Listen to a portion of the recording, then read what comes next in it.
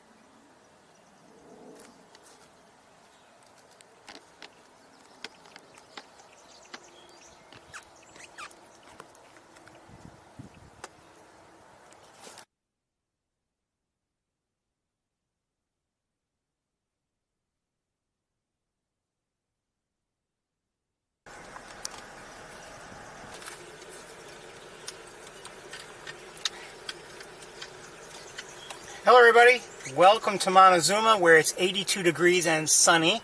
On my way in, I saw some sandhill cranes and I recorded them a bit, so I just shared them with you. And you can see they had two babies with them, called colts. Then they walked away a short time after I started recording. You know, at least we got to see them this way. I will note that I have seen or heard a number of birds, including the sandhill cranes, ruby-throated hummingbird. Where's that wire?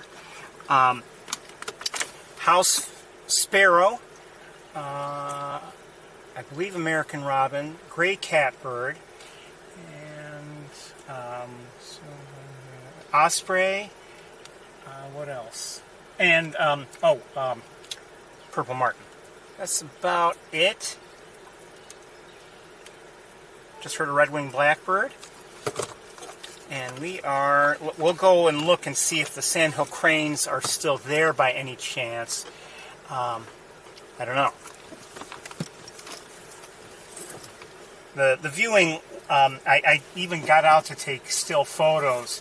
But quite honestly, I didn't do a great job of it, and the grasses were not helping.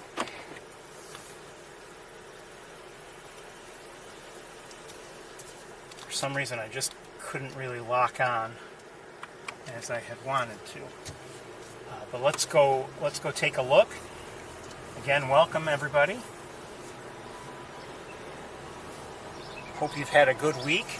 The purple martins are vocalizing to our right. And I hear also a house sparrow or two.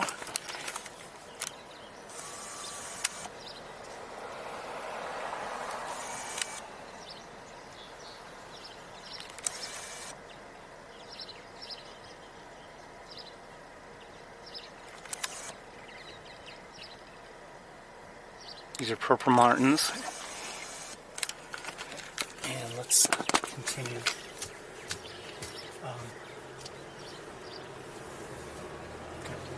I just heard a warbling vireo, or whatever it's called nowadays. So I was up ahead a little bit relative to this location when I saw them. And, you know, quite honestly, I might have missed them had I not noticed other vehicles were stopped here and, you know, people were looking. So, again, I'll emphasize, when you're out bird watching, it's, you know, can be very helpful to pay attention to all clues, you know, sounds, maybe a shadow of a bird flying, you know, overhead that you're looking ahead and maybe the bird is flying up above you and you don't even realize it, but you notice its shadow. People stop to look, alert calls from other birds. I mean, all kinds of clues can help you when maybe, you know, you might not be seeing the bird or noticing the bird just yet. I may have just heard a swamp sparrow. Hearing red-winged blackbirds, but I was around in this little area here when I saw when I watched the sandhill cranes, and I don't see them now. They walked away, and the grasses are tall enough to hide them from us a bit. So I don't know where they are. But like I said, I'm glad I recorded them because I was able to share them with you. You know, not perfect. Not a perfect look, but we'll take it.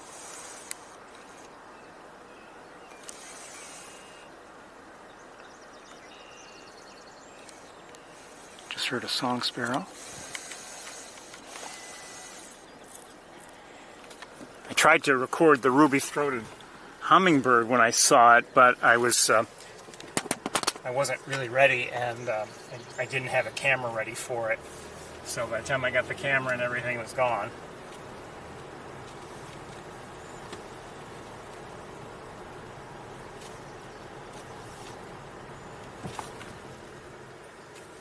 I see them.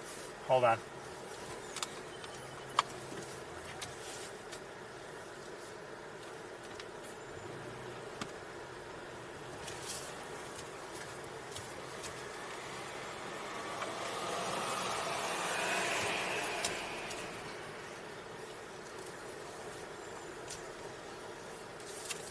It's not going to be a great view, I can tell you that. In fact, you know what? We're just going to look with this camera because we're not going to get a clear view from here.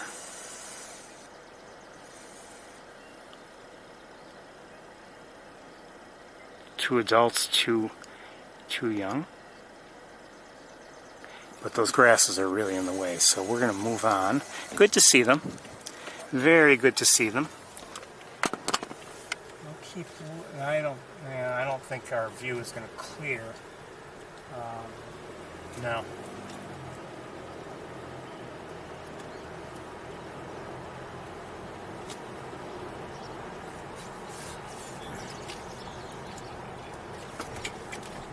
I mentioned last week that I was considering having a tour on Independence Day, July 4th, Saturday.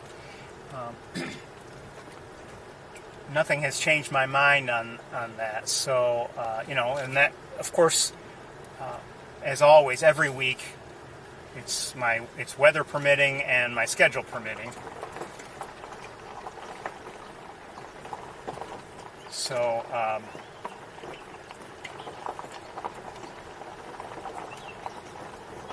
it's a possibility, and just like any other week. Just so you know.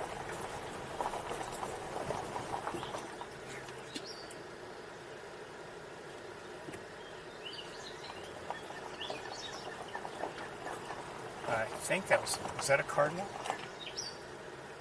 I'm hearing a catbird.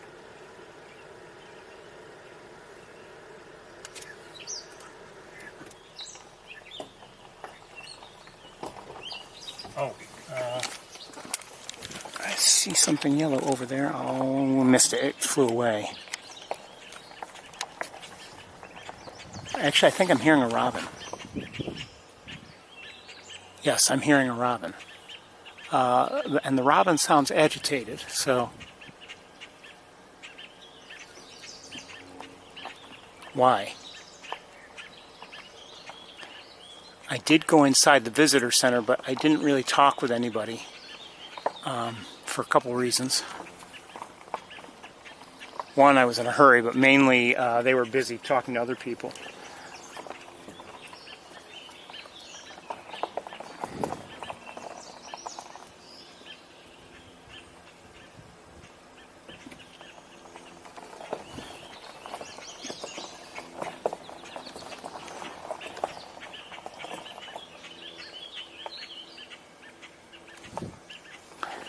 Hold on, I'm going to set you down because I need to look a little better.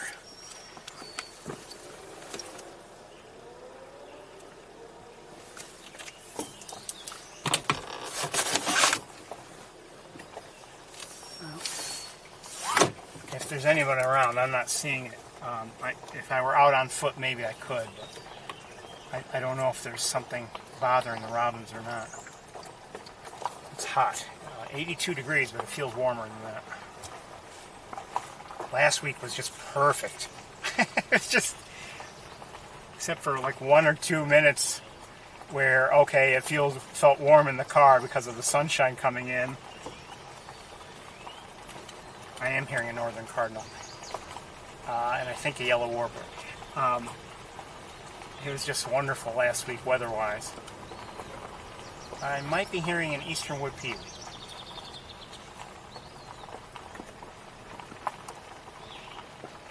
No, I'm hearing a sounds like a yellow-throated vireo.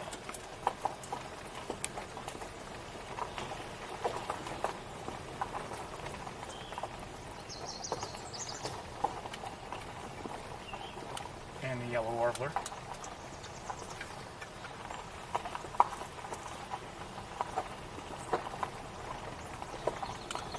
Song sparrow.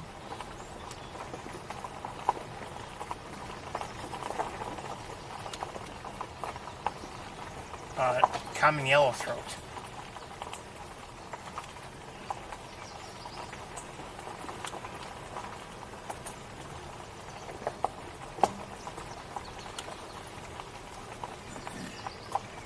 Now, in many ways, I think I'd prefer to be here later in the day, but for the same reasons we're here. Oh, hold on. Something up ahead. It wasn't a bird. It may have been a muskrat, I guess. I don't know. I didn't get to really see it, but some mammal was running across the road. And I only caught sight of it very I just saw it again. Probably a muskrat. I don't have it in view at all now. The grasses are in the way.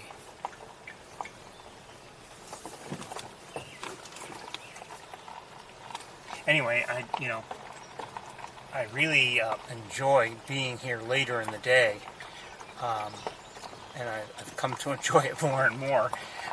But we can only be in one place at a time, and I wouldn't mind being in Ithaca later in the day today.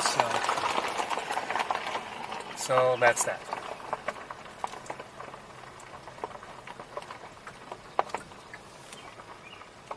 So that's that.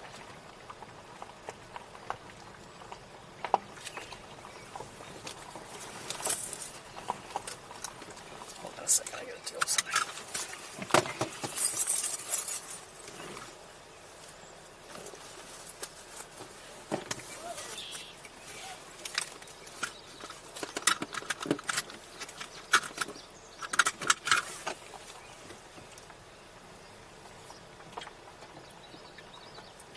Hearing a common yellowthroat again.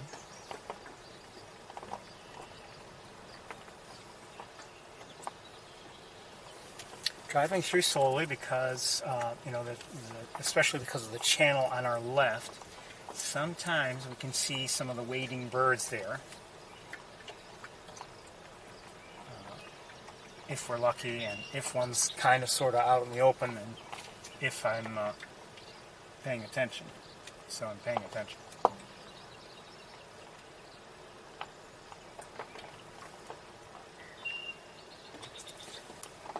To our right, it's hard to really see anything at all with all the grasses just the way it is. So I'm hardly looking there. It's not to say that there's nothing there, but why look when it's impossible to see, when you can look elsewhere and it might be possible to see? You got to play the percentages, really.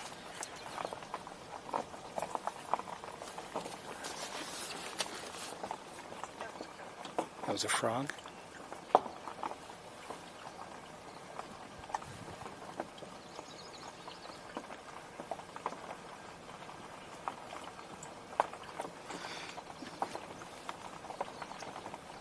But right now it's it's, as I said, it's 82 degrees, and the sun is quite bright. So this is middle of the day, hot weather. Maybe not, not as hot as it can be, but maybe be less active if you're a bird than you need to, than unless it's necessary. But certainly don't do a lot of extra flying if you don't need to. I have not heard any marsh wrens yet.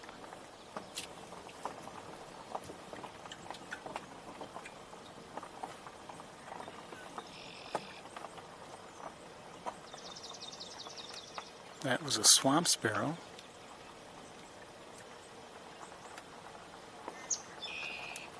Red-winged blackbird.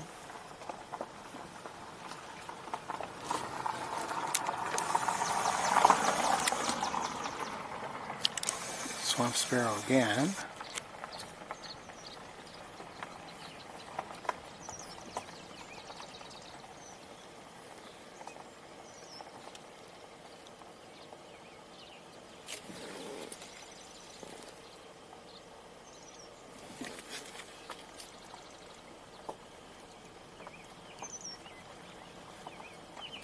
Hearing a robin sing.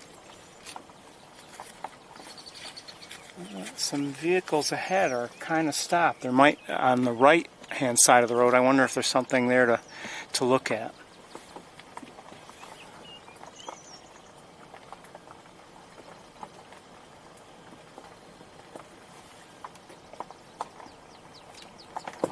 Swamp sparrow again.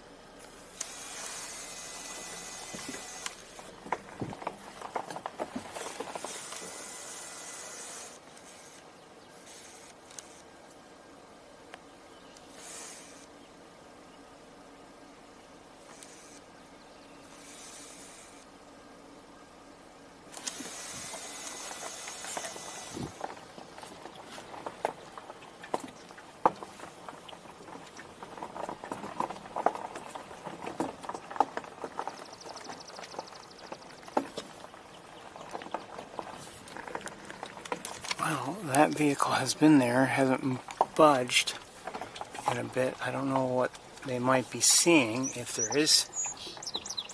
There's a song sparrow.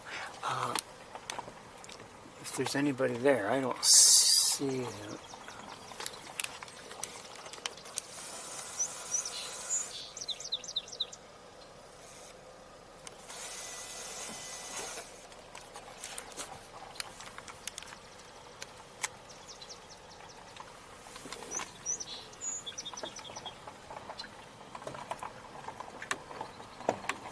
Could be they're just...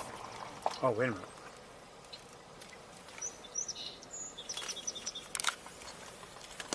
Hold on a second. Let's see. Maybe they're looking... Okay, I think they're looking actually to our left, but just from the right side of the road. Okay.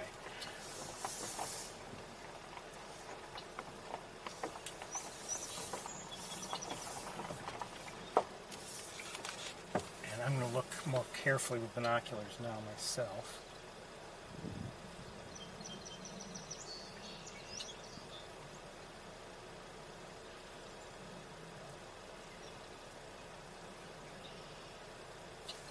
And the reason why is, it's kind of opened up a bit so I can see the other side. I can't see the near side where the reeds meet the grass or meet the water, but on the opposite side I can see.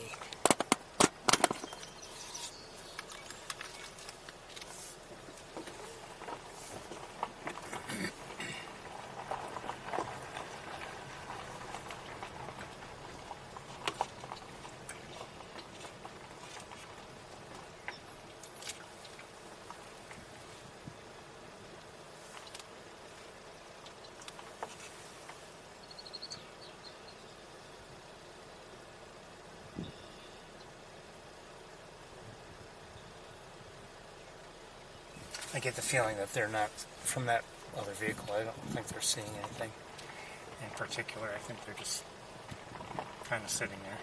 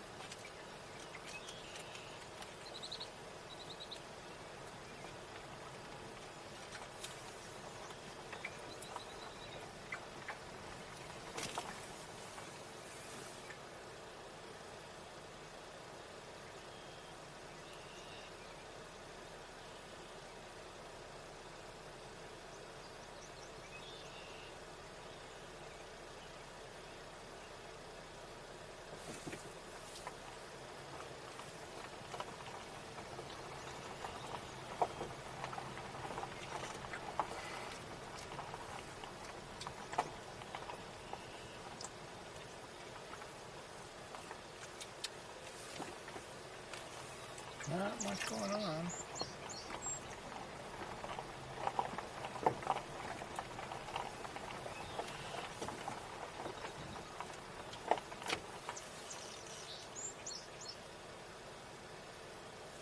I do see a common gallinule. I don't believe I'll be able to show it to you very well.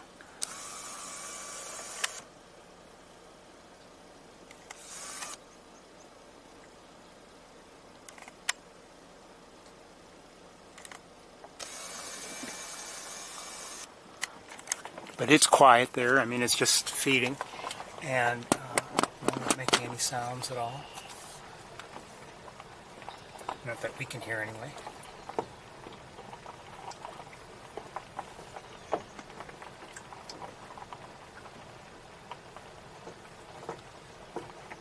I think I see some swans in the distance.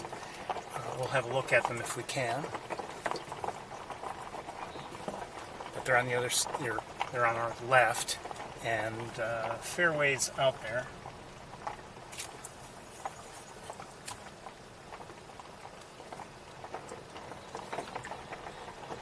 And I say if we can because, you know, often, if you've been here before with us, you know, now maybe if you're new, you might not realize this, but and you know, sometimes we can try to see something, and there's just too much vegetation in the way, or some other reason why we can't do it.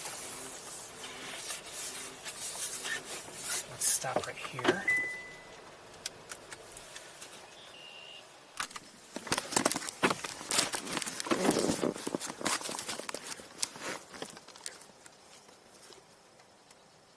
Mute swans.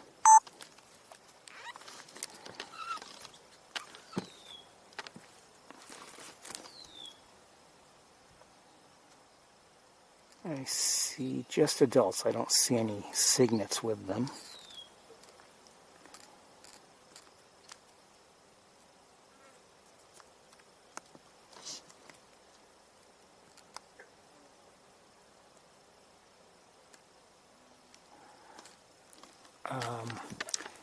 And nobody else really in view. Oh, I see up ahead, well ahead there, looks like a couple more swans. We won't try to look at them just yet. And, maybe I didn't notice or didn't see, or maybe I didn't look, but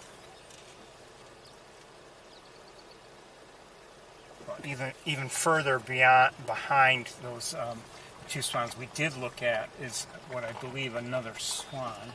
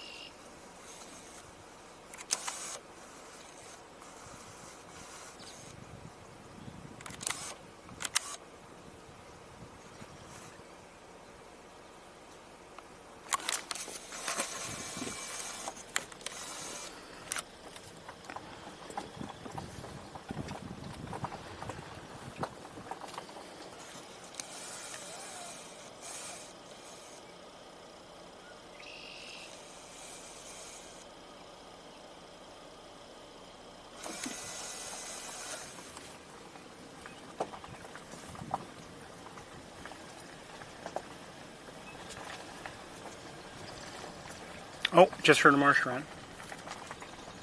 I'm hearing a couple of them, I think.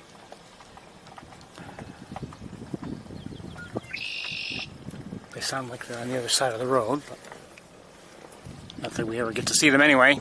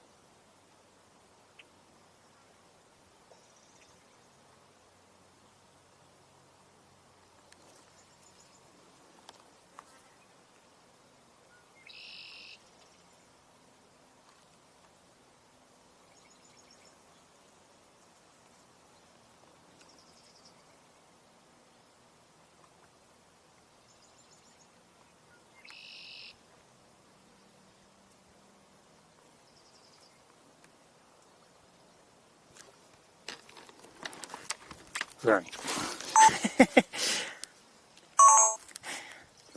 Okay, let's keep going. I'm going to leave this camera in place for the moment.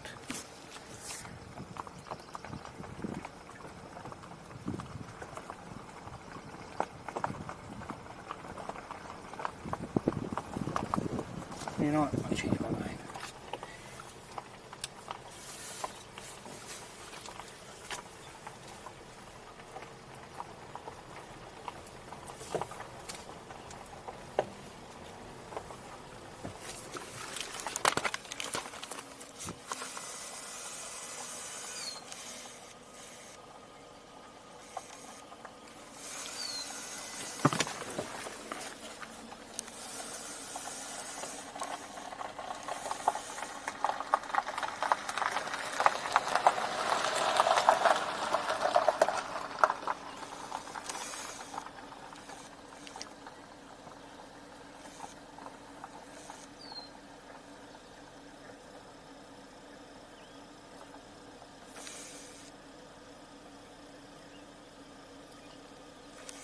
You can see with these Canada geese, the young are gaining their adult coloration, but here's a young one without that coloration.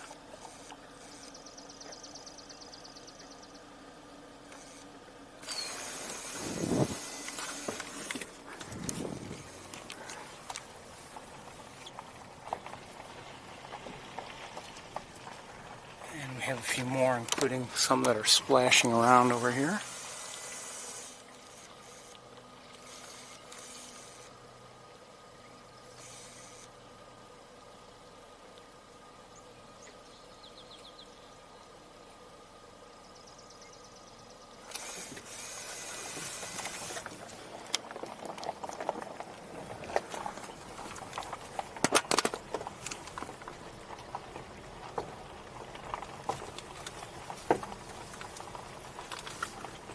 You know, I focused on those tiny whatever they were on that flower because, and although this probably isn't the, you know, I'm not using the equipment that would be best used on such a thing. And if, you know, the real way to do it is get close to the flower, use a macro lens and everything. But anyway, it just shows you how much life there is, and you know, we see it of all sizes really. And we see like a, you know, a honeybee or a, you know, a gnat, and we think that's pretty small. And then you see that, whatever they were, and maybe they're you know, a sub-adult stage of something. I'm not sure.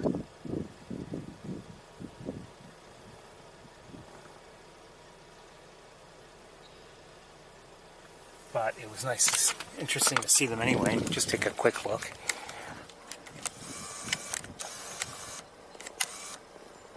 Pretty day, really.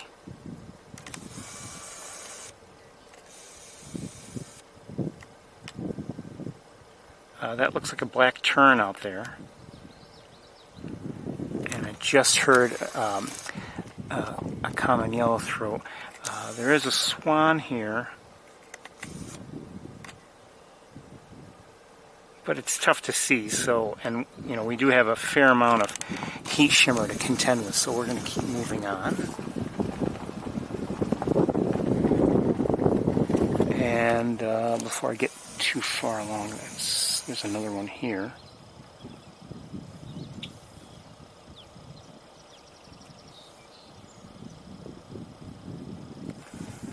I'm not sure if they're mute swans or not.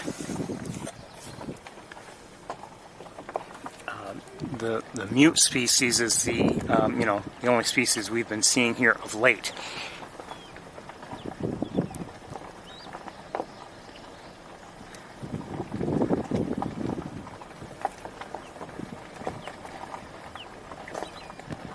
During migration, we can expect to see, you know, other species, maybe, you know, almost certainly tundra, maybe trumpeter.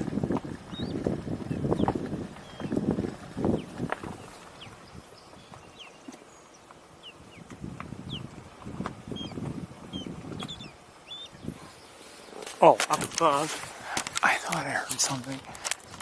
An osprey. Can't stay with it, but that was an osprey. I thought I was hearing something, and I was like, wait a minute. Oh, black tern over here. Not staying with us, but... And we have a couple of swans. We'll see if they're mute swans yet in a moment, but we have a couple that are a little closer. We might have a semi-decent look. They're right over here. And let's see what we can see. Hold on.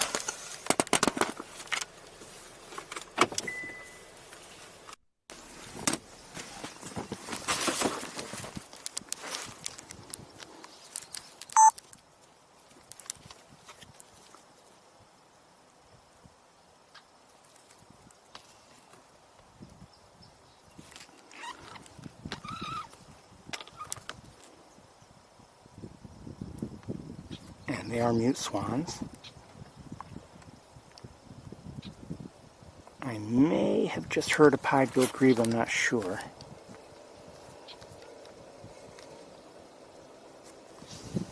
Oh, flying by, that was an osprey. Was that an osprey? It was, and it had caught a fish.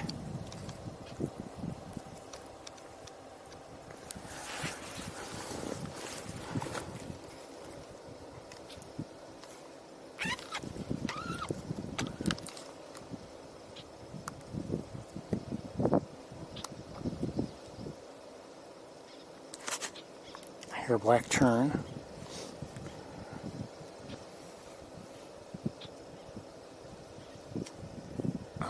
Where is it? Is it close? No.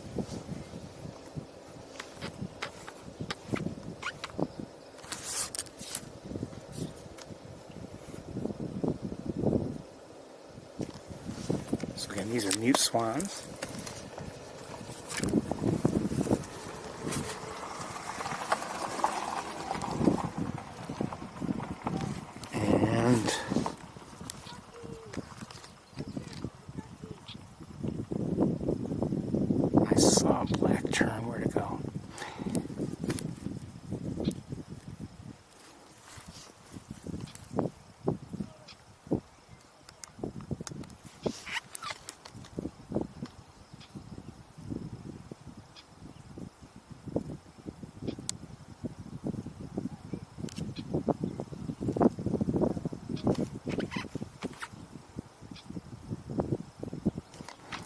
move on. While we're here, though, let's look out. There's, I believe, another one well out there, over here. Haven't seen any cygnets yet. We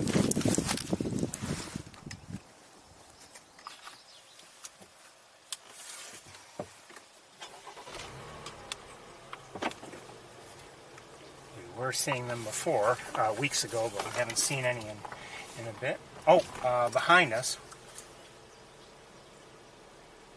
It looks like the Canada geese are crossing the road.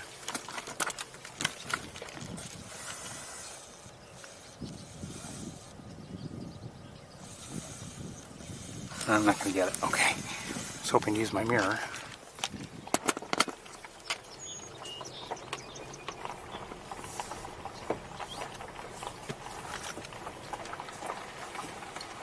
Those are mute swans. Mute.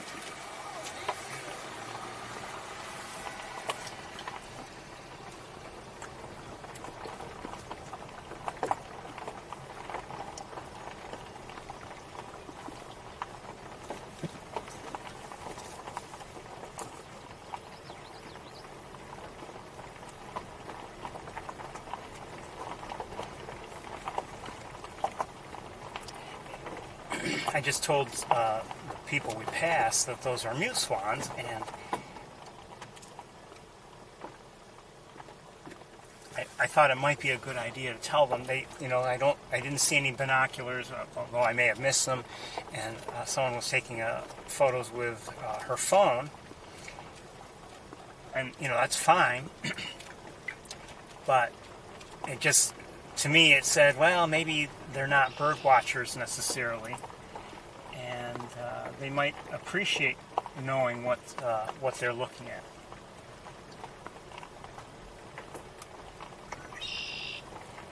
Sometimes you see people out and about. Maybe they're coming to an area like this.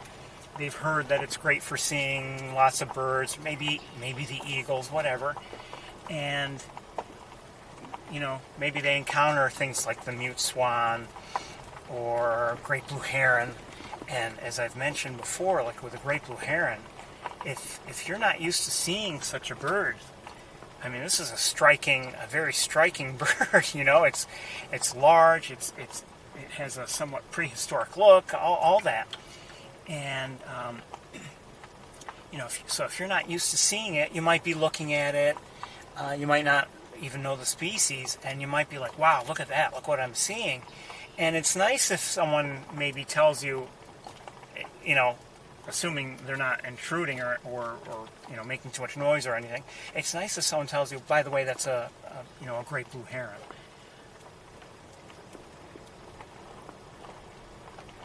It's nice for actually a couple reasons. One, they might appreciate that information. Two, maybe they go home and they look up great blue heron, and they all of a sudden they're taking an interest in a great blue heron, and maybe it's always like that, even if they don't become bird watchers. Maybe they remember on that trip that they took one day when they saw a great blue heron, and they had a great look. There's a turtle on the road up ahead, I think. Slowly making its way across.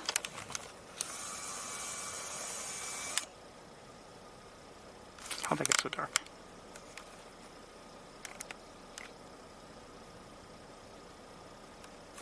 It's moving though.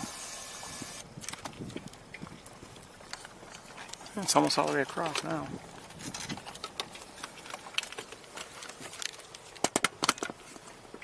Actually, I no longer see it, so that's good.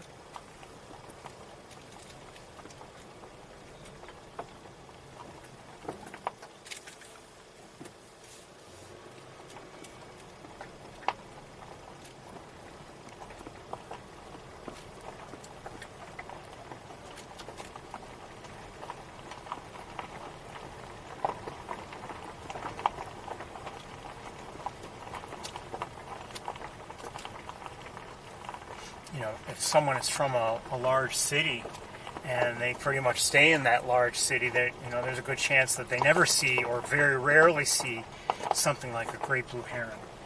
So you know, they really might appreciate knowing that's what they saw.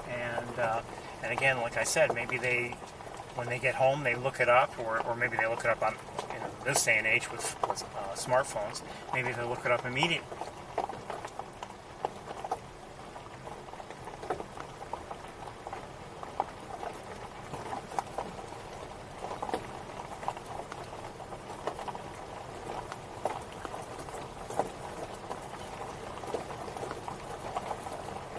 But overall, we're seeing now, you know, it's pretty quiet here.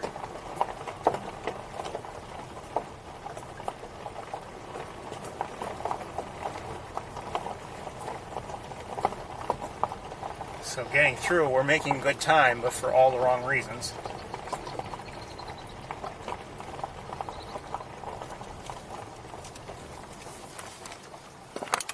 Canada geese over here.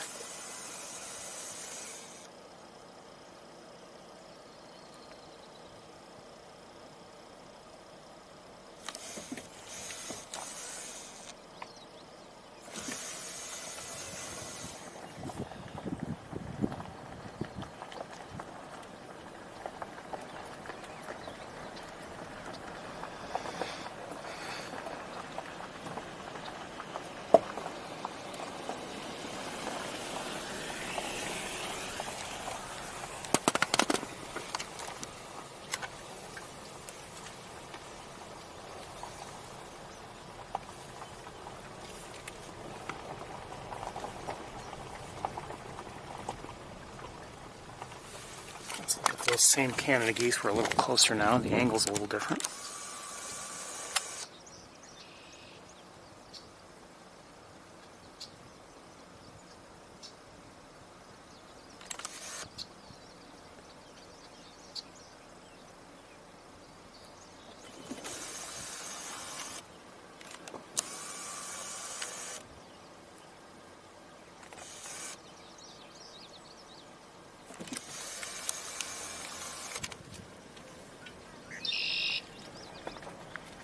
We haven't seen any herons of any sort.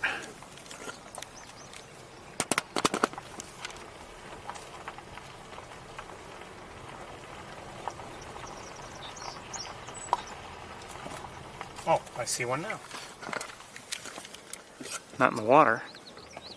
Oh wait, hold on. Who's this right here? Wood ducks, I think. Hold on. We'll get to the. Come on, stay in there.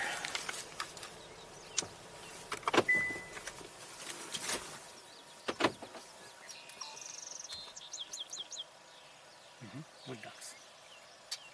Young wood ducks. And their mother's right there. Okay, this view is not the best. Hold on. Oh, hold on.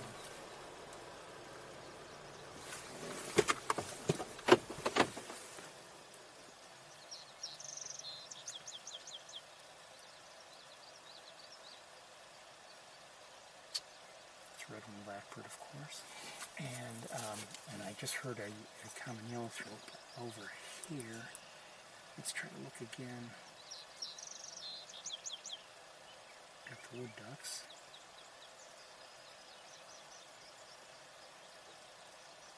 Oh, they're in ducklings.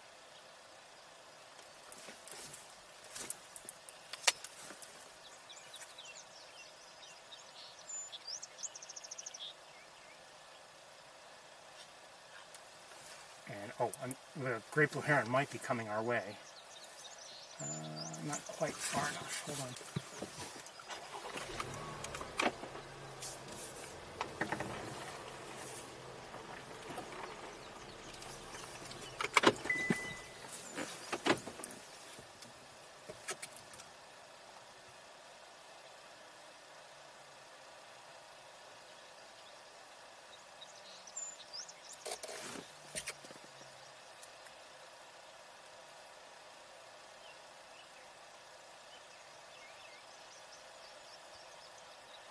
To this view. Okay,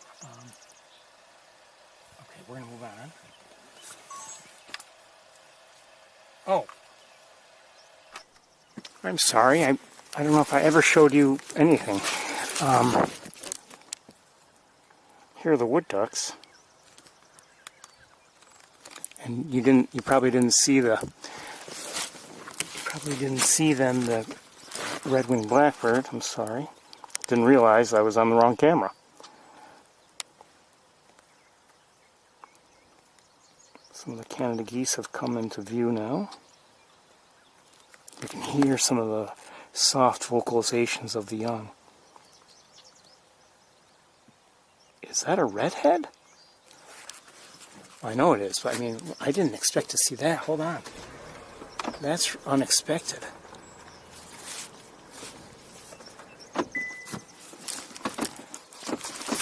Come on, Mox, quick. That whole automatic locking is annoying sometimes. What is a redhead doing here?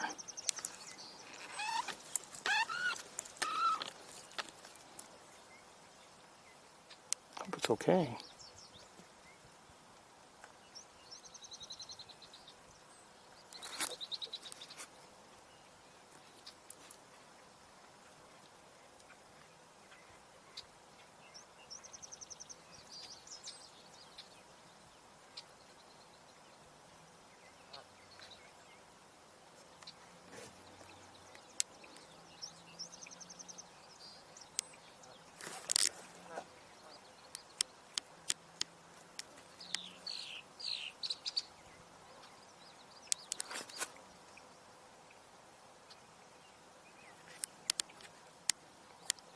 So this is a redhead, a male, and it's a duck, and that's the name, redhead. The females don't have redheads, but the males do. And just happened to see it. Oh, wait a minute. There's more movement behind. Oh, I think it's a Canada goose behind. Yeah, it is. Okay. But this is unexpected, I would say. I hope it's not injured.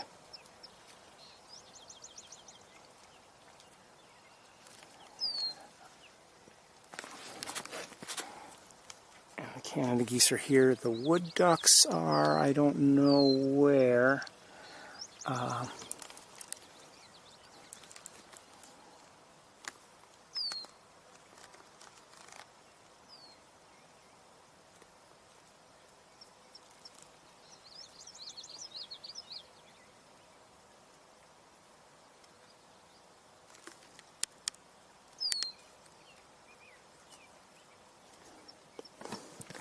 And most of the Canada geese have moved on, not all.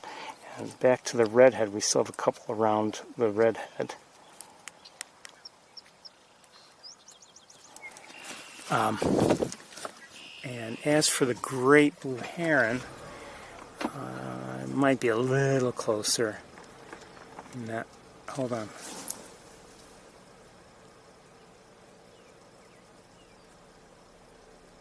Oh, I see one of the wood ducks. I think they're hiding. They're hiding over here somewhere. Oh, there's one. I see you. It's a duckling.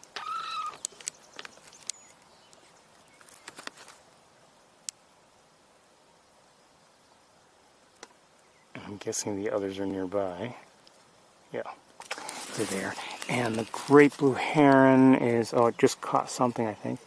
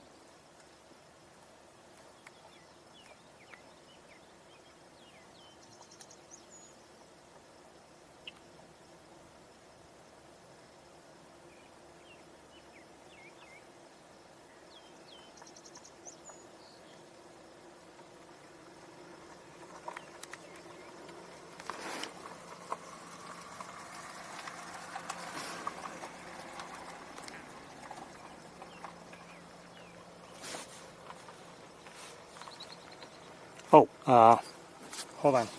That was a duck flying by. A mallard. A mallard startled the great blue heron a bit. And over here, the redhead is standing up, I think, if I can find it.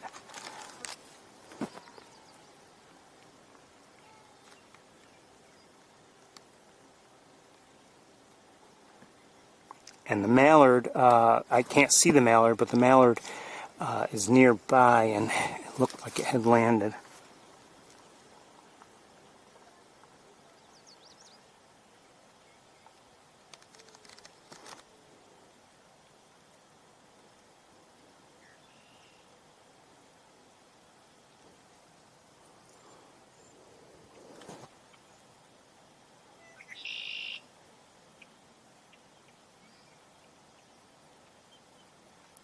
Okay, we're going to move on, I guess.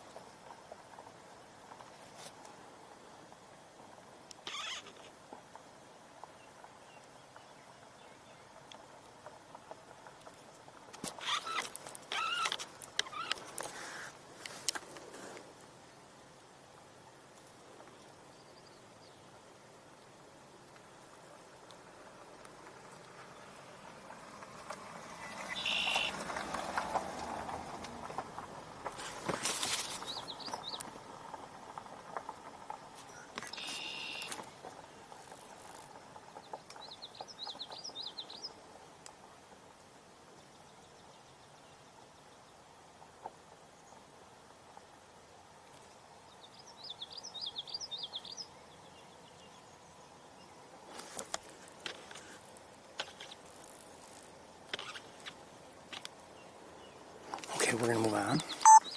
Oops.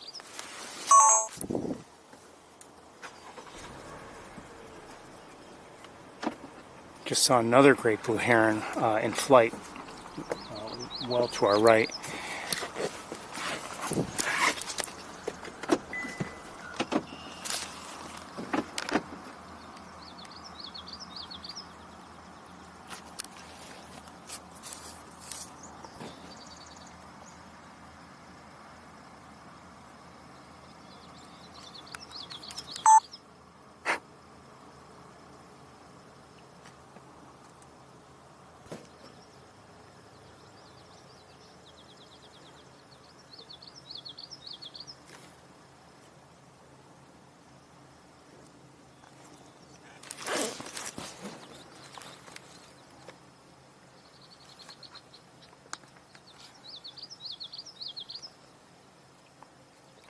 Flycatcher of some sort.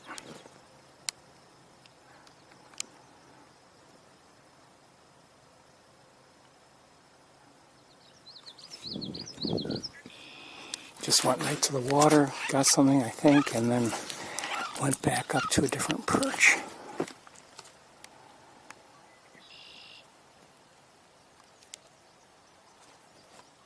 Okay, we're going to move on.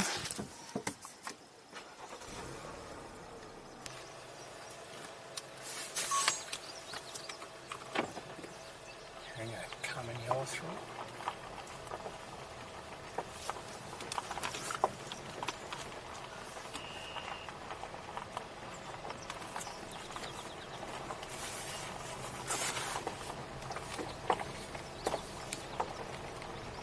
Not much wind today. It's fairly calm in that regard.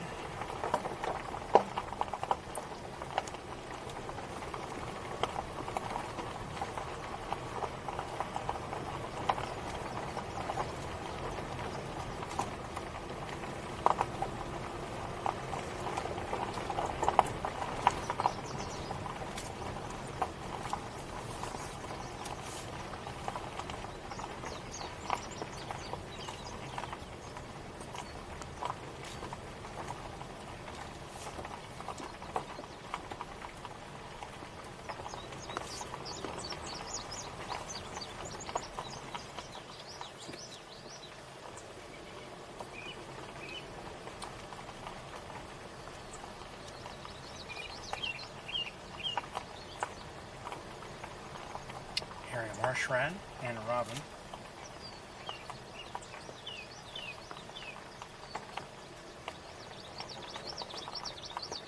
Common yellowthroat, marsh wren, again, robin and marsh wren.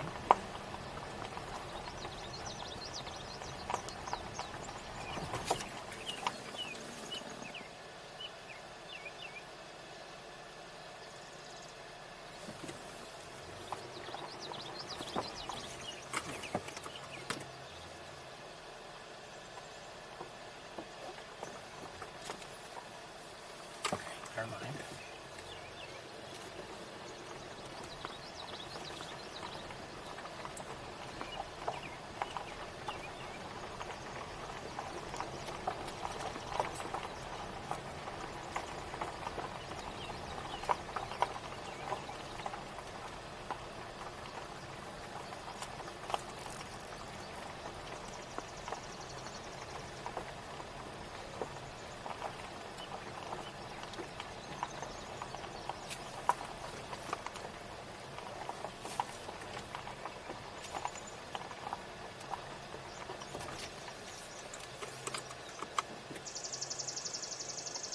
Swan sparrow.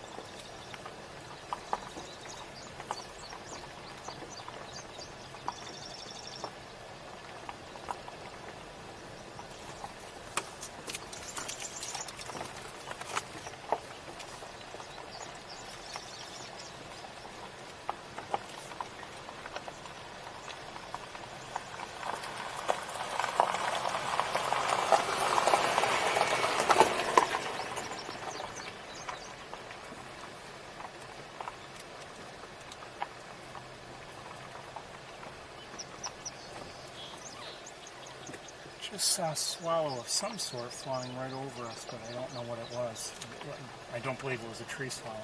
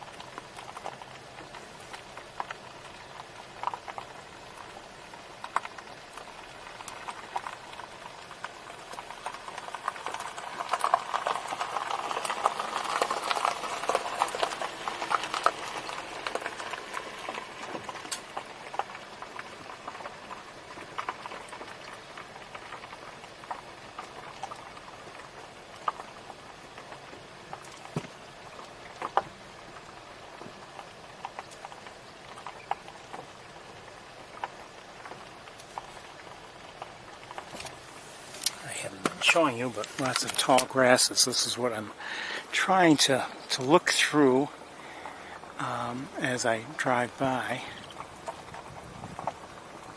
hoping that I catch a glimpse of something.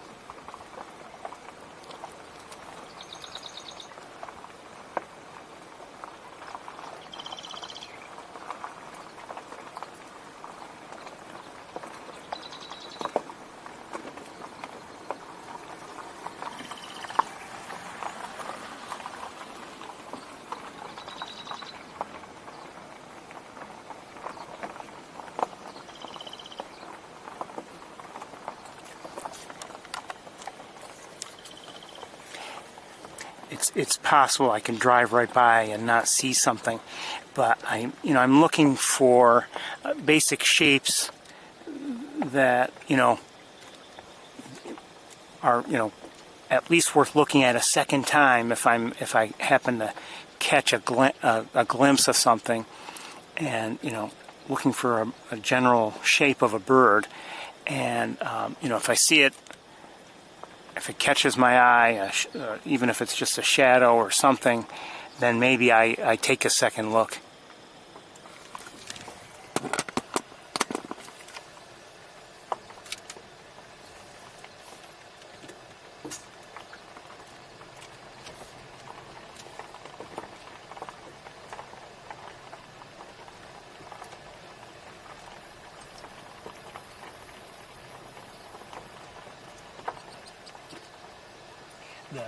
If we're looking at, let's say, for an American bittern and hoping to see one, and I am,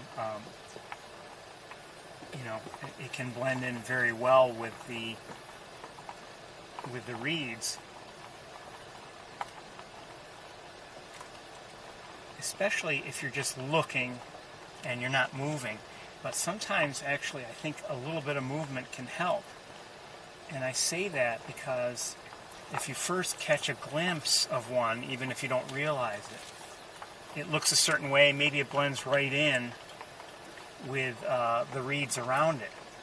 But if you keep moving, and as long as you keep looking in that area, something thicker than a reed, it's gonna change in a certain way as you move around it. That's different from just a thin reed around it. So it sometimes can help to actually move.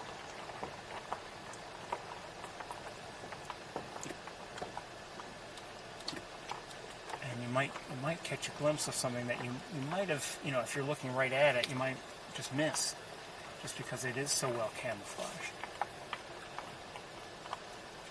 Some birds here, some swallows on the road. They'll get out of the way, I think, when we drive by, but we often see this.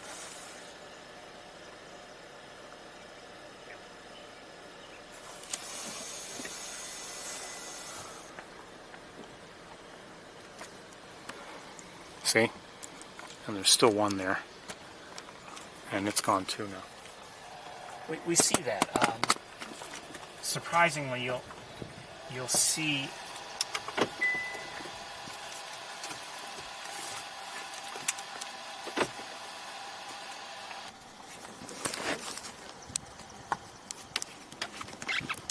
an eastern kingbird right here.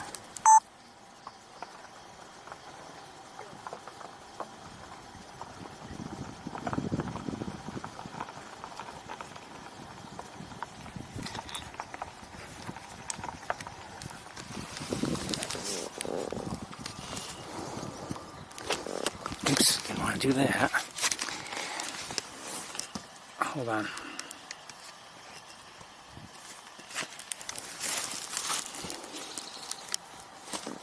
Let's see if I can get it again. Yes, I know, I'm turned on the side.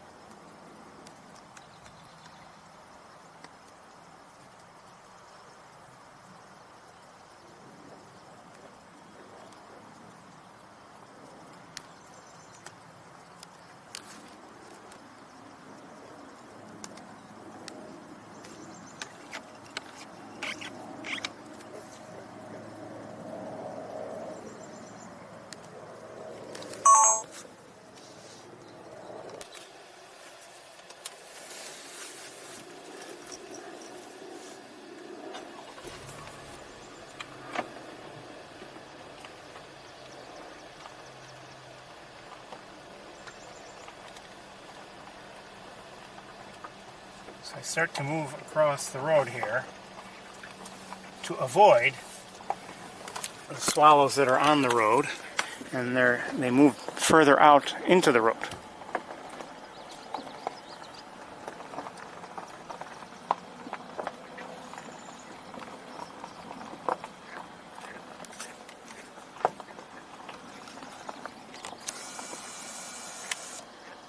Turtle there, but I can't really show you.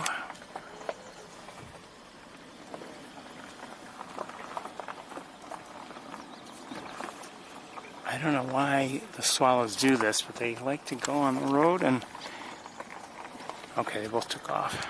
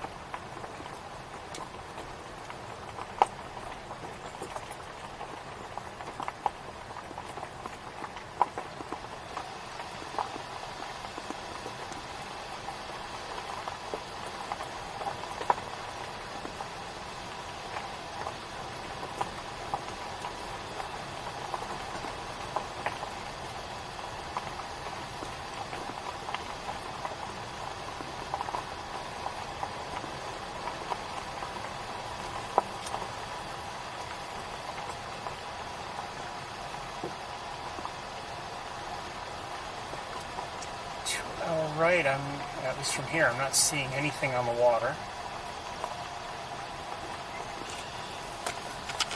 Oh, great blue heron, I believe.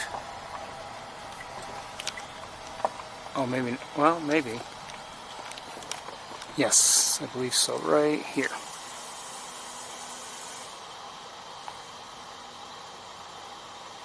Not the best view. We've got heat shimmer there. But not much else that I can see, at least with the naked eye, on that water.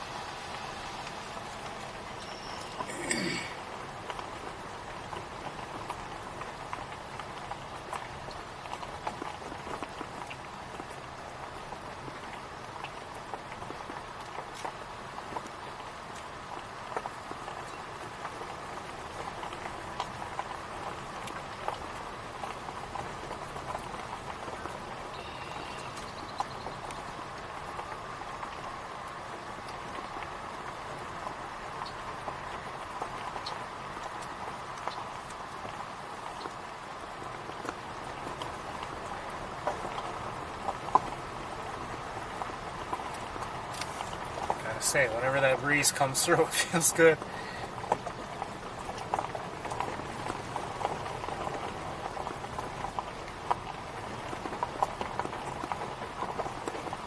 I wish we'd be seeing more. And you know, I'm not saying I see some turkey vultures by the looks of things. Hold on.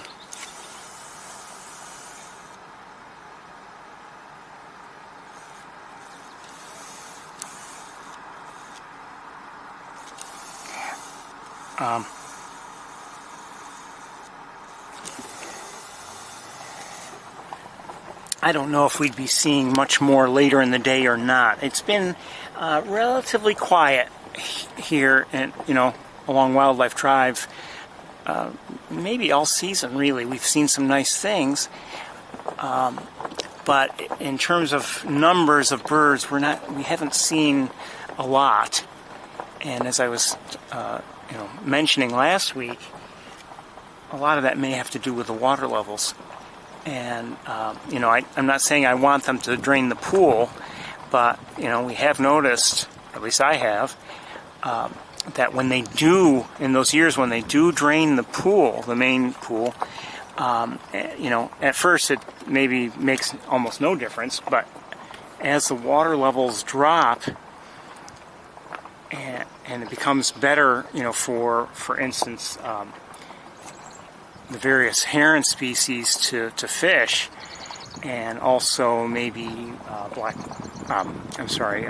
double-crested cormorants and pied-billed grebes. All of a sudden you get all kinds of activity, but the water levels are fairly high and maybe not so great, you know, at least out on the main areas of the pool, maybe not so great for the wading birds.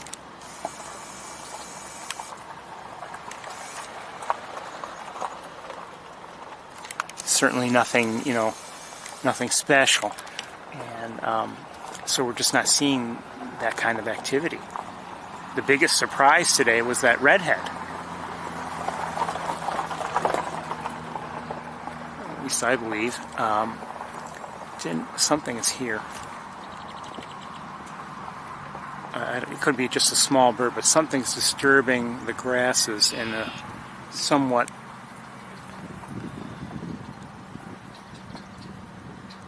unusual manner, different from the wind would be. It's not doing it now.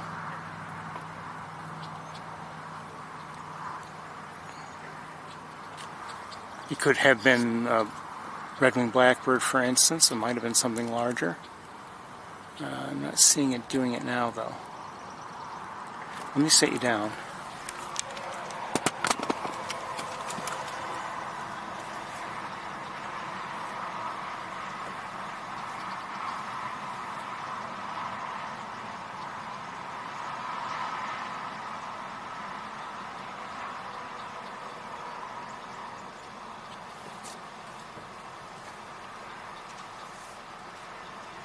Seeing anything.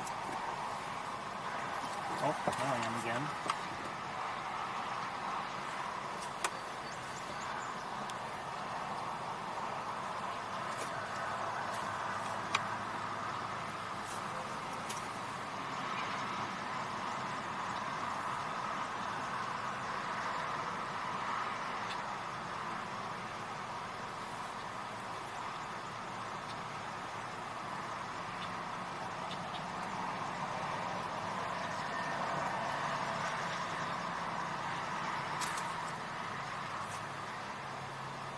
It's pretty close to the water where I've seen the grasses move from the action of most likely some kind of animal. So I don't have a clear line of sight by any means. But that's, you know, that is another kind of thing you need to look for at times. Hold on, what's this over here?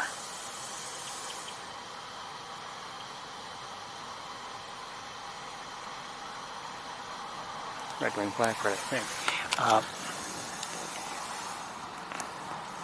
You know, sometimes you look over grasses like this, there's a little bit of motion from whatever breeze there is, but in a very confined area, you might see some movement that's, you know, different from what you're seeing with the other grasses, and there's a good chance that it's the result of some animal there doing that.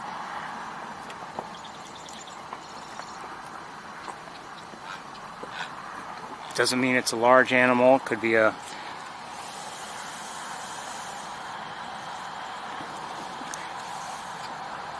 small something or other. You never know. What's that? Is that something there?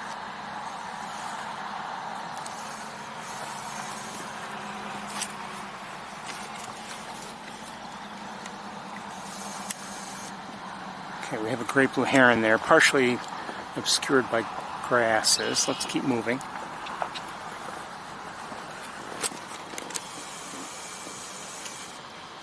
Wood ducks, ducklings. Where's your mother?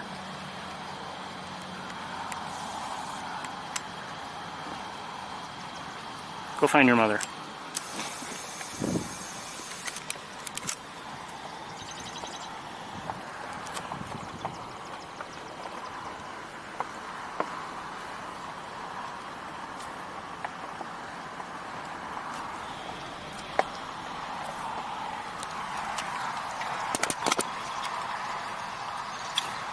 Hold on, I gotta deal with something here.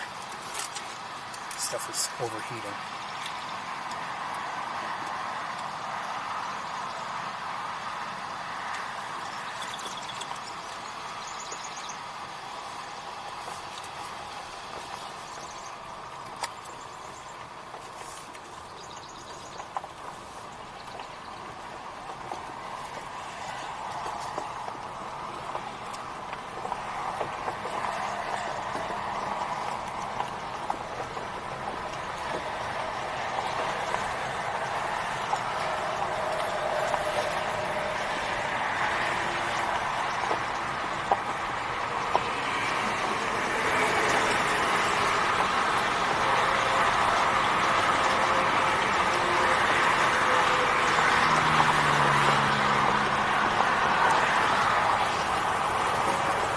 Is one of the things I've been working on.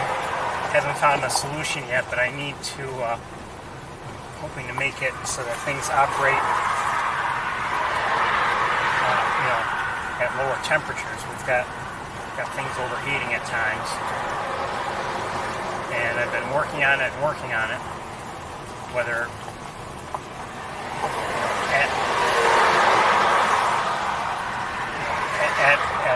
with various things, or actually just thinking about it, trying to come up with solutions.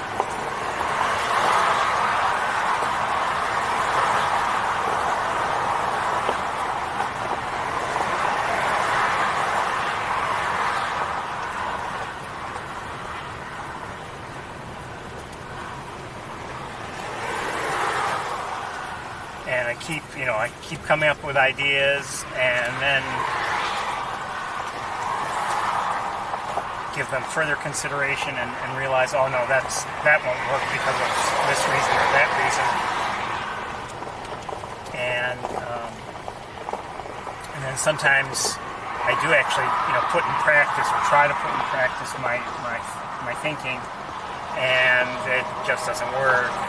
Or I come to realize there's another issue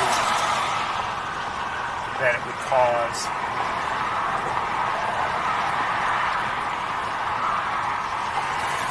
However,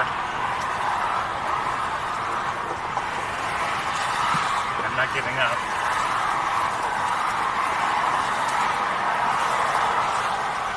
I won't give up that easily.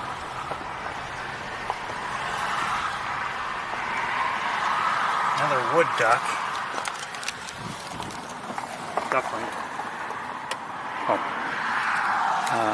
Over here. Go find your mother.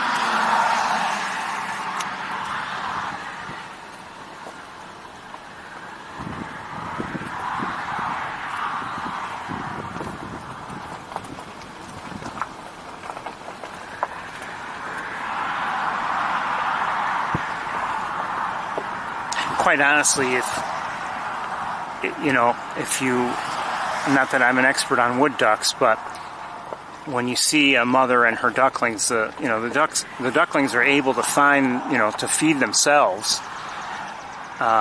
It's not that they rely on their mother for food, or even, in all seriousness, much real protection, but she gives them some guidance. She goes here and she goes there, and they seem to follow her, and that helps.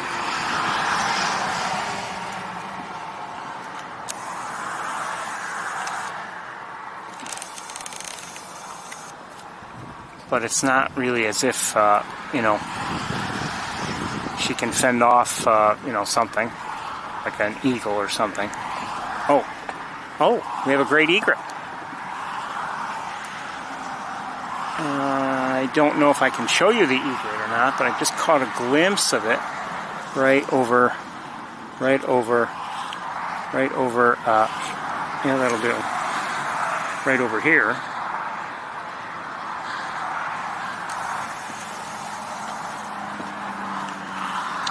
I don't know if we'll have a... Who's that?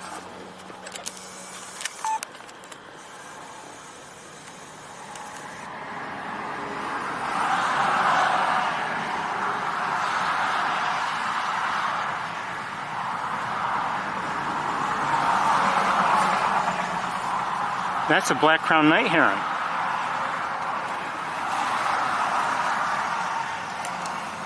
Hi.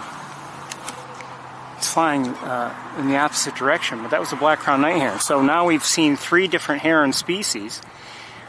The great blue heron, oh, this is better, the great egret, and the black-crowned night heron. And the egret is still not in clear view, but it's there. All right, let's keep going, I guess. Hold on a second. Okay.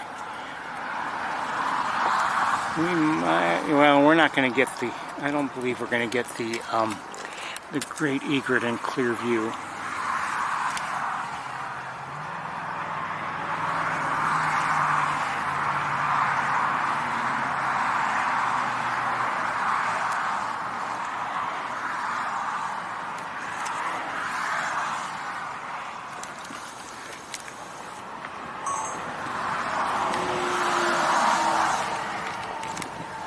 This is a great blue heron, I believe. Yes. One giveaway was the slower flapping speed. Slower wing beat. We have a black tern nearby.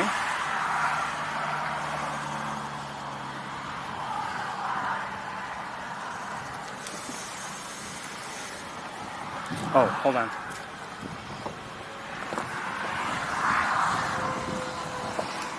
The same egret now. A little better.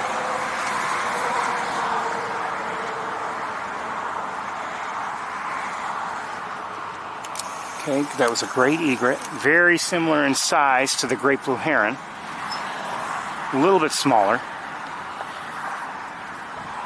And at least in my experience, they seem to take smaller prey, or at least the largest prey they take seems to be smaller than the largest that a great blue heron would take. And this is a great blue heron, by the way.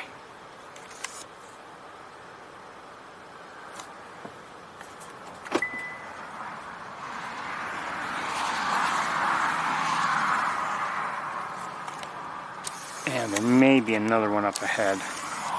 Yes. Cooling. Alright, let's keep going.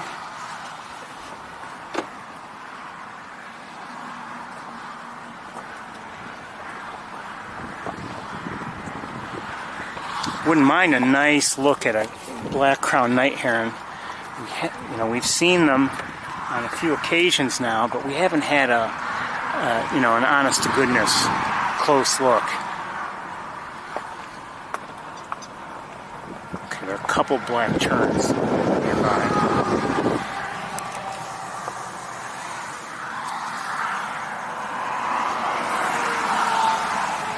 That was a great blue heron.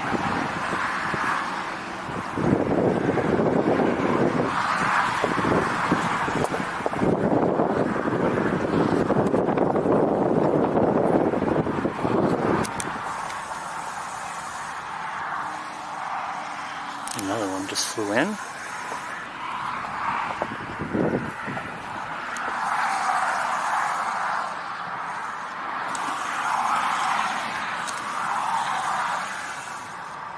Black tern.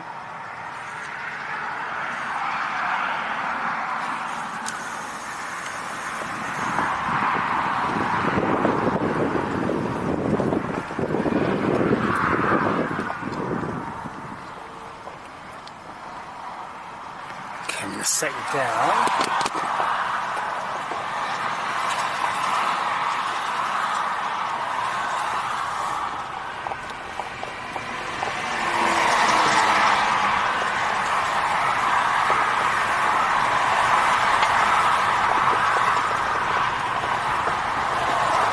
Sorry, I've got to keep the windows open because it's just too hot otherwise. So we have to deal with the noise from the highway.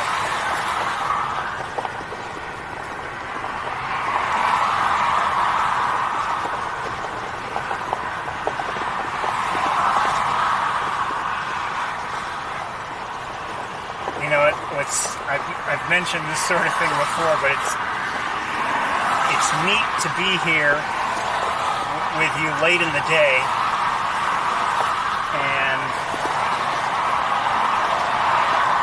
then, you know, when I close up, all of a sudden maybe I'm right here, and you know, I'm all by myself. It's like, you know, I'm with a bunch of people, and then with a flick of a switch, all of a sudden I'm all by myself.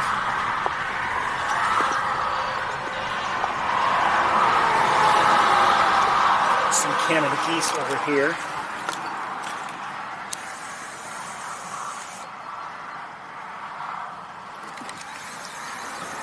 Just heard a common yellowthroat.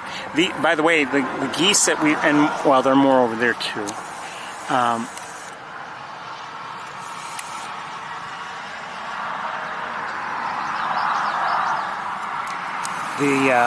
The Canada geese that I've been seeing today are the first geese I've seen since last Saturday.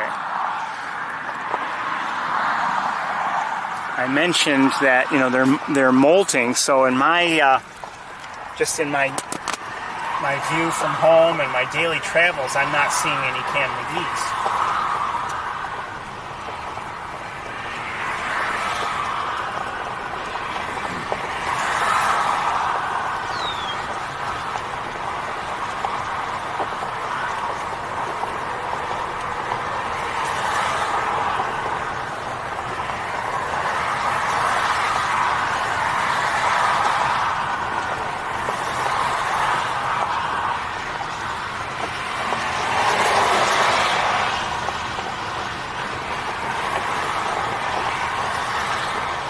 And it was funny, this year, at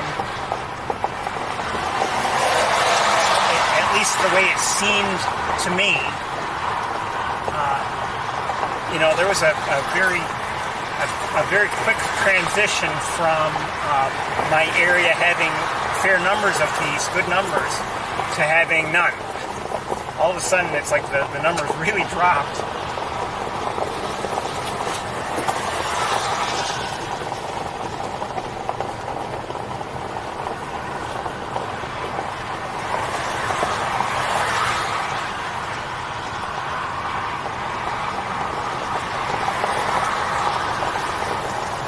Hoping to start seeing them pretty soon again.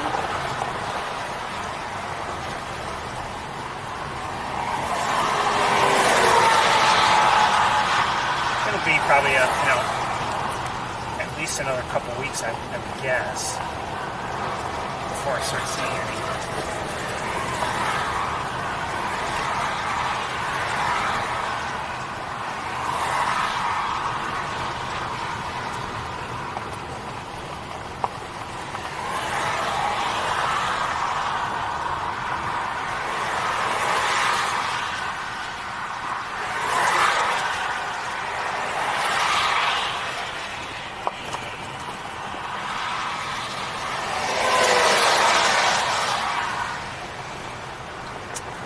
I think that's gonna just about do it for Wildlife Drive.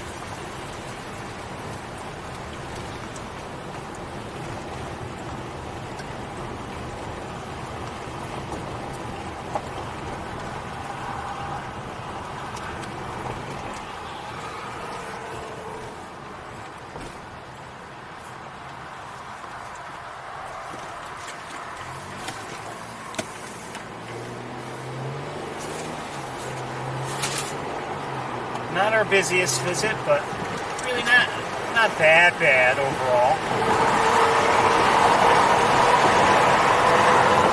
And of course, would have liked to have seen more, but it is what it is.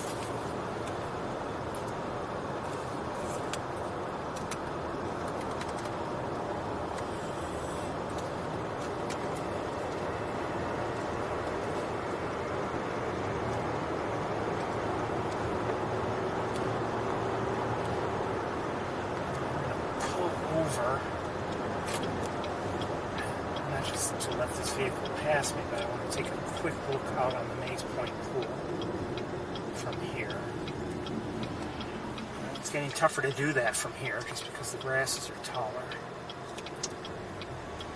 I see a red-winged blackbird on the road sign ahead.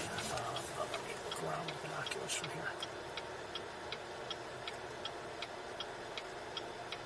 It's tough to see.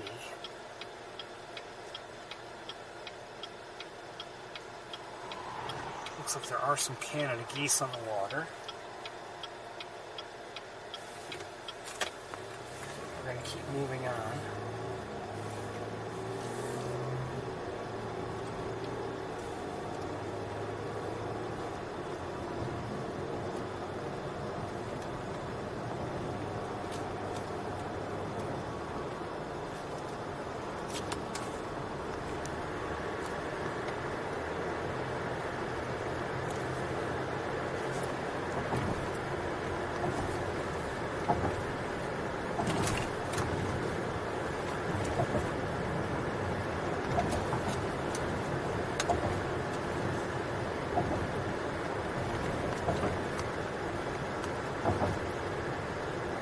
Not much going on in these channels.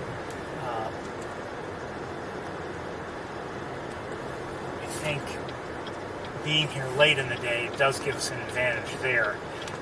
The channels, sometimes you see, like we did last week, we saw great egrets coming. Oops. Swallows of various sorts. I think some at least are tree swallows. I just heard a song sparrow and a gray catbird.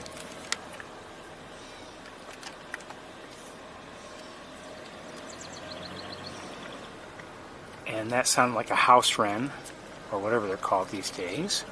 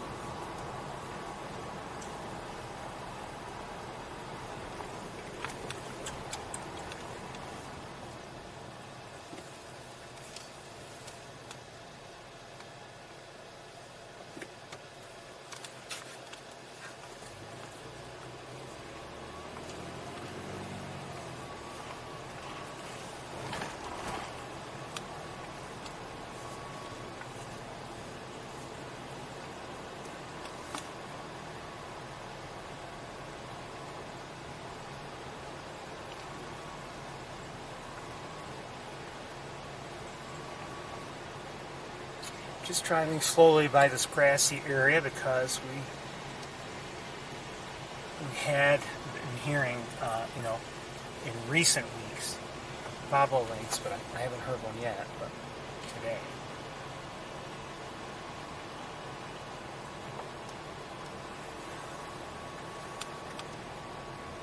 Some other swallows here. I kind of wish I knew my swallows, but they're not tree swallows, they're something else.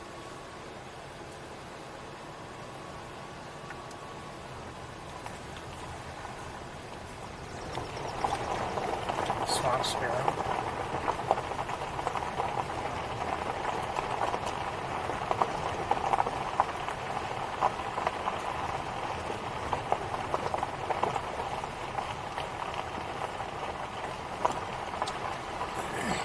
That, I should emphasize to anyone who might be tuned in, and anyone new, any new viewers, I'm not a bird watching expert by any means. Oh, I just saw a bobolink in air, and it landed.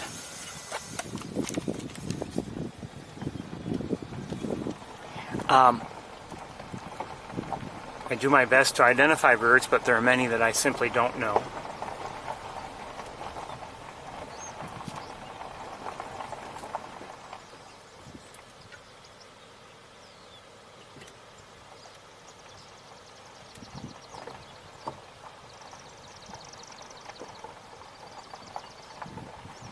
These tall grasses do make it difficult for us to see any birds that are there. I mean, there may be some that are lower in those grasses, and we just can't. We're just not able to see them, like that bobolink that I saw that was flying above the just above the grasses, and then, you know, landed.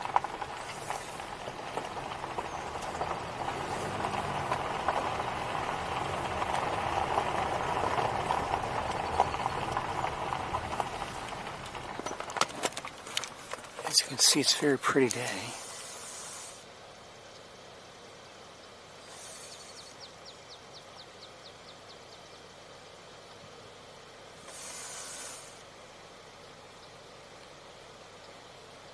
Looks like a black tern down there. Oh, bobolink, I think. Yes.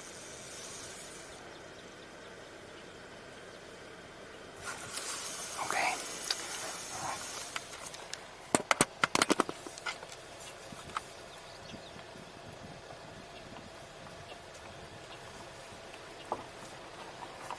And more of them going to the wires.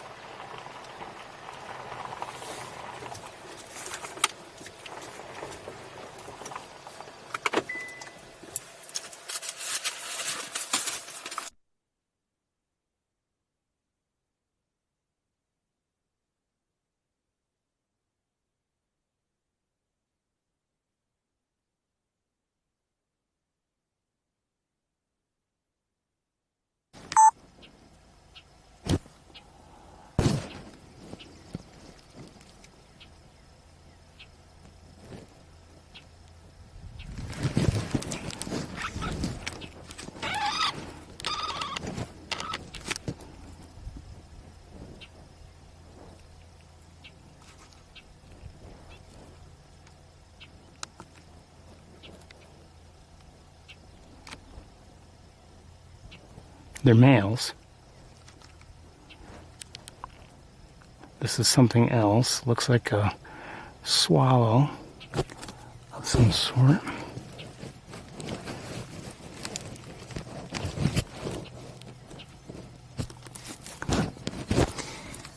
Hold on.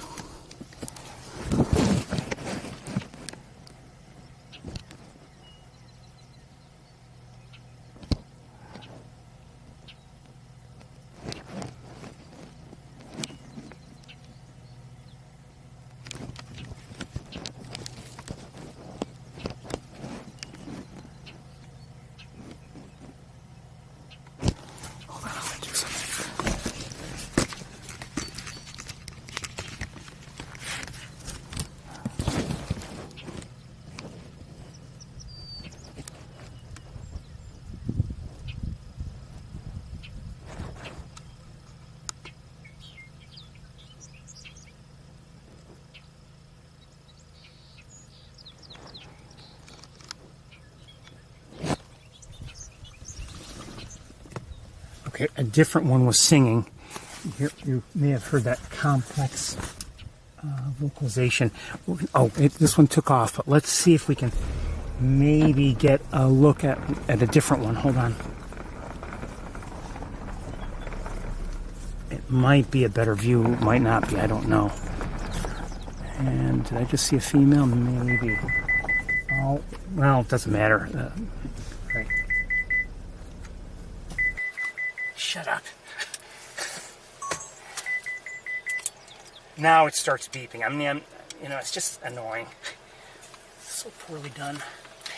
Okay, the bobolink that was singing from the wires took off, so I don't see it anymore. Anyway, and in fact, there's still one on the wires right here. Oh no, that's not a bobolink. That's that swallow. And there are more swallows here. All right, let's continue on our way here. Beep beep beep. See, I'm practically in the grasses, and now it's not beeping.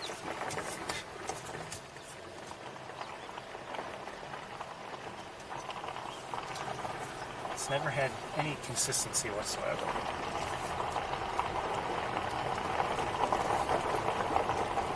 Oh, see one.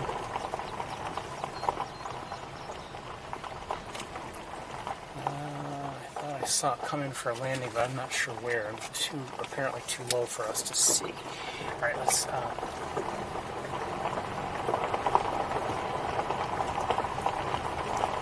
with the naked eye, I'm really not seeing anything down there at the water.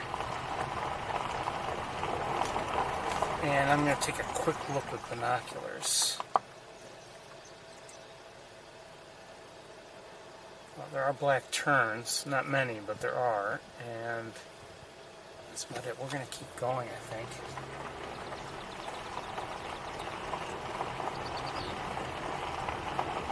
I think I just heard a red-winged blackbird, but I'm not sure.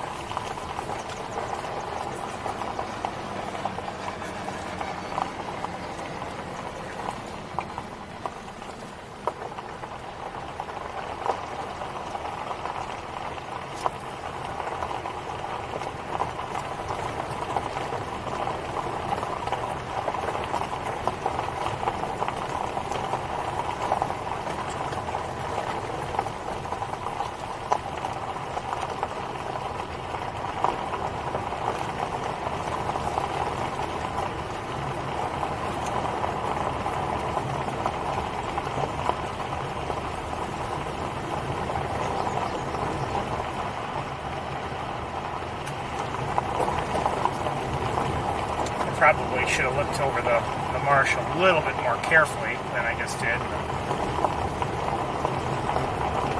I mean, I have to admit, I only took a brief glance with the binoculars. You never know, maybe there are sandhill cranes there or something, but I don't know.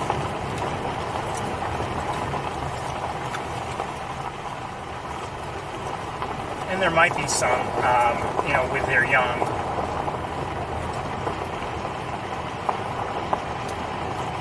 We've seen them in this area the last couple of years, but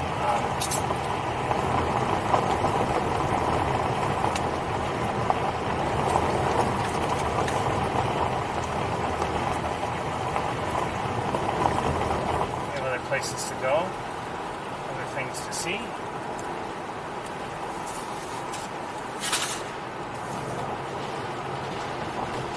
I didn't bother to stop at Shockey Pool and look up at the Heron Rookery for a couple reasons. Some people seem to believe that some have fledged already, the great blue herons, that is. And also, with these conditions, the sun as it is, and I just didn't think we'd get good views, so.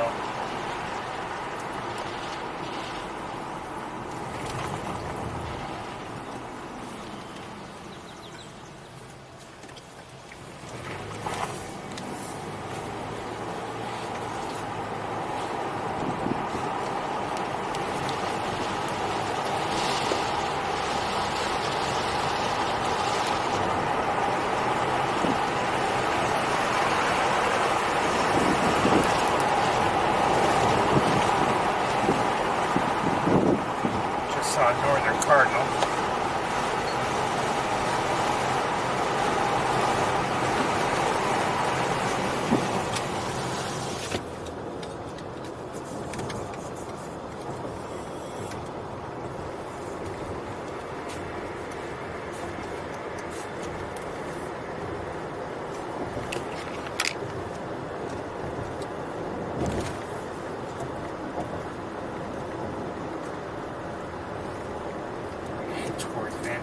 Poor, I think.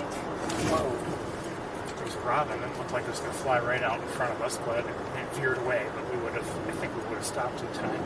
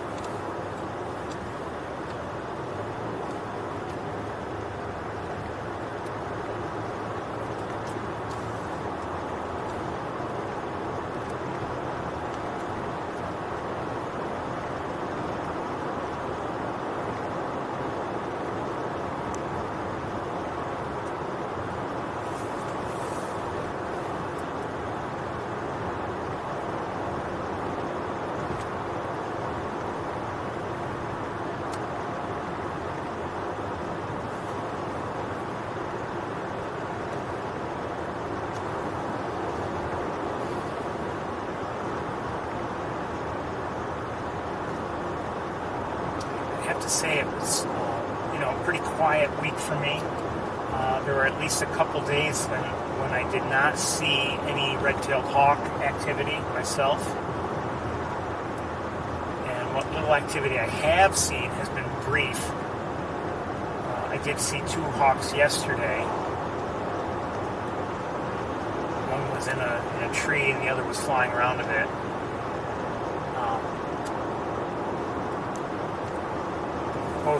Both adults. I don't know, as I've mentioned in prior weeks, I don't know if my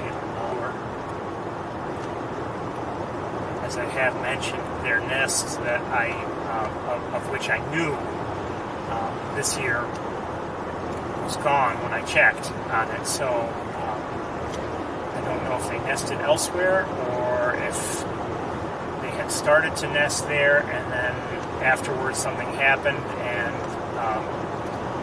ended the whole process for this year. I have no idea. And I can say this: I have seen, it's hard for me to tell the difference between the various hawks, and I've often in the past had difficulties telling the difference between the male and the female, Barney and the female Betty.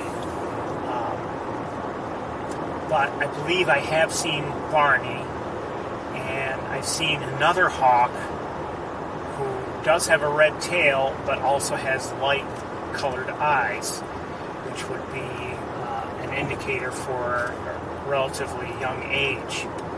I have not seen anyone that I said I could point to and say, oh yeah, that's definitely Betty. It doesn't mean she's not, no longer in the area. But I just haven't seen her. We have new flags on the bridge, which is nice. I'm glad they did do that because, especially for Independence Day next week, it's nice if everyone has nice brand new flags. I have to admit, I did not have an American flag myself, just for various reasons. I never, I just never had put one up. But I did buy one recently. It's ready and raring to go. I could put it up every day, but I don't want to wear it out just yet. And there have been times when I've wanted to put it up, and it's like, oh, well, it's kind of rainy, so I don't want it out in the rain. Not that it can't handle the rain, but I just, I'm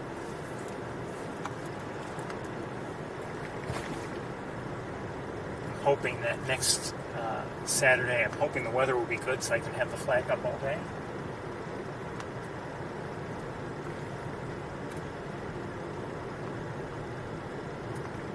And I think I'm ready with, I see a robin, I think I'm ready with my light for it. So if I return after dark, as I often do, that'll be okay. Not supposed to have the flag out, if you didn't know. You're not supposed to have it out at night without being lit. The other thing you may not know, I learned this in the last couple years, I think. Well, it's wonderful to have, an American flag. You shouldn't have a tablecloth, for instance, with American flags on it. Or a cake with the American flag on it, because you're going to eat eat the cake. You're going to eat on top of the flag, the tablecloth, and it's considered disrespectful to do such a thing. Not supposed to have napkins with American flags. Red, white, and blue is fine. Same thing with the tablecloth. Same thing with the cake. That's fine, but not an actual American flag. I never, had thought of it before, never gave it any thought at all. But thinking about it after hearing it, I was like, yeah, that makes perfect sense.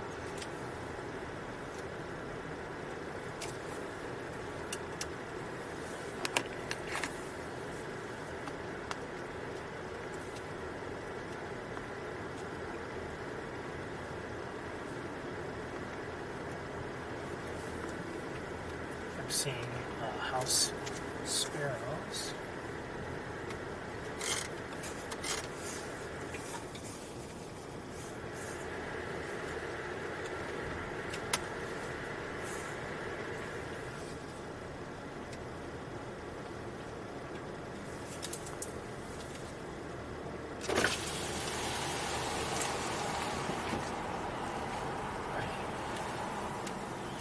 think I'm hearing a yellow-throated vireo. And I think a indigo bunting.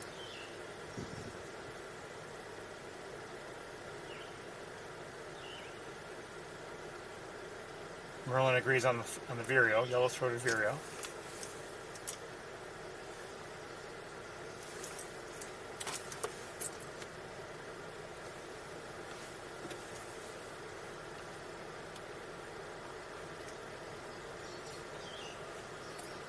Okay, and it agrees with me on the indigo bunting too. See? Every once in a while I get something right.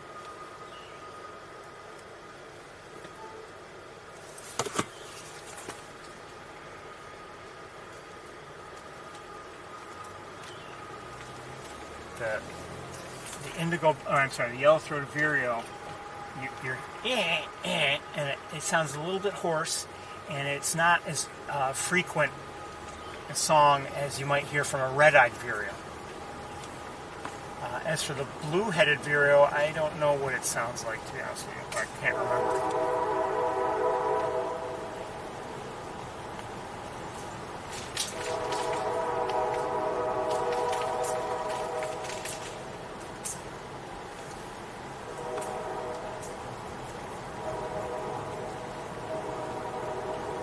Train coming.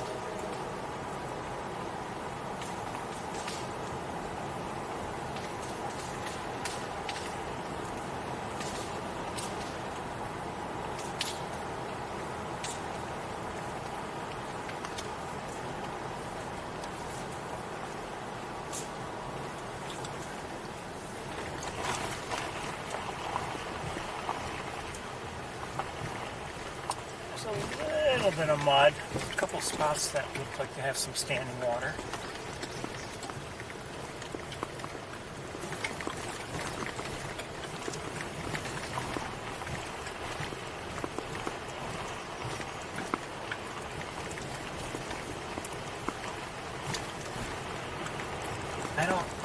Unless we see something nice here and interesting, we're not going to spend too much time. I don't believe so. Now, if we do, then sure, we'll stay here, but I wouldn't mind getting to Ithaca.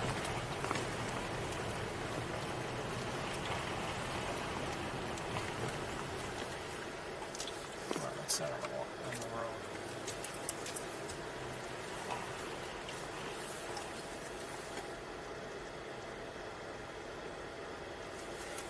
And it is nothing. A dead creature, but it doesn't look like it.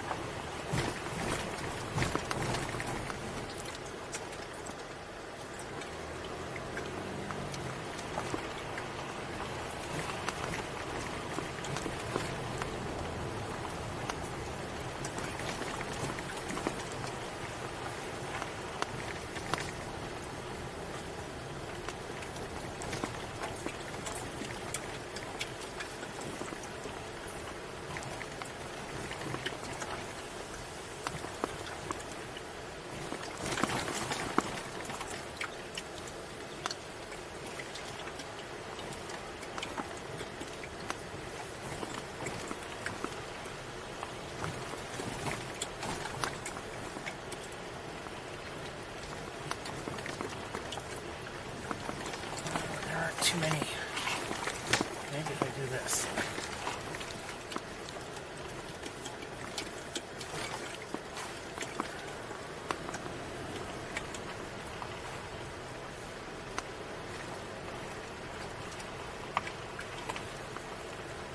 I don't see any cars ahead. Doesn't mean that no one's up there, but right now I don't see any cars ahead of us. I haven't not too many rare bird alerts today either. At least not as of the time I was last checking. Oh, was that an ovenbird by chance? I'm hearing a red-eyed vireo. Song sparrow.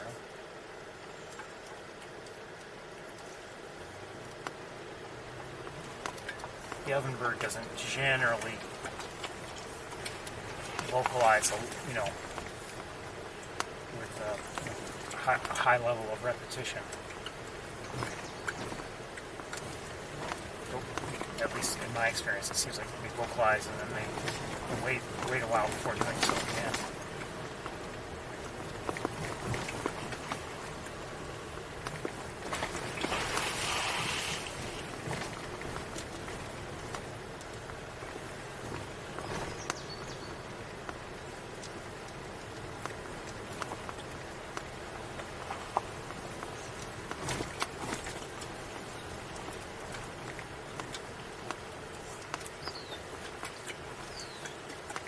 Regular blackbird vocalizing.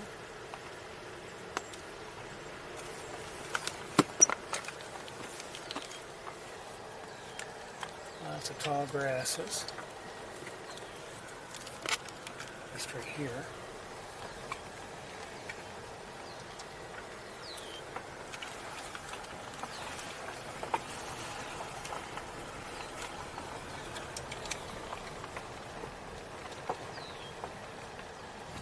I see a great blue heron, and I think I just heard a yellowthroat. Oh, I don't know if I can get you the heron. Well, it's right there, but I can't get it for you very well.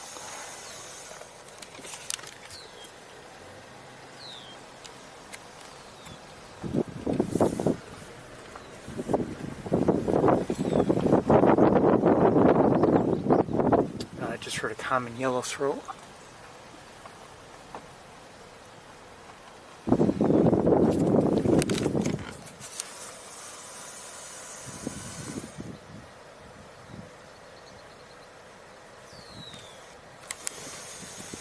Now, as I mentioned earlier, I did not speak with anybody in the visitor center, and that's too bad because I couldn't hear if maybe there's something out of the ordinary anywhere. Like I heard last week that there are Arctic terns around, and we did see at least one last week here, and. But again, I have not talked with anybody, so I have no idea, for instance, are the Arctic terns still around? I will say this, I mentioned earlier today, okay, look for signs, clues, whatever, and I'm not seeing other people here who are, sitting and hoping for a look at the Arctic terns, or anything else for that matter. So that's, at least somewhat of an indicator. No guarantee, of course. Maybe they were all here. Maybe there were 50 people here 5 minutes ago, and 10 minutes before we arrived in this area, and maybe they have since left. But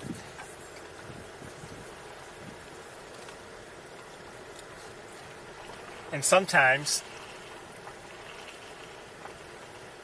and I think of one example in particular. I do see a couple great blue herons. There's one that was just flying there. There's one there at water level. There's a gull over here. Looks like ring-billed.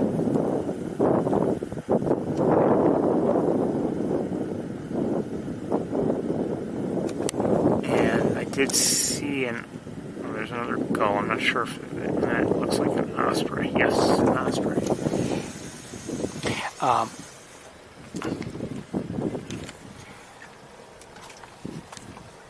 I was saying, so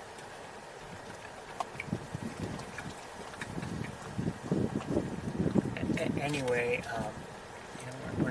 I don't know if there's much here, but I'm thinking about that one time when we had the roseate spoonbill in the area, and that was getting people out of the woodwork. They were really trying to see it, and so I came up one weeknight, and no one really knew where it was at the time. And there were other people who were doing exactly what I was doing. They were going through Wildlife Drive, hoping to see it. They were going to Mace Point. They were going to Shockey Pool. They were just going to spot after spot. and great blue heron, of course. And in the distance, who's that? I don't know. Ducks, though. We may have another look. Anyway, I remember being, near the eagle statue on Wildlife Drive at that platform. And, I'm not saying I had given up, but I just, I stayed there because that was one of the places where it had been seen from that area. And so I was there, and there were a number of other people there, and then suddenly, and no one informed me, finally I just kind of overheard, and they were seeing it in the distance, turned around, and it was flying right through the area. And so I at least had a look.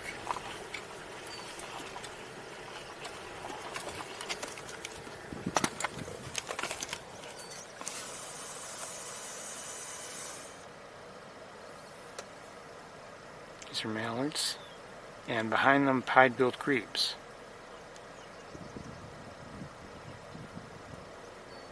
Who's that? Oh, it looks like a mallard. Okay, somehow it looks different.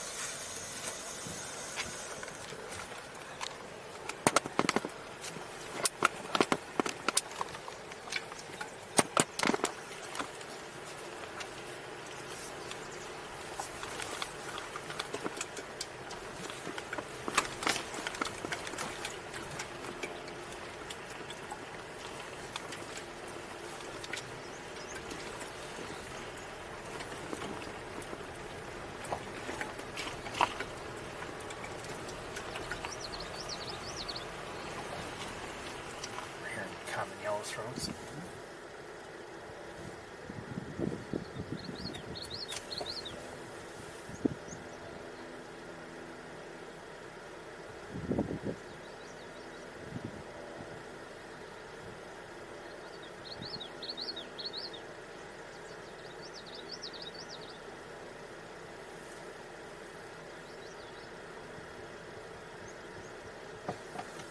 At least a couple of them.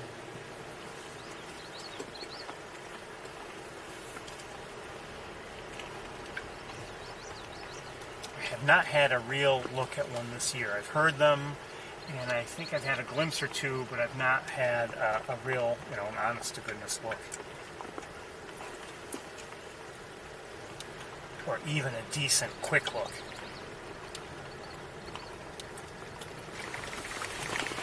Quick enough to get it on camera.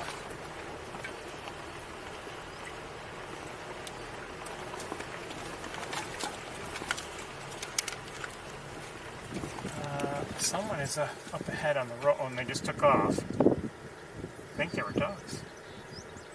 Yeah, they were ducks. Mallards.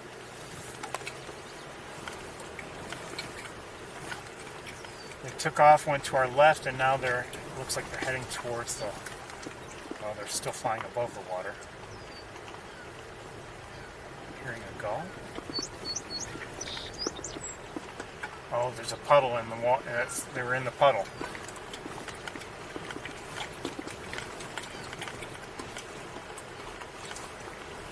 They were in this puddle here. Now, why were they in this puddle? I have no idea. I mean, when there's all kinds of water to our right.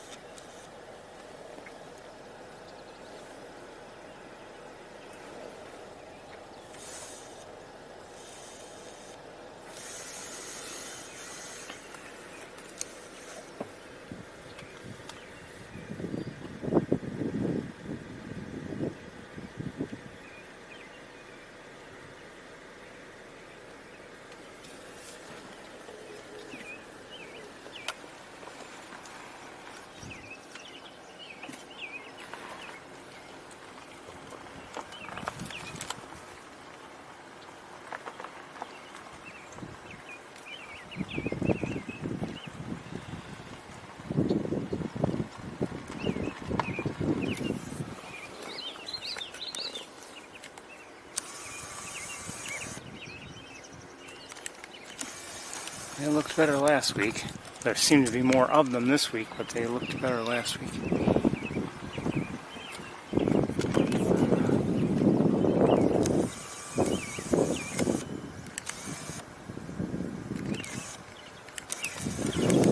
Sometimes I have a hard time focusing this camera. Or I should say getting it to autofocus. Hearing a robin sing, by the way.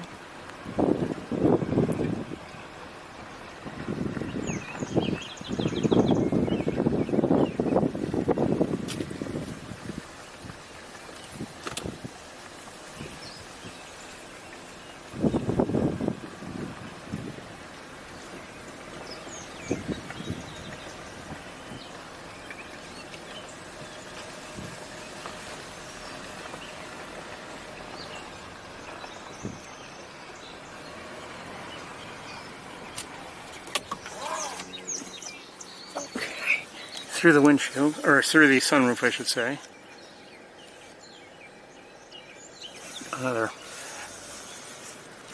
Another eastern kingbird. Some Canada geese. This is through the windshield.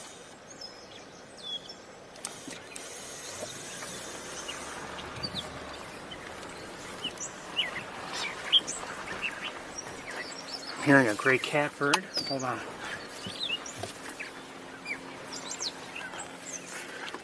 Gosh, this is clumsy.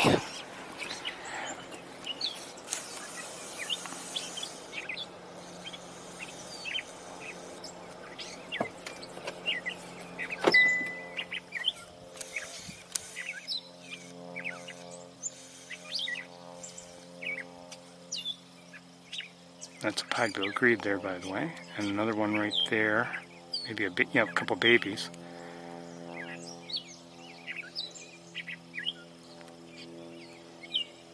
And more Canada geese over here.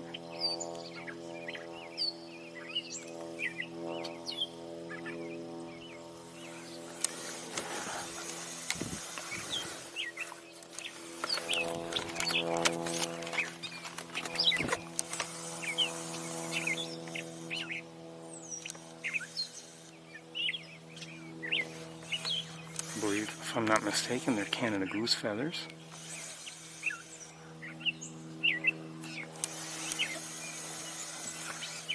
And there's a grateful heron over here. Oh, hold on.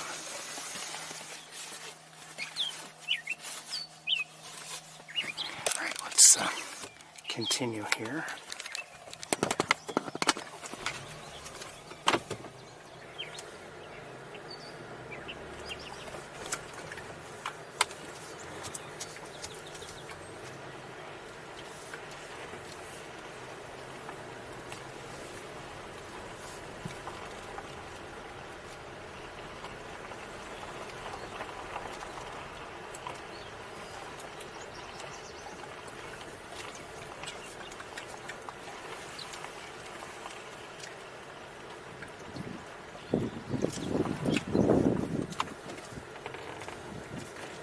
And by the way, I believe those feathers, the Canada goose feathers, were the result of molting, not from someone catching them.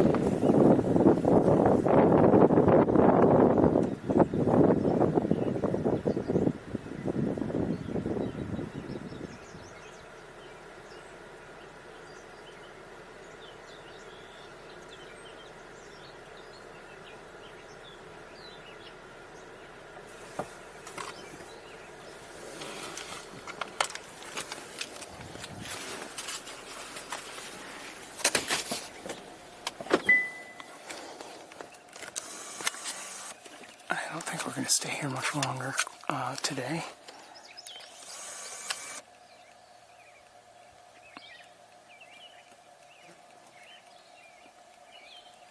There are more Canada geese farther out there.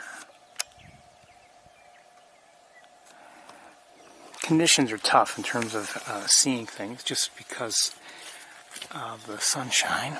Beautiful day really, but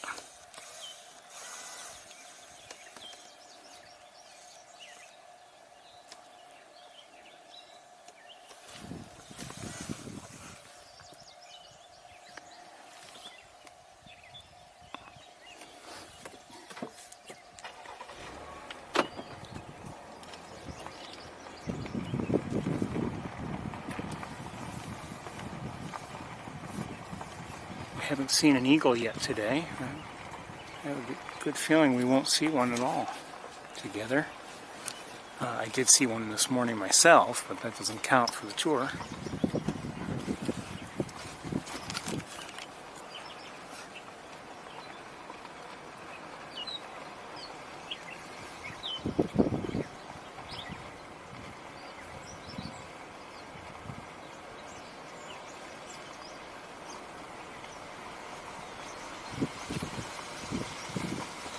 Just saw an American goldfinch. See, this is, you know, this is the kind of day, not for me so much, but like if you do go to Montezuma because of all the eagles you've heard about, and you get here and you don't see any eagles, it can be very disappointing. If that's what you're here for.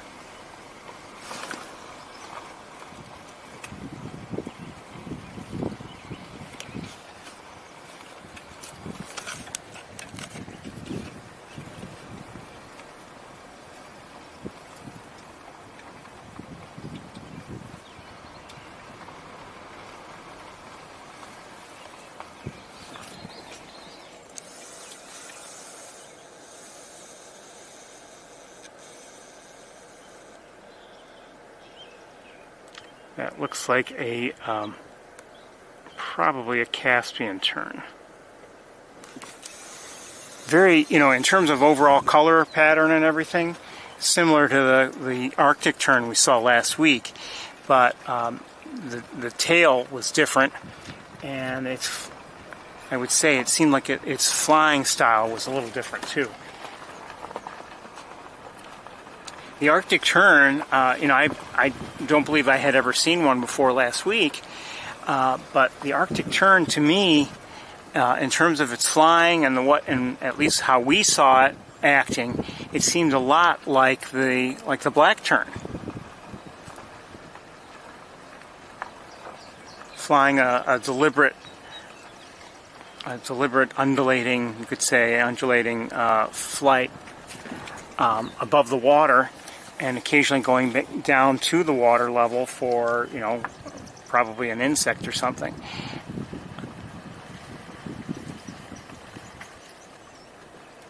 And I would say the Caspian tern doesn't really follow such a pattern.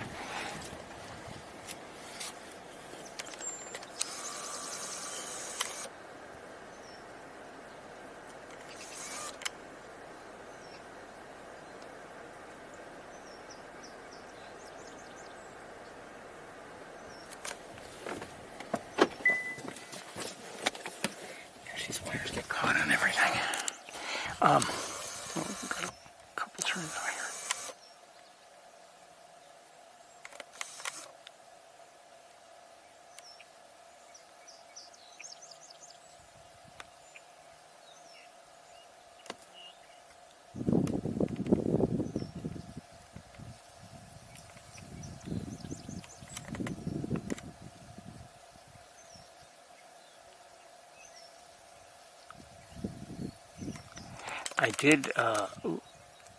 I did look at my footage that I recorded of the Arctic tern last week, and quite honestly, I was hoping to maybe tweak it a little bit and maybe clear it up a bit, and I did start some efforts at that, and I don't know if I was really pleased with how things were coming out, so I just kind of stopped.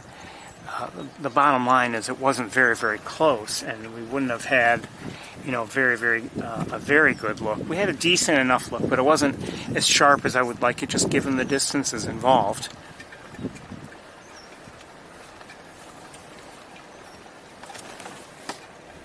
Had it been, more of a cloudy day, probably would have fared a little bit better.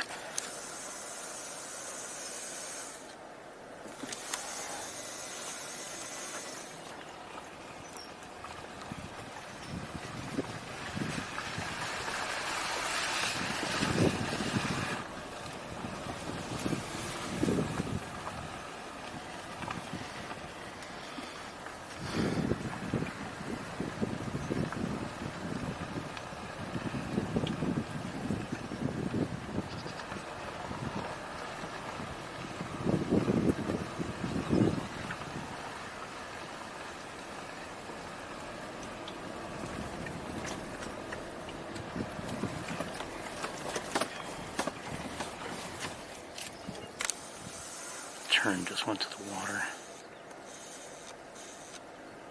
Did catch something too.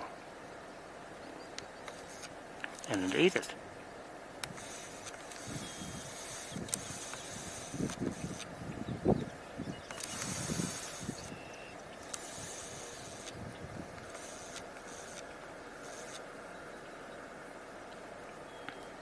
Again, I believe that's a Caspian tern.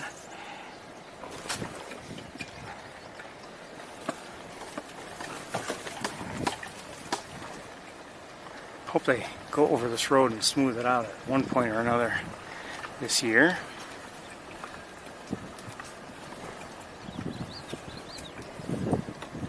Will they? Who knows?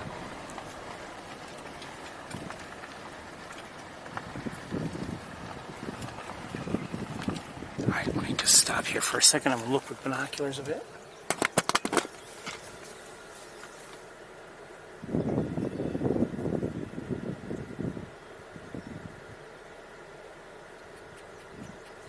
Is that a grateful heron? Probably, but...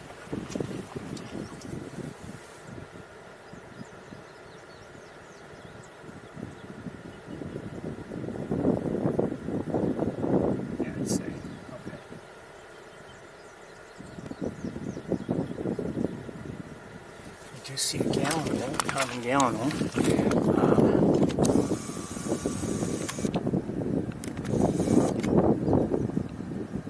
Right there.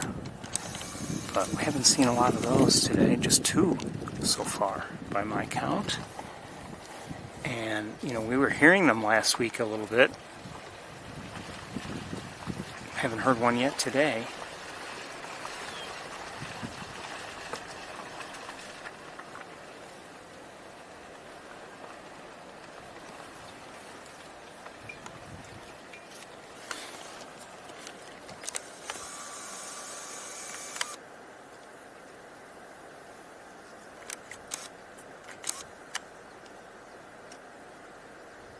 Yeah, that's a great blue heron up there in that tree.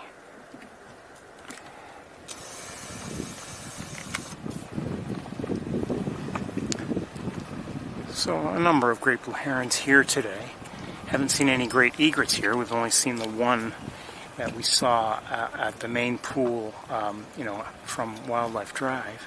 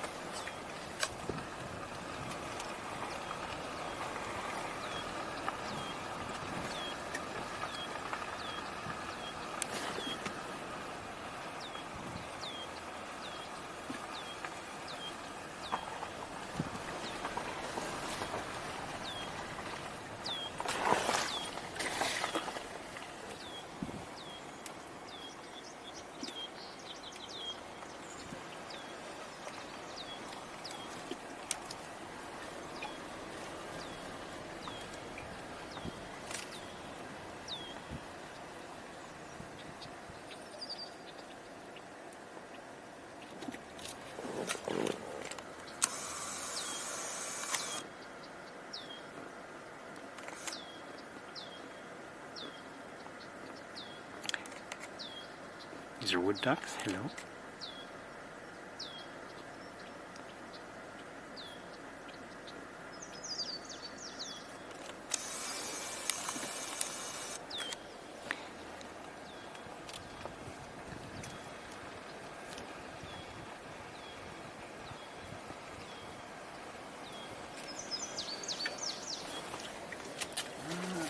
who's making that vocalization.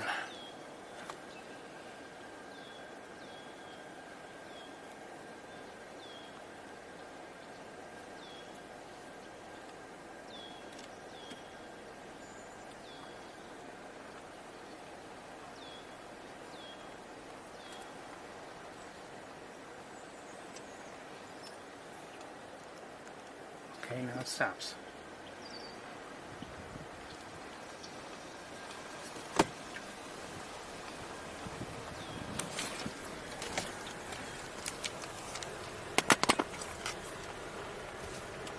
Actually, the woods today, as we drove through here, they were fairly quiet as well.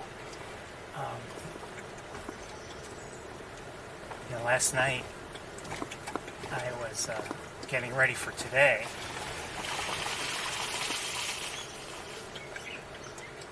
That's a great catbird. And at one point I stopped because in the wooded area near me, I could hear at least 2 wood thrushes singing. I think I just heard a veery. Yes, we're hearing a veery. Veer, veer, veer.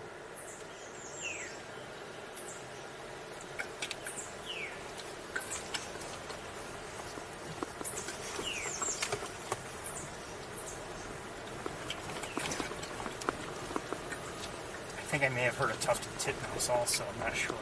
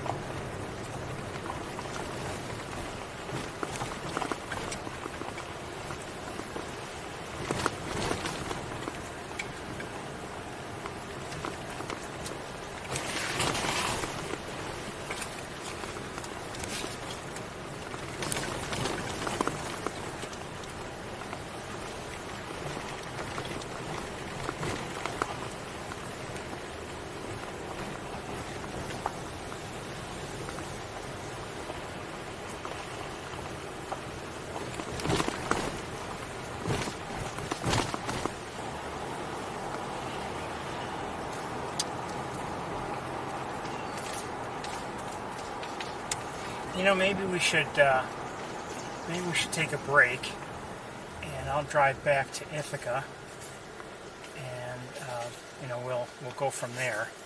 Okay, sound good to you?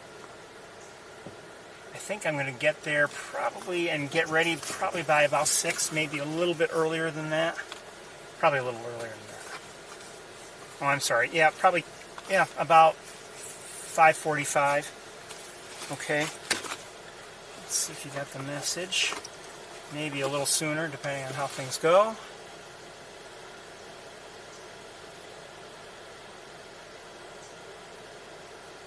Okay, you've got the message. I'll see you in a little while, everybody. Bye-bye.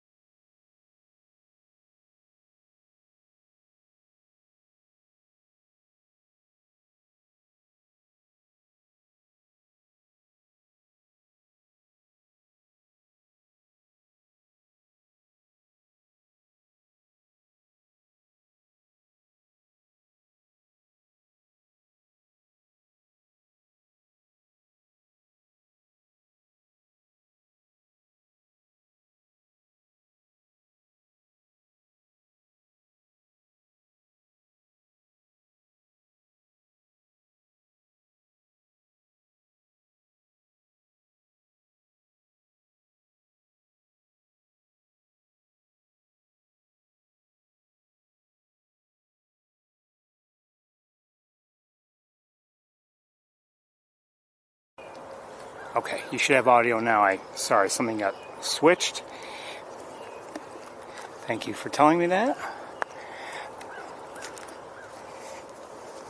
There are certain settings on my camera that work, and certain settings that don't. And with this camera, it's easy to occasionally get moved out of the settings that work. So anyway, maybe you didn't hear me, but there are a number of students here. I'm guessing they're young students, maybe high school students, who are taking part in a summer program. This is hazardous walking here. Hazardous walking. Where are the Canada geese I saw on my way in?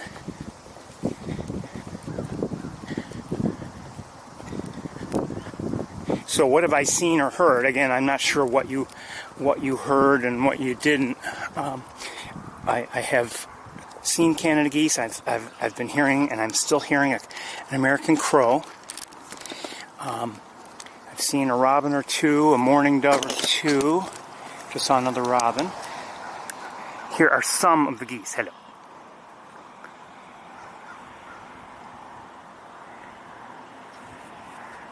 It's actually pretty.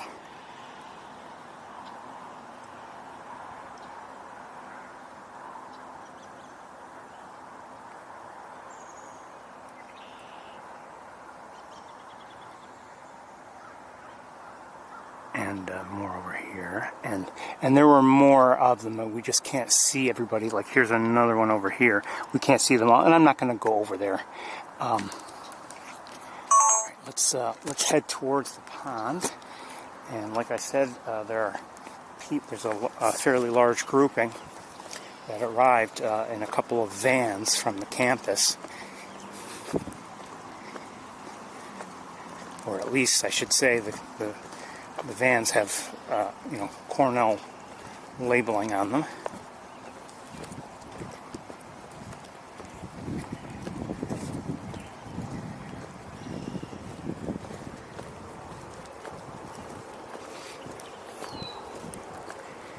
If we're lucky, maybe we'll see some nice things here today. Red-winged blackbird. Robin in the distance singing.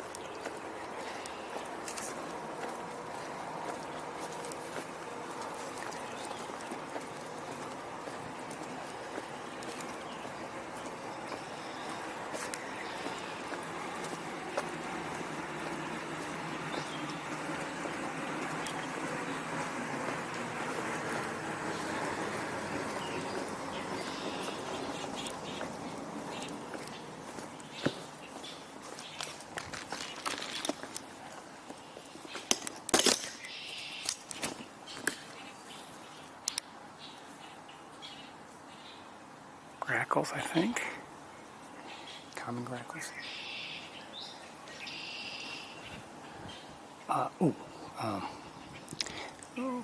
Okay, let's. Oh, I just saw and heard a mourning dove. Let's walk over here. I'll look in on the feeding garden, but I have a feeling it'll be like the last couple of weeks, and vegetation is such that it's only getting worse. There's looks like a red squirrel down there, and mourning doves on the ground, or at least one. There we go. Oh, everyone's in the lab. Maybe they got in somehow. They may have special permission or something. Okay, red squirrel there, and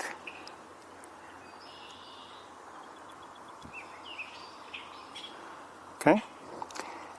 Can't see, like, oh. A couple of red squirrels. Let's move on. I just can't see very well from here. Just a few weeks ago, the viewing was fine, but not now. And, a part of me wishes that they would, go in regularly and cut back the vegetation, but that's not really really the right thing to do. They might as well let it grow, let it be used as nature intends. Maybe cut it back, after the growing season. That's fine.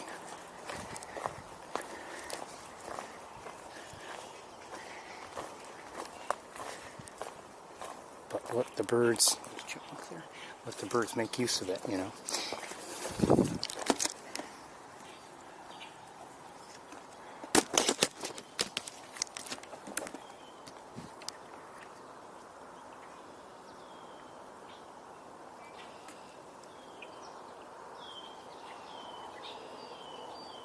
Red and blackbirds. No, leave everything in place. I'm walking. And again, I don't want to, just like last week, I really don't want to walk too much farther forward. Well, you can't really see where I am, just because the sun will be in my eyes. Although I might do that if necessary. And in fact, I think we'll walk forward just over here, just so I can look in this. Oh, I just realized we have to go back to the car. I forgot something.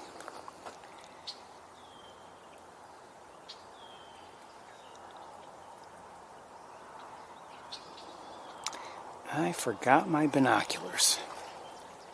And I'm not glad I forgot my binoculars, but it just shows I feel I need them, even though I can get a closer look with the scope. But I don't get the beneficial view that only binoculars can provide. Not only is it with two eyes, but that's not really the real issue. The issue is the right level of magnification and the right field of view.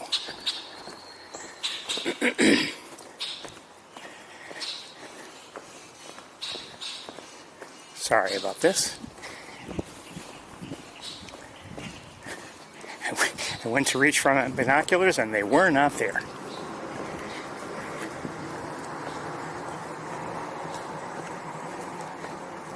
I suppose I could have just kept wearing them, but I prefer not to do that when I'm driving, just for long distances.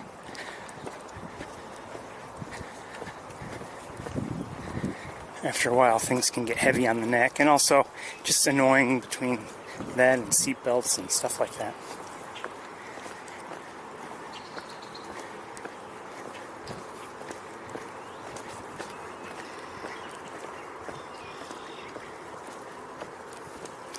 When I closed up in Montezuma, near Van Dyne Spoor. Actually, I was on Van Dyne Spoor at the time. I mean, it was feeling uncomfortable. It was warm, and I needed to cool down. So one of the first things I did was remove the binoculars.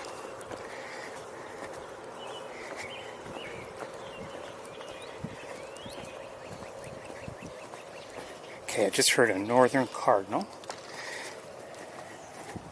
I'm going to set you down for a second.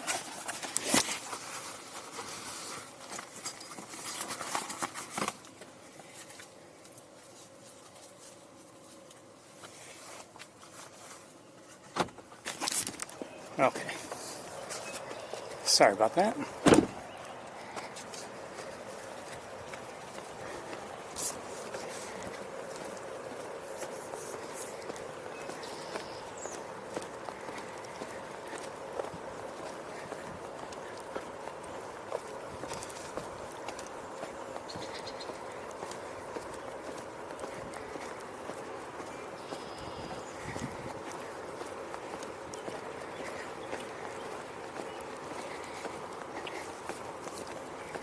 I think some people do assume that I work at the lab. Just if, I'm carrying a tripod here and I'm carrying gear, and I've got the sort of hat that bird watchers might use, or at least used to use.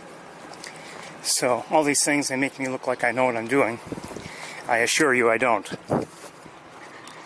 Don't worry, nothing's changed. Nothing's changed. I'm still clueless.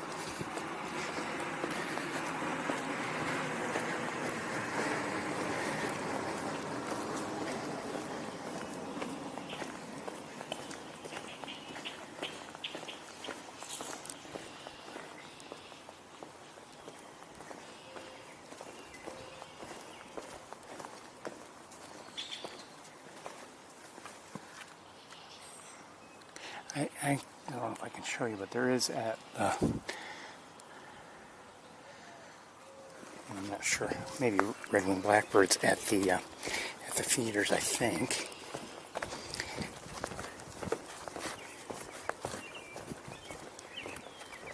Hearing a robin sing.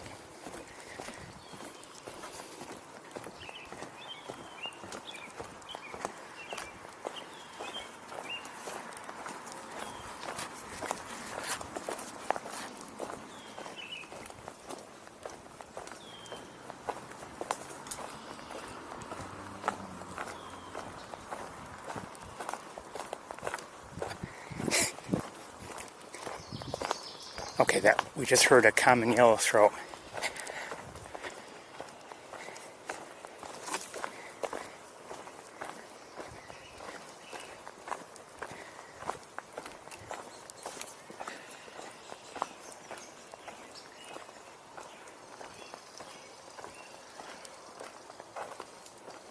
I think we're hearing a red squirrel.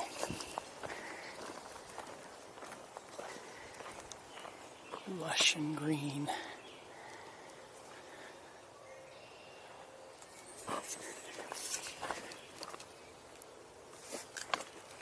I see a cardinal, maybe we can get it.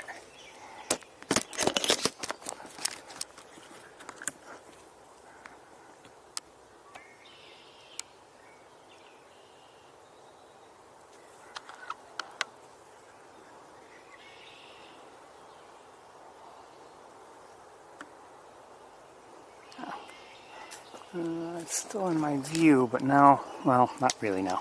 Okay, let's move on. That was a yellowthroat again.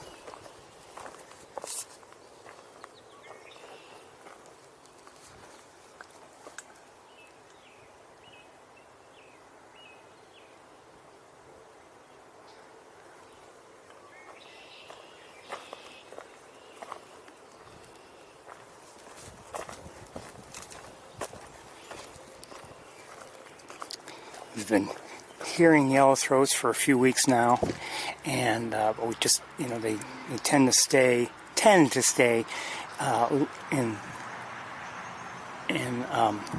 the greenery along the ground, not always, and out of view.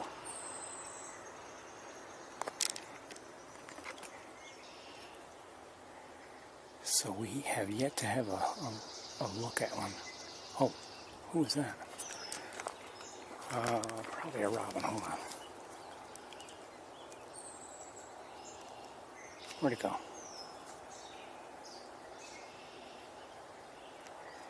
I don't see it.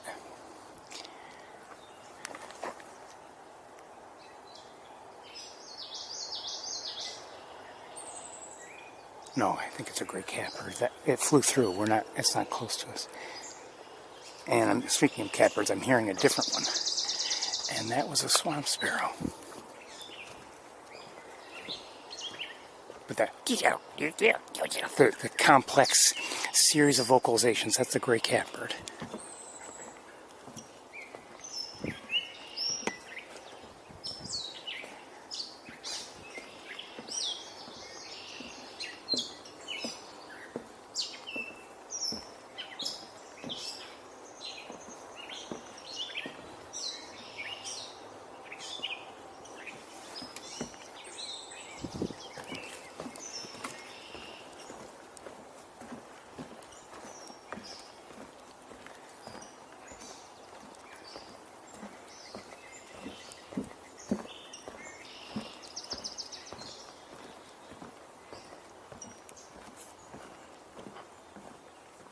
Oh, I think I'm hearing a vireo in the distance.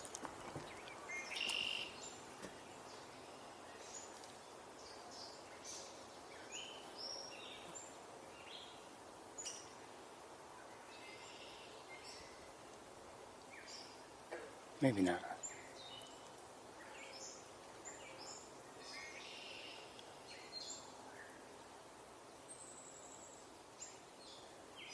Thought I heard something over here, but maybe not.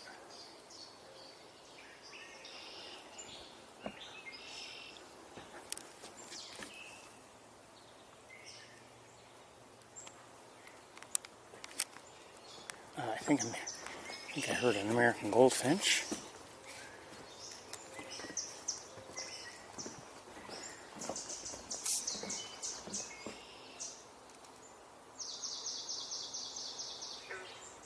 Swamp sparrow again.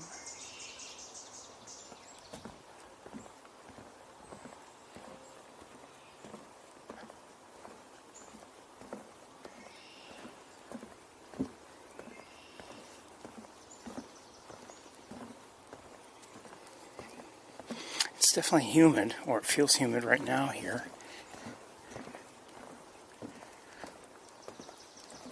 Not terribly hot, but you know, we're not in direct sunshine right now.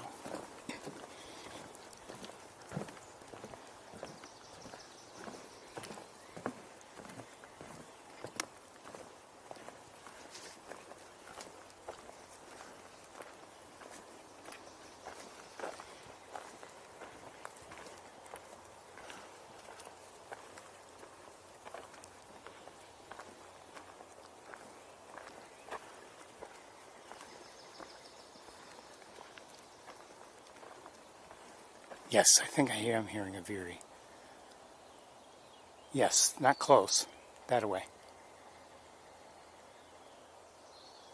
One or two of them. And we just heard an eastern wood pewee. And maybe another veery? Yes. From that direction.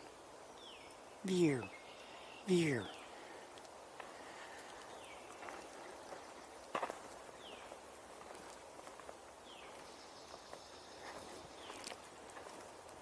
But as I said, not very close by the sound of it. There's the pewee again.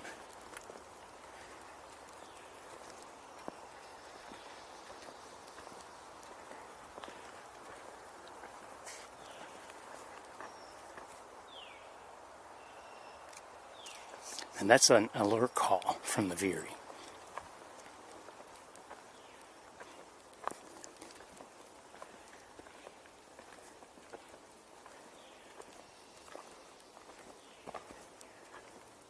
And I'm hearing another one, another alert call from this direction now.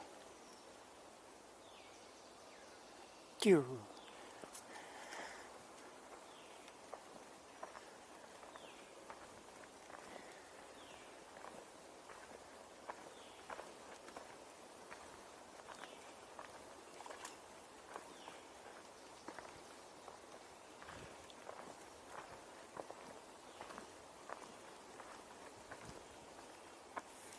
And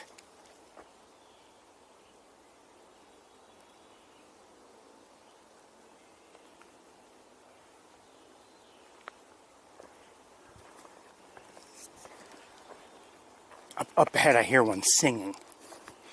It's that, I can't duplicate it, but it sounds like a spiral.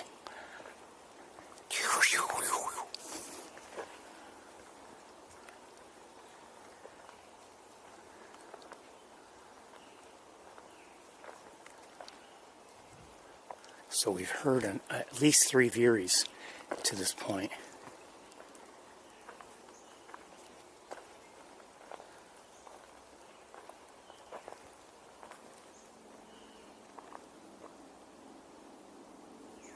Still hearing that alert call from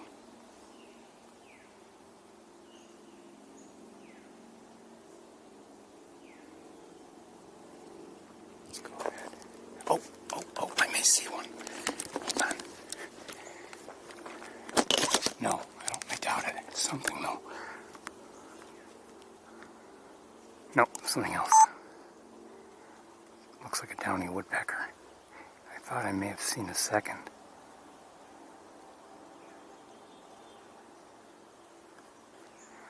leave you right there for the moment.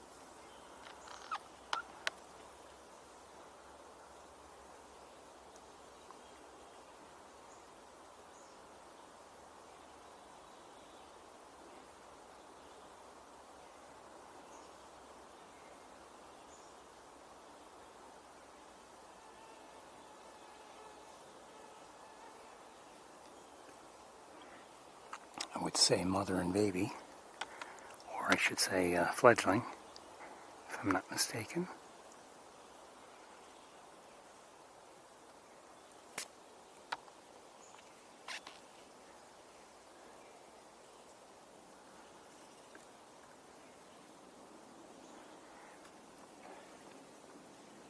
Okay, I'm going to look around so I may not keep track on these downy woodpeckers.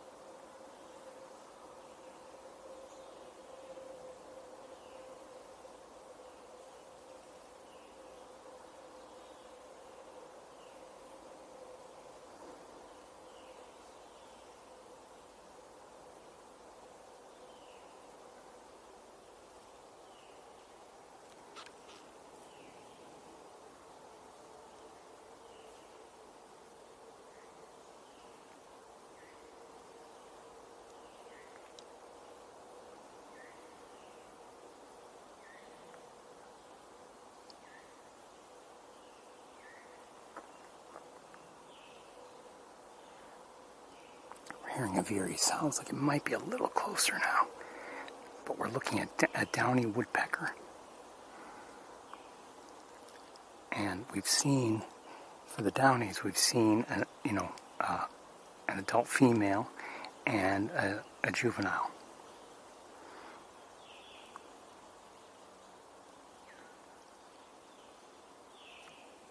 Okay.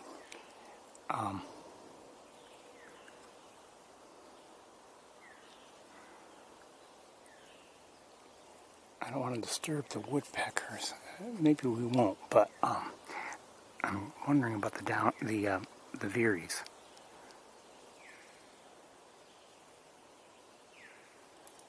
Now that's an alert call from a veery.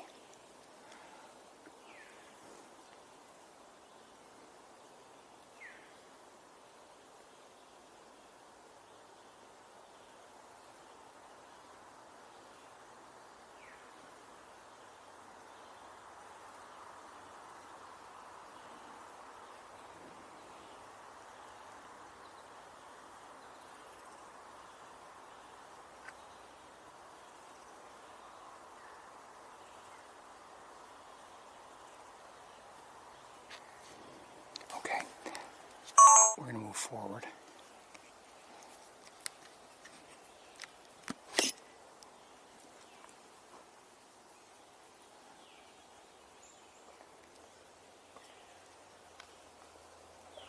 I think.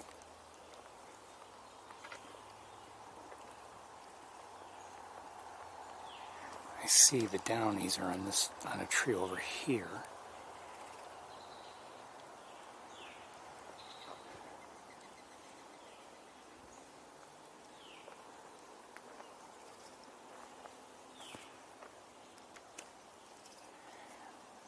I'm concerned about the veeries and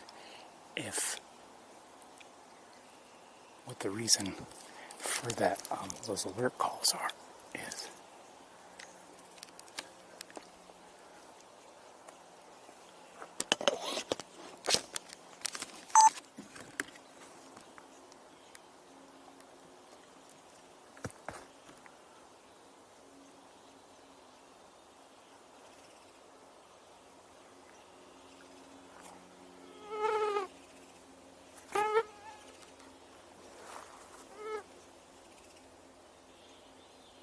Okay, up ahead I just heard a veery sing. Oh.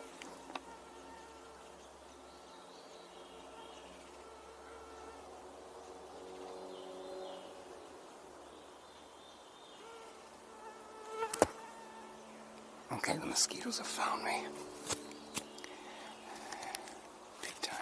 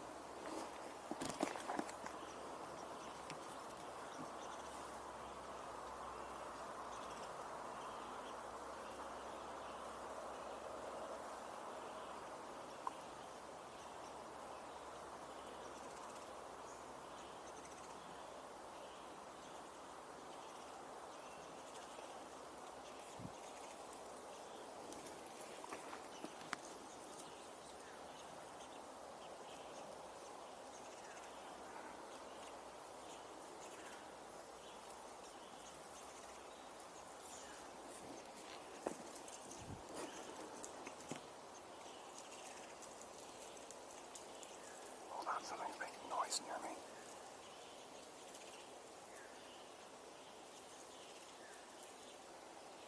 Oh, the chipmunk. And I hear a veery again calling an alert.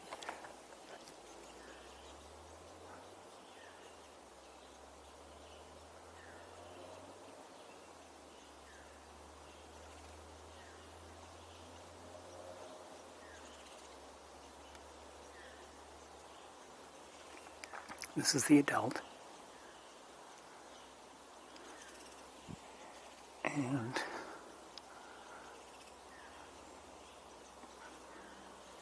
young one.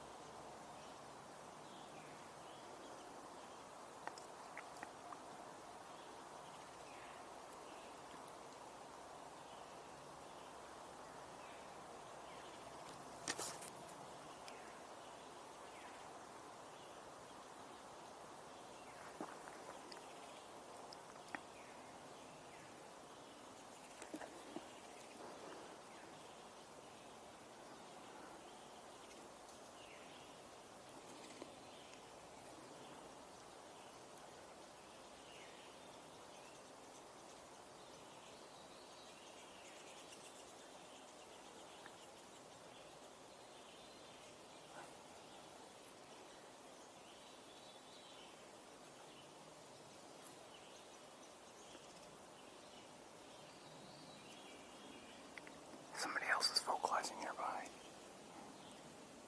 I'm looking.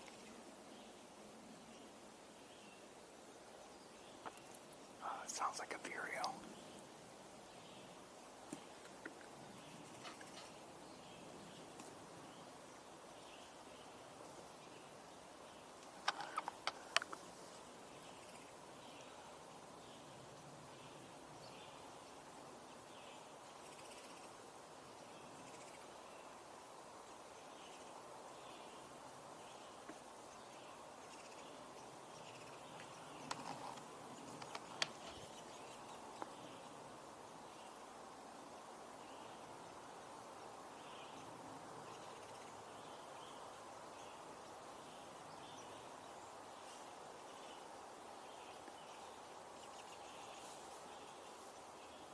We'll move on shortly.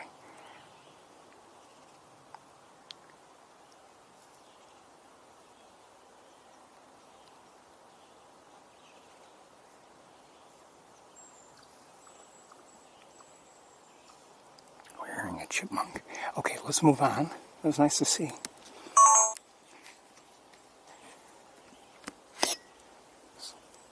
So those were downy woodpeckers, and we've been hearing also veeries, mostly with alert calls. And, it's possible it's because I came into this area, but I just don't think so, given how distant the calls have been. So, it's my suspicion something else is going on. Not necessarily a raptor or other threat. It could be, I don't know, could be something else going on.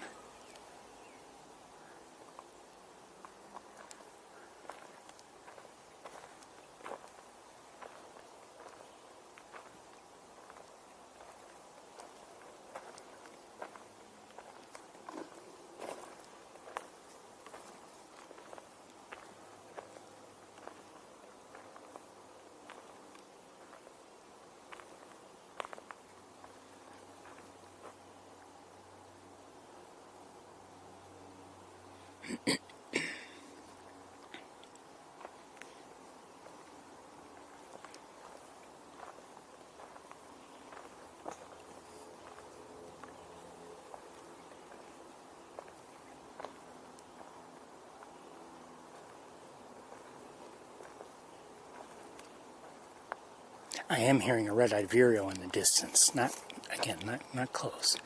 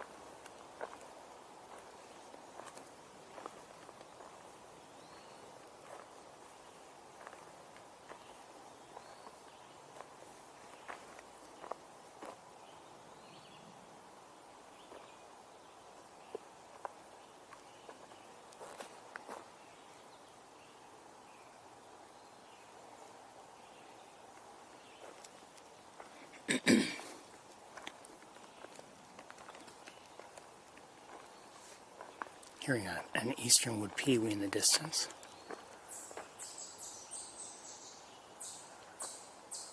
And that's a chipmunk you're hearing.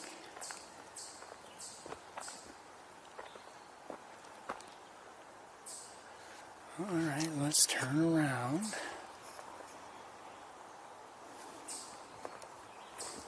I think I just heard a veery again.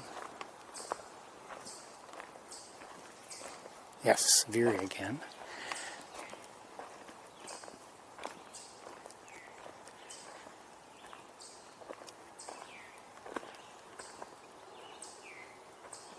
Sounds a little closer.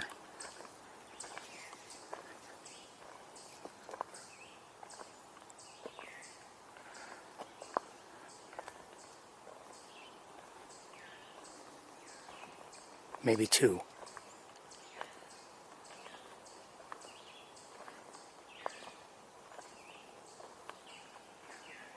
Two.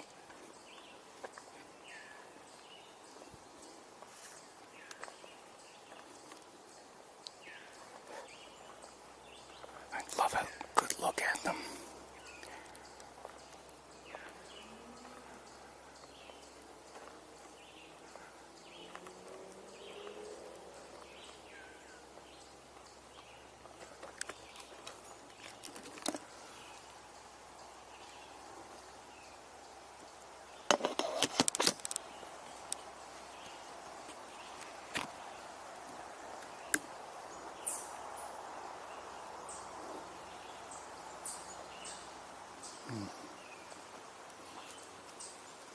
Maybe moving off.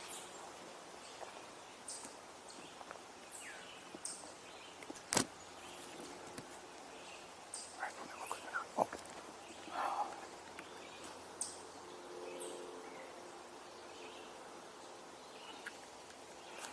May have seen movement, I'm not sure.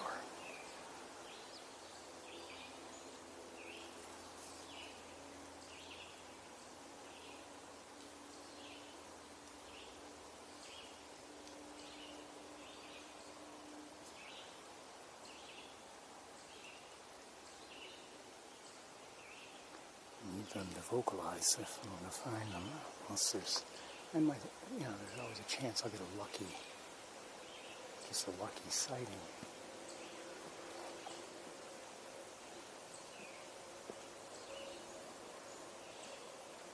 But they don't sound like they're very, very close now. Did you hear that? That's a singing one. I have a feeling they're kind of on the move.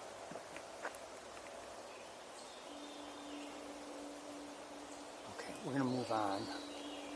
Well, hold on. Let's walk this way. I'm going to keep you in place.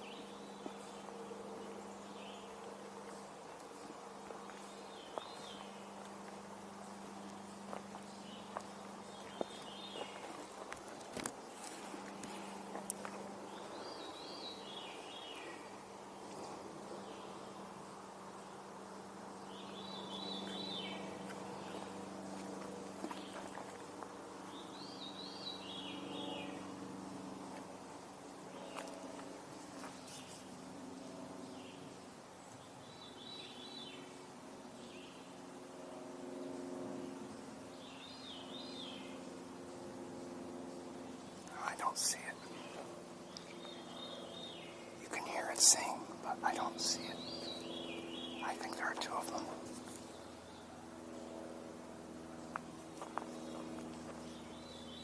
And another one in the distance.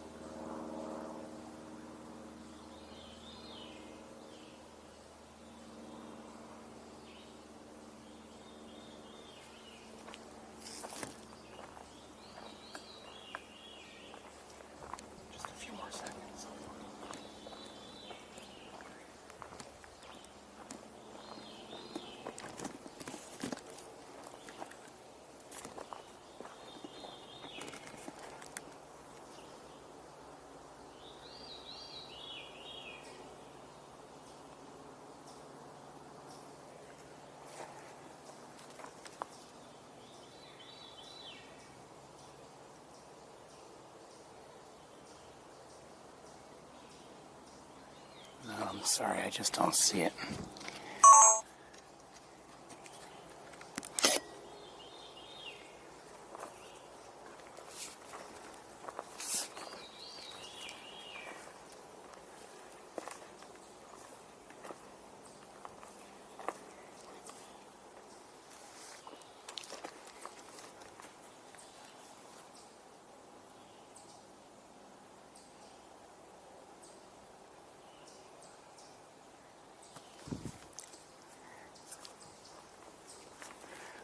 Moving on. Love the veeries and the wood thrushes, and although I've had far less experience seeing or hearing them, the hermit thrushes as well, and the Swainson thrushes. Swainsons.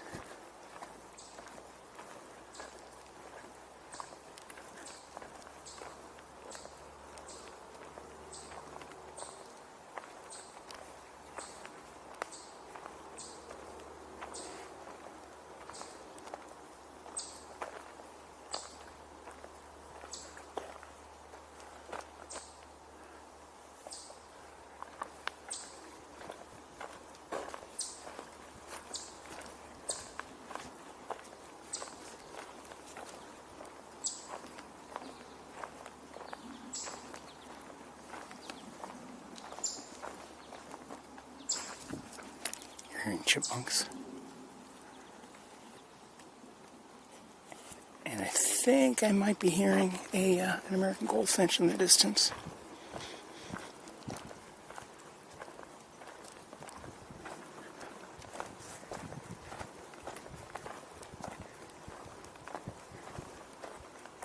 I wonder if that group of students was getting a tour of the lab.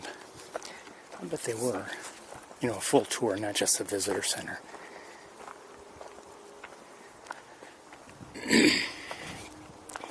I've been in the visitor center portion many times, of course, but I've been on a tour of the lab a couple times, and I'm not certain we covered every area, but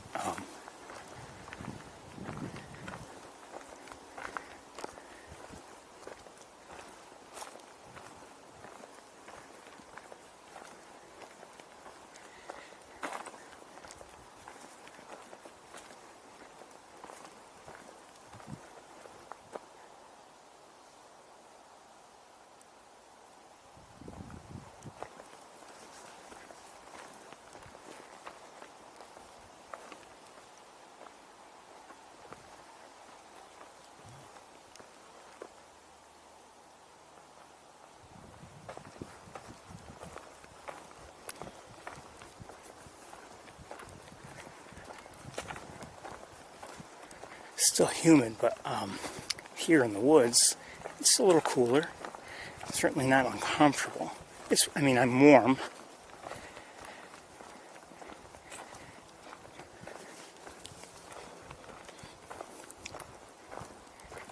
If I were just out for a walk, this would be very comfortable, I think.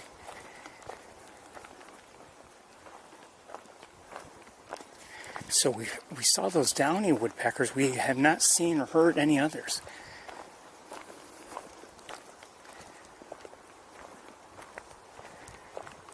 Or at least I haven't noticed any such sounds, and I certainly haven't seen any.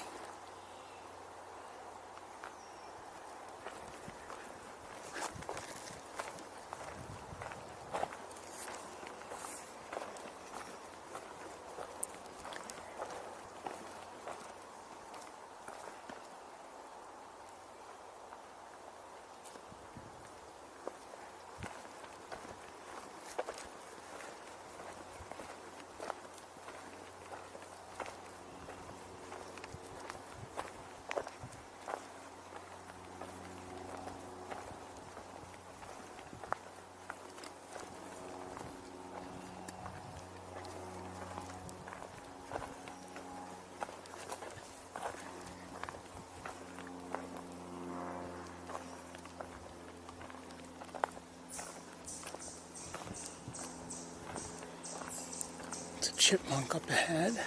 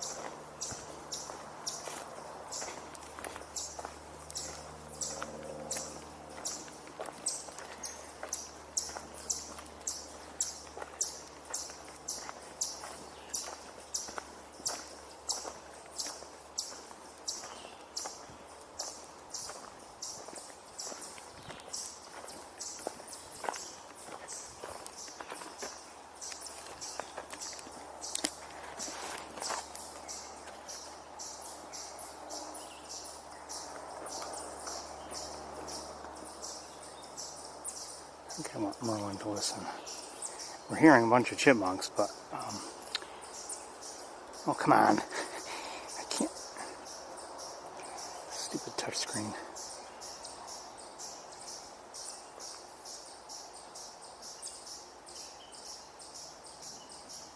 Yeah, red-eyed vireo.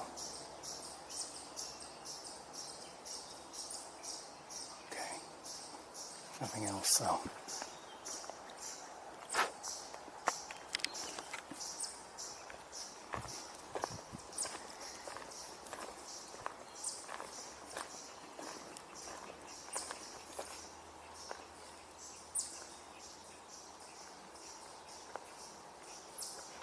I hear something else.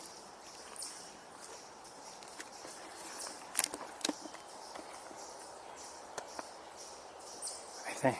Now I don't hear it.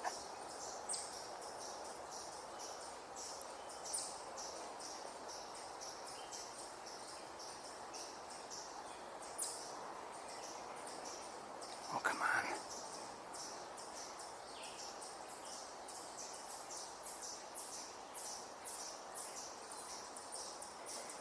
It's saying there's a gray catbird.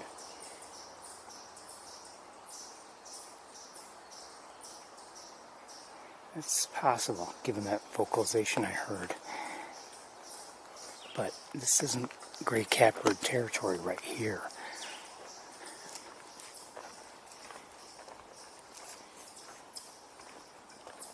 Or I should say habitat.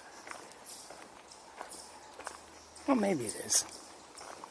But usually they're on the edges of woods, and we're kind of in the woods right now.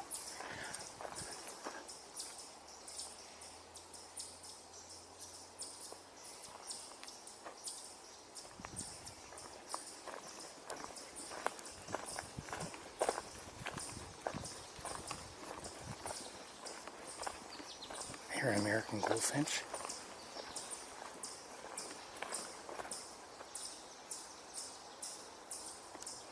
Just heard something else. You know something? I wonder if that nest box is being used. If it is, it's a big box. I don't know who would use it.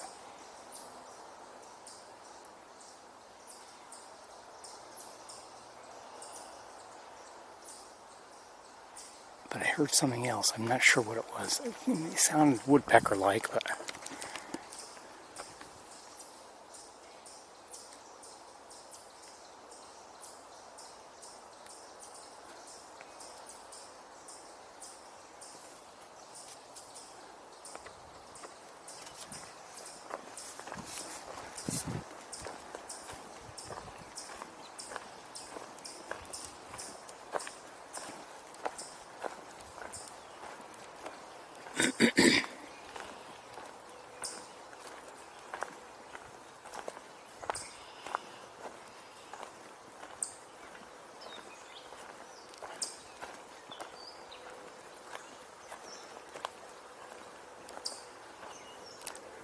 Now I'm hearing a catbird, no question. And maybe that's what Merlin picked up. Maybe it was able to hear something that I missed. But we're closer to the water, we're closer to the edge of the woods.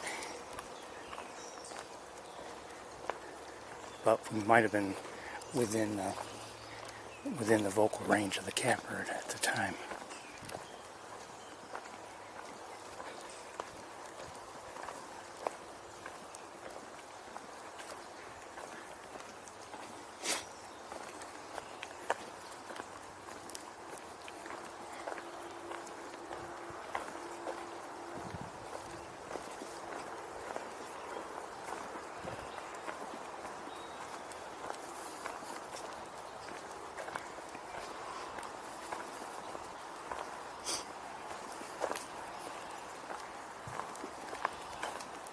Water levels are still reasonably high, I would say. And just noticing like the water that's here.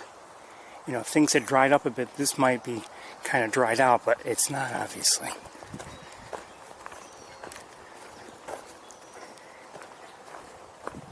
So, you know, what does that mean? It means that the main pond may still be not the greatest for some of the wading birds, like a green heron, for instance. Great blue heron might be fine, but okay. I don't know about you, but I can't see. Now you can see better than I can see.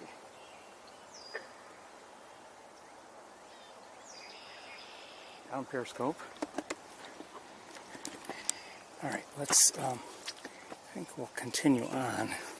Really not good viewing from here anymore.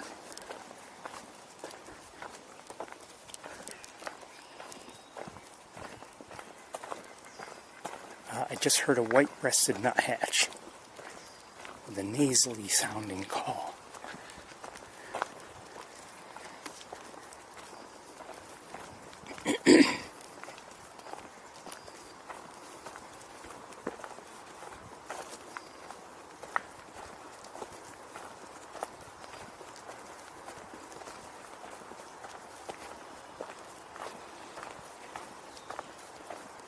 Said it before, but one thing nice about the ground cover is that it covers up some of the, many of the trees that have been cut down due to the emerald ash borer, so you don't have to see them.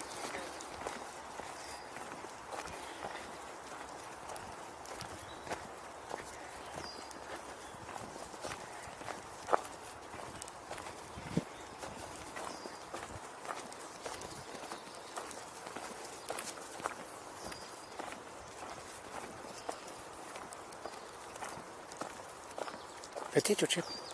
Potato chip. It's the American goldfinch. Potato chip.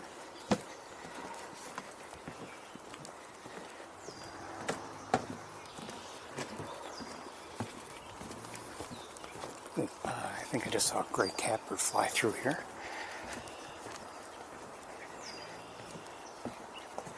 And we're hearing a northern cardinal.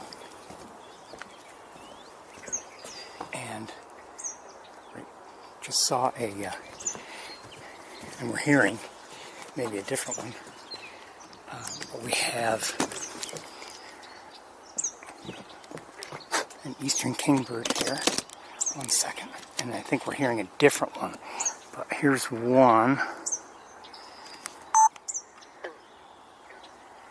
and I think there's another one that I cannot see.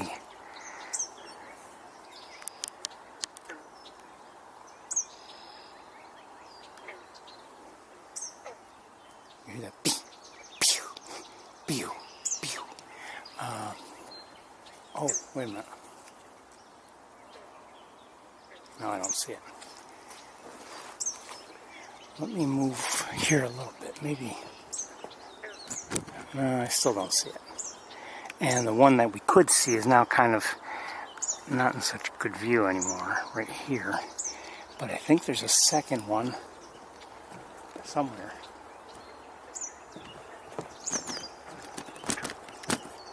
Here's the one we have seen. Can't see it very well, but okay. Let's look out on the pond.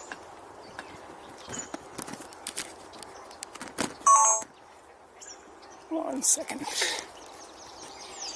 swamp sparrow. Oh, sorry.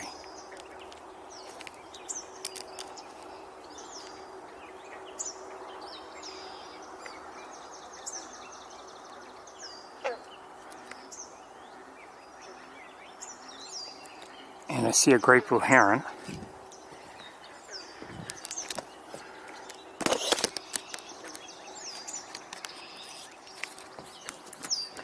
I just heard a common yellowthroat again. But here is the heron. And while you're looking at the heron, I'm going to look around. I believe that was a red squirrel we just heard.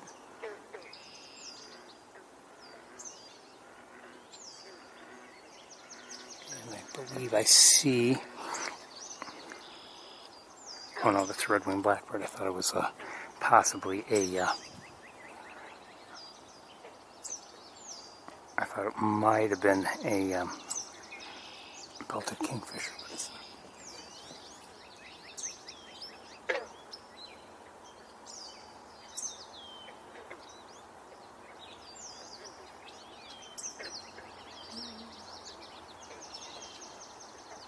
I don't see any belted kingfishers.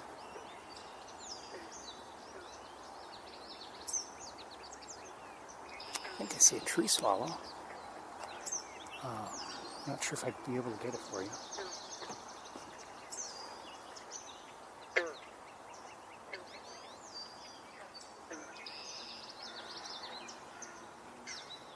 Oh, I think I just heard a green heron.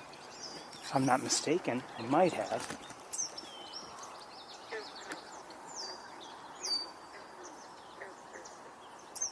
I might have.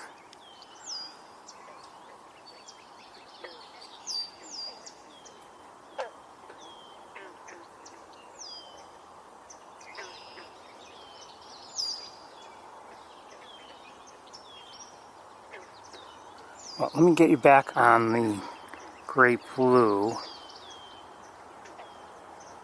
and I will look with binoculars for the possible green heron, if I'm not mistaken as to what I heard. I could be wrong, and maybe I didn't hear one. Maybe I heard some other sound.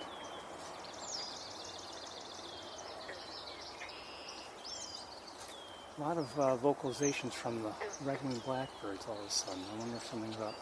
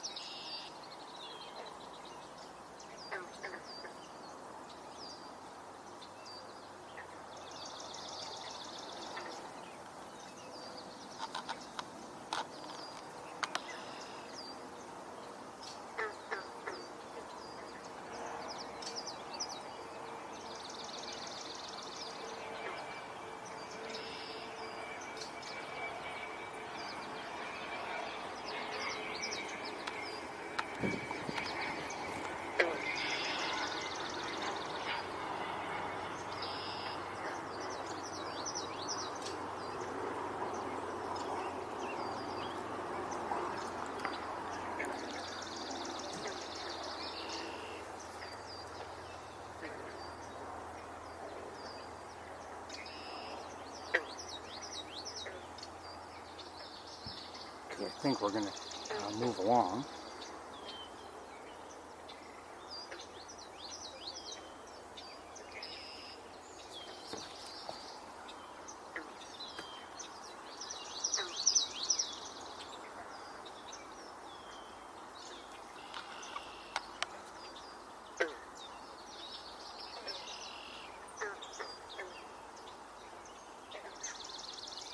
I'm hearing a sound every once in a while. That might be...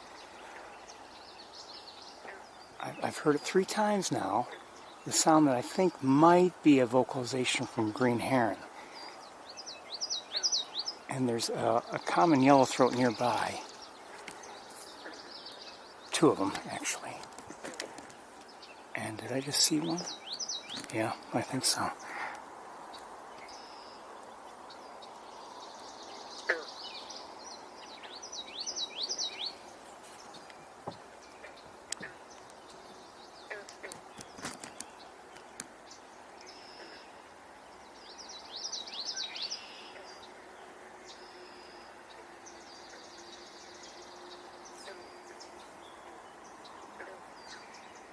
Fourth time I just heard that sound.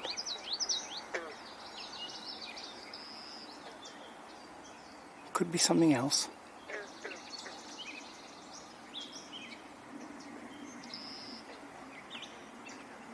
Hearing a catbird now. Alright, we're going to move on, I think.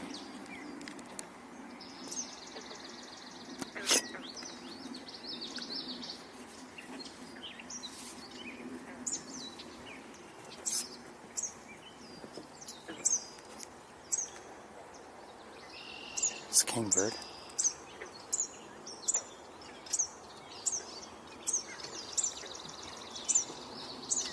Yeah, let me just look with binoculars at a couple things. 1 second.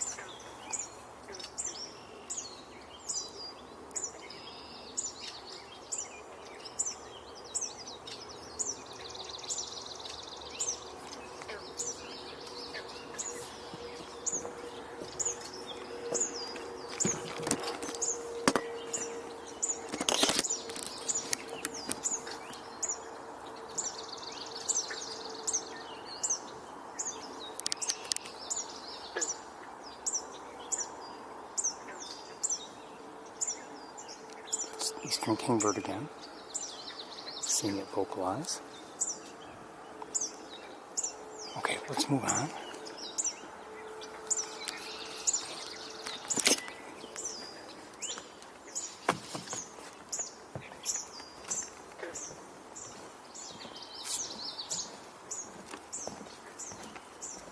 It could be that sound that I thought might be a vocalization. It's possible like a frog made it or something.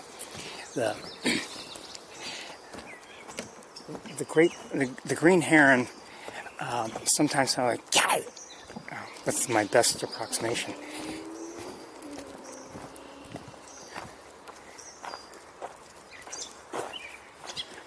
And I heard maybe part of that.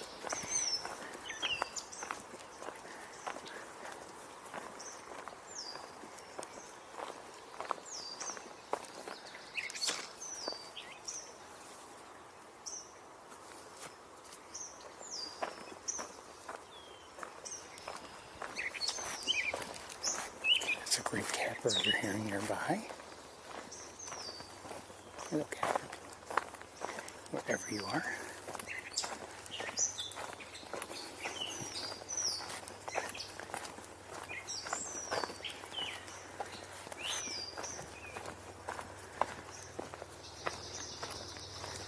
Swamp sparrow.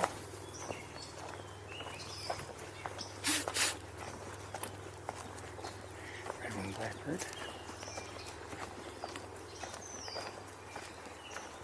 The catbird.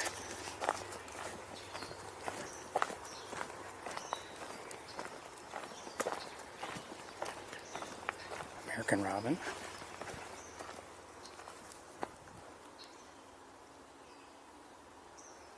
What was that?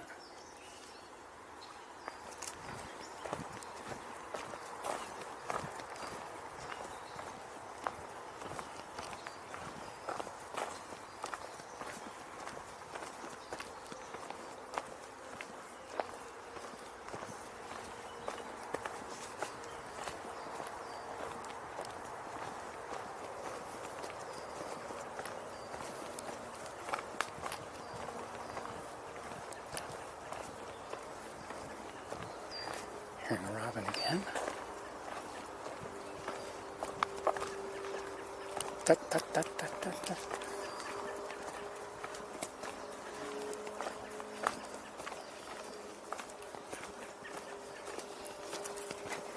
Haven't heard a wood thrush. By the way, I believe, while I was setting up in Montezuma, I was hearing a wood thrush or two. At least I think I was.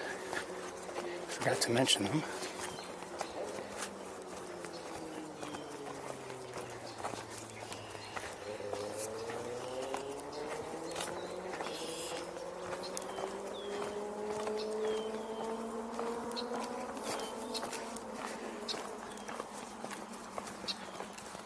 Oh, something just flew overhead. Too slow to, I think it might have been a green heron. Maybe. Maybe not. But out of my view now. Not a very, very fast wing beat. Not sure if it had quite the right shape. So maybe not. But it was, I think, larger than, let's say, a robin, for instance.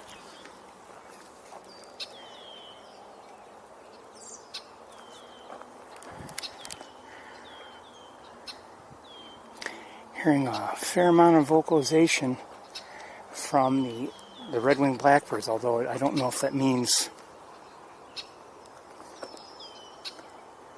I don't think it means there's a raptor, but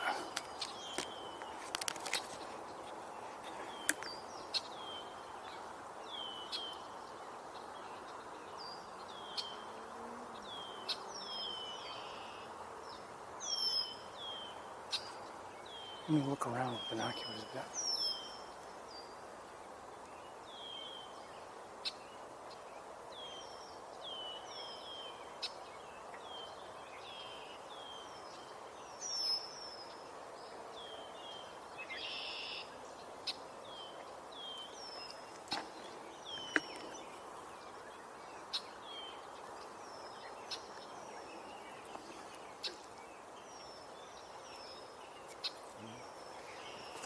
Vocalizations have largely stopped.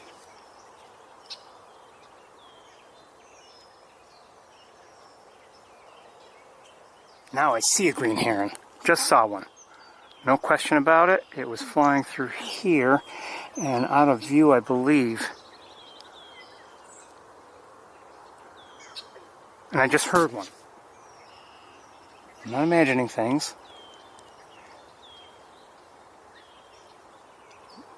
I heard that same sound, but I saw one fly through my view here. All right, let me look with binoculars quickly, just in case it landed somewhere we can see from here. Not that I see.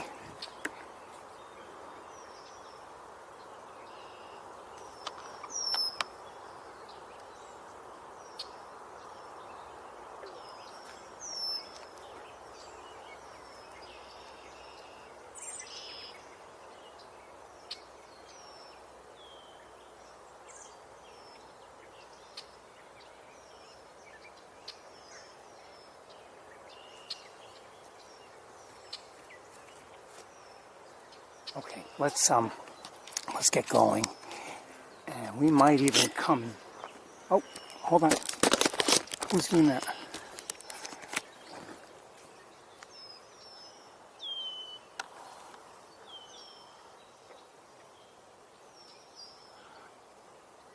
Guessing muskrat, but.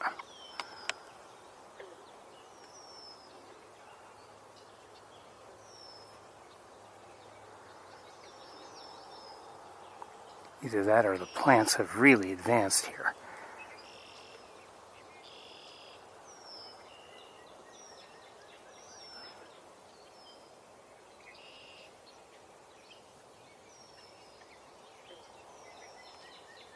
Okay, we're hearing a northern cardinal.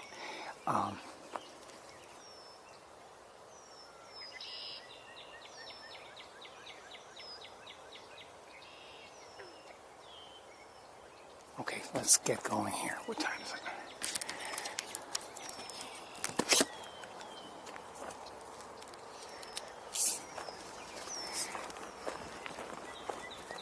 I think we might go back to the water just to have a look, just in case a green heron is within view there.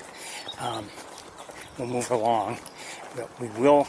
My plan is to stop at the Fuller wetlands because if I saw a green heron in flight just as I was rounding the turn here, back there, I should say, it's possible that it went to the fuller wetlands.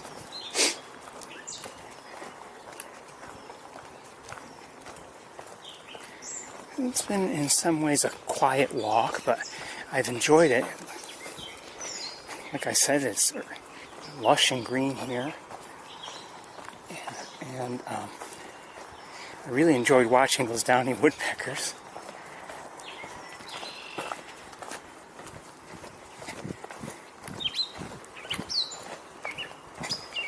It's a great catbird you're hearing.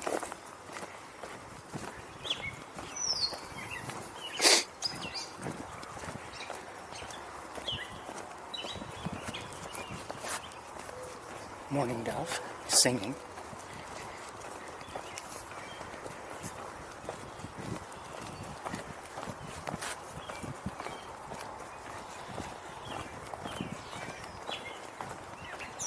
Gray catbirds again, also a robin, I believe, in the distance.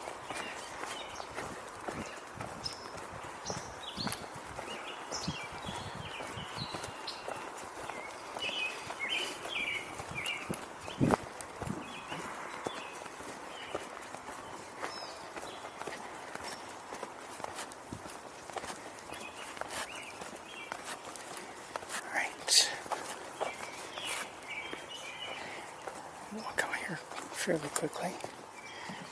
No dilly-dallying.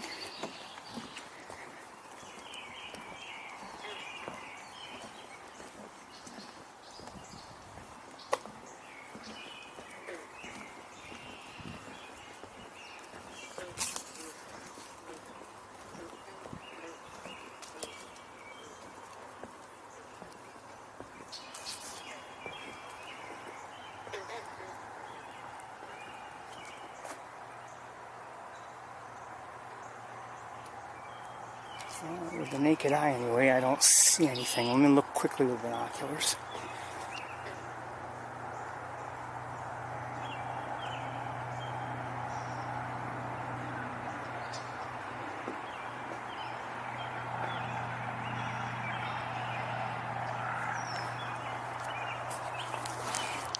Okay, let's get going.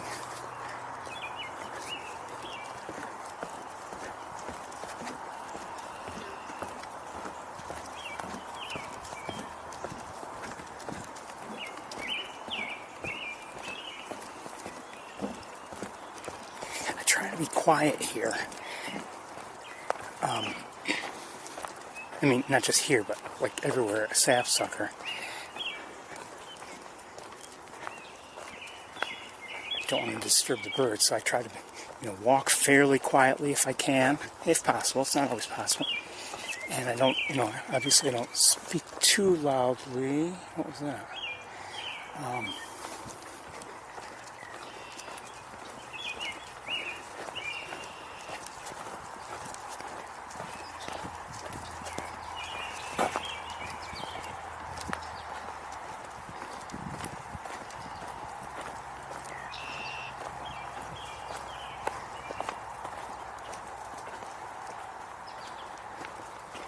In some places and sometimes of the year, it's very difficult to walk quietly here. In the fall, for instance, if there are crunchy leaves underfoot, it can be difficult. Or in the winter, sometimes if there's snow on the ground, it can be very noisy.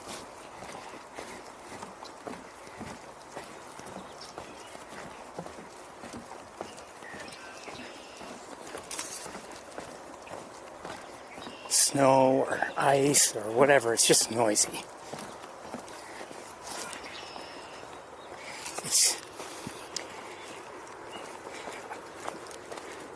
Sometimes if we've had a few weeks with it being noisy, and then maybe the snow finally melts or whatever, even if we haven't yet reached spring, but it's just, regular mulch and mud underfoot.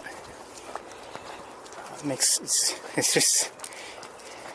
always a wonderful thing to be able to walk quietly again and easily. That's one thing about the winter. If there is snow on the ground, it gets to be you get your exercise. The geese are over there. I can't really film them because the droppings are here and I have to really be wary.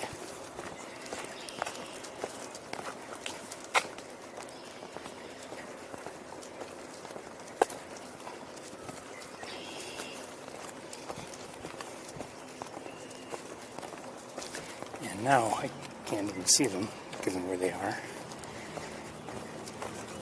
We're just going to go quickly back to the water and look around from there.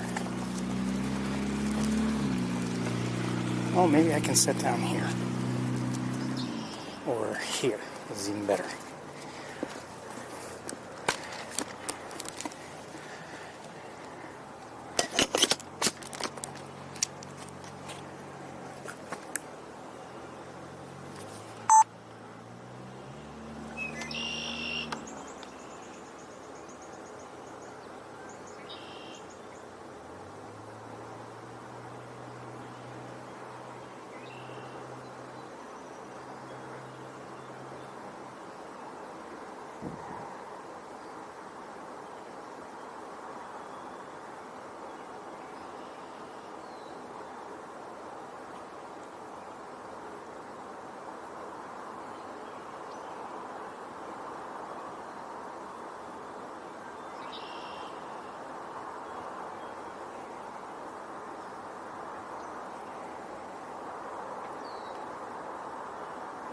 Ooh, that red-winged blackbird is banded. Okay, let's move on.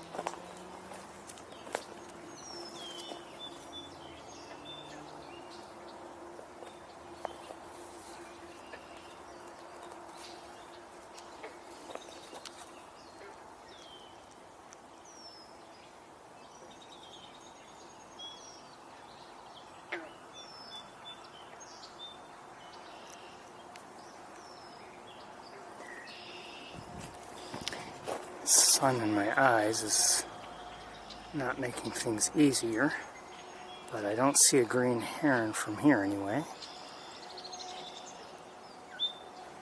So I think we're going to the car. I did see one very quickly, but it was in my view too briefly for me to show you. Unfortunately.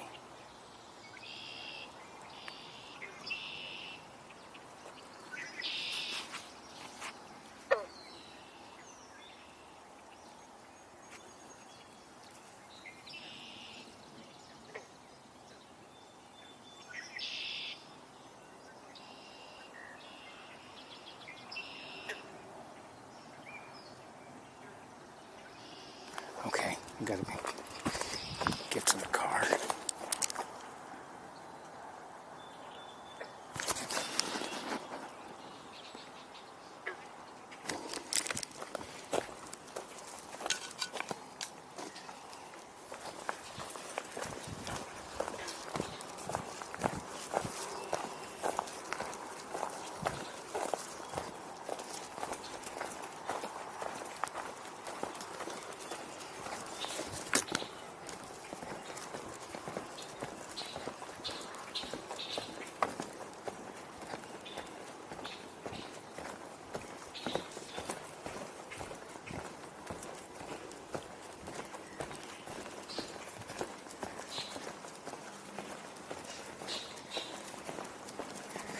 I wonder where all those people went. I mean, did they eventually get to the trails? I kind of doubt it. I suspect they did a tour of the lab and then they may have gone back to the campus. And in fact, well, the vans are still here.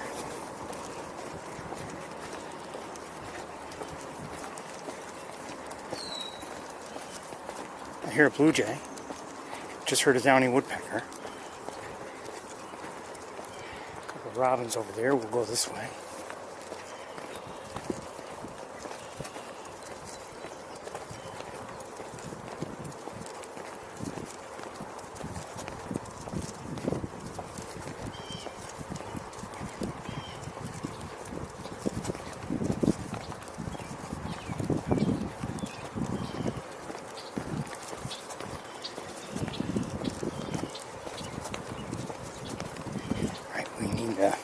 A minute or two to get in the car, and then we're going to the campus. Actually, these are labeled as, this one anyway, is labeled as the student shuttle. That one just says Cornell University on it.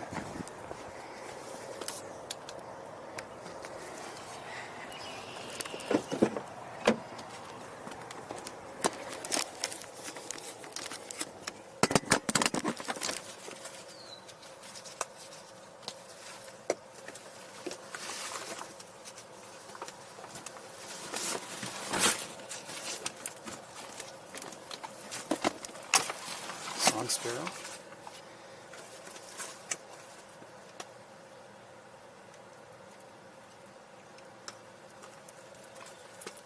Blue jay again. Red-winged blackbird.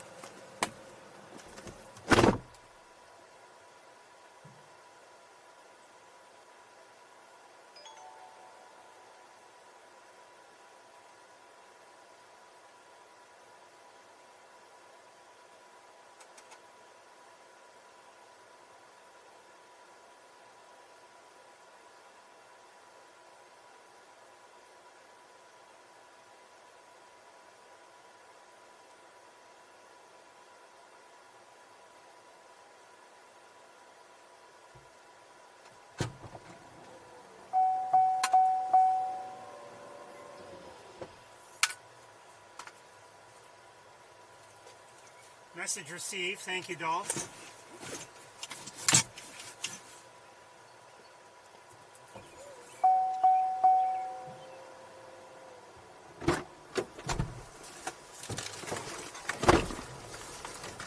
Let me just get situated.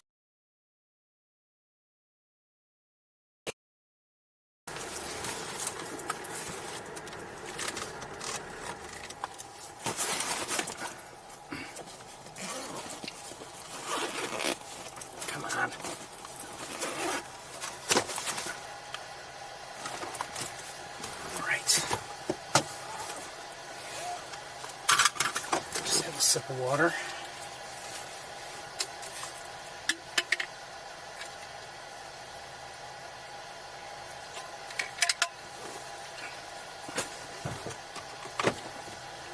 Let's go. Let's go. Thank you, Sapsuck. It's actually a nice walk overall.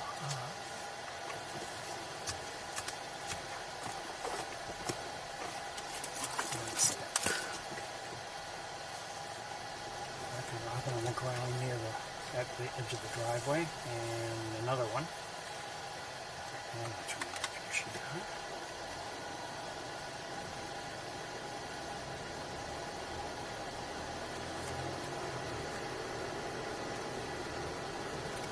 That year with 23 extra days dead. And no one cares. Okay.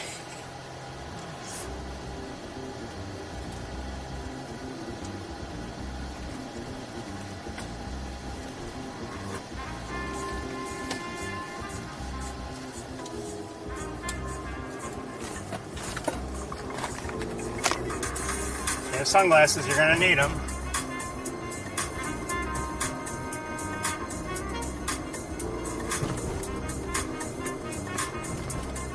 I'm dancing.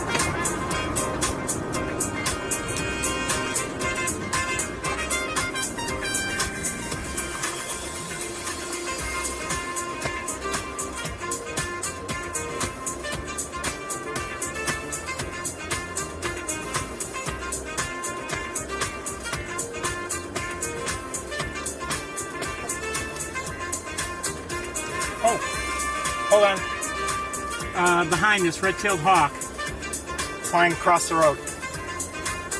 Hey, baby.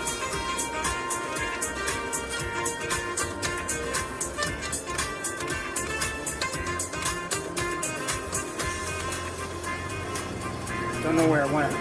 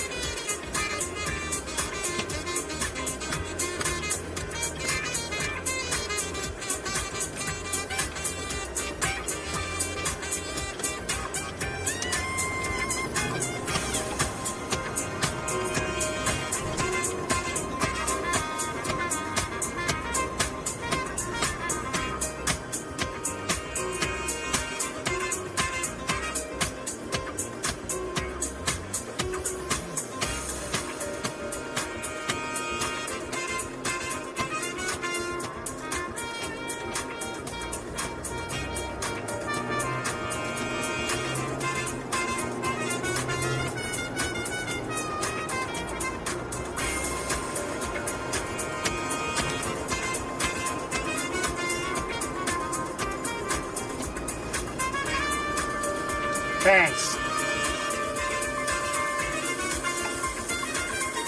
I saw that.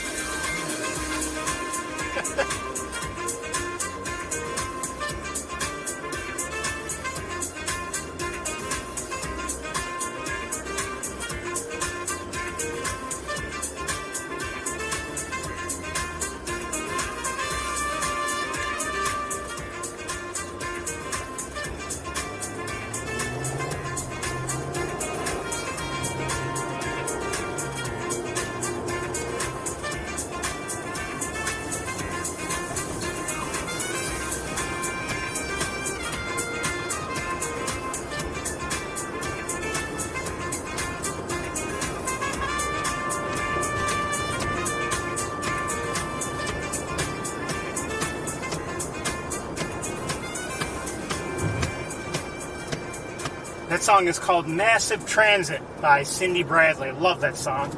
I really do. Gets me every time. Alright, we're almost at the Cornell campus right now. It's 79 degrees. I do have the air conditioning on because it feels good. Didn't realize how, well, it was warm here in the car anyway when I got in. But anyway, we're heading to the campus. We're going to look around. Hopefully we'll have some luck. Message says that, I see some starlings still there. Message says that we still have P3 in the nest, and one of the Ps is across the road in one of the trees. We'll have a look around. Things can change at any moment.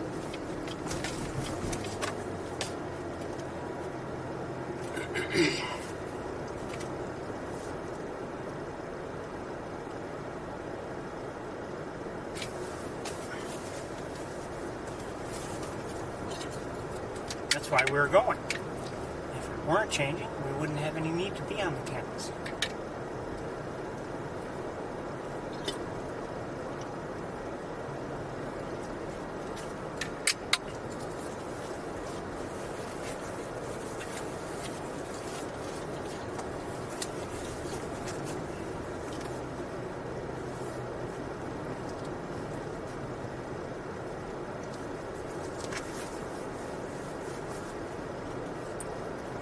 ahead.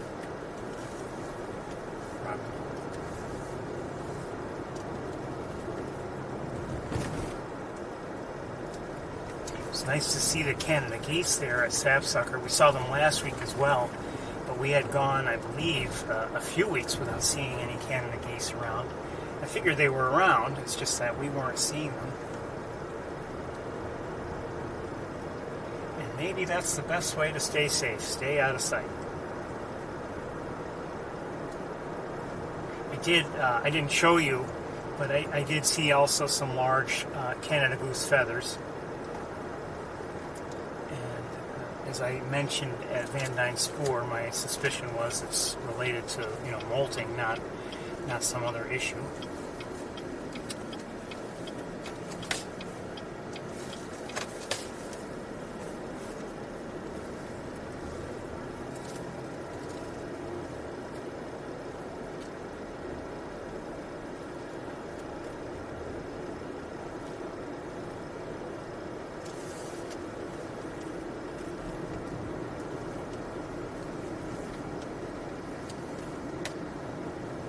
Are on the Cornell campus, by the way. Welcome.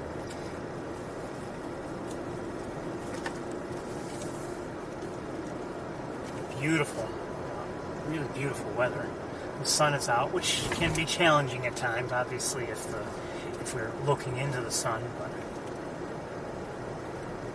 it can really do a wonderful job of lighting a bird.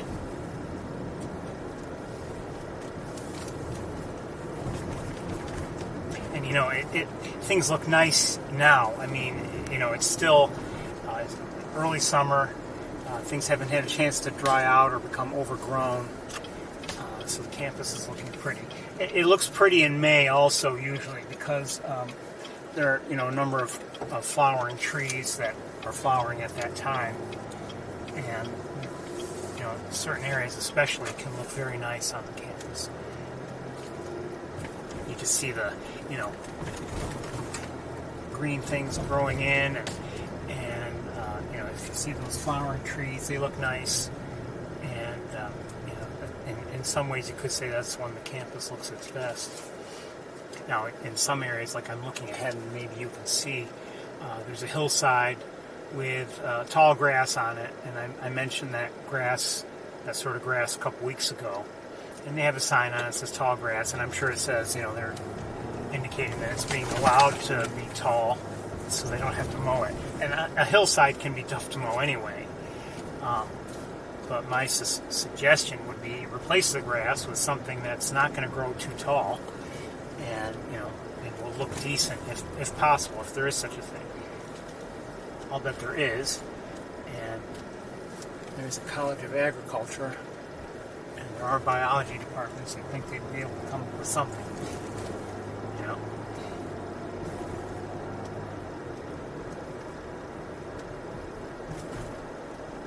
Just my thought.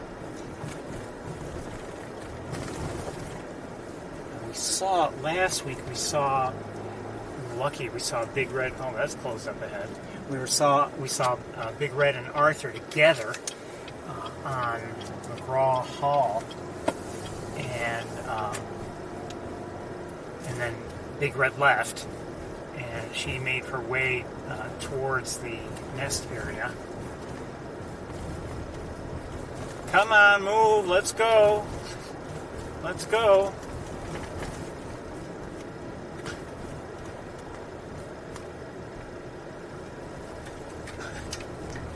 Oh well. If you're going to drive that way, you might as well walk.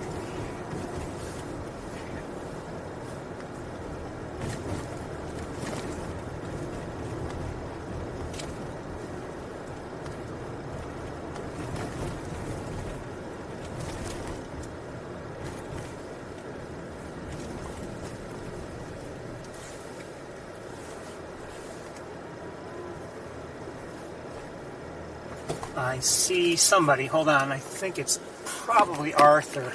Hold on one second. Yeah, I can't really show you. Well. Oh, come on. this won't be good, but we're not set up for this in the car. But he's up here. We're hanging a catbird on that light.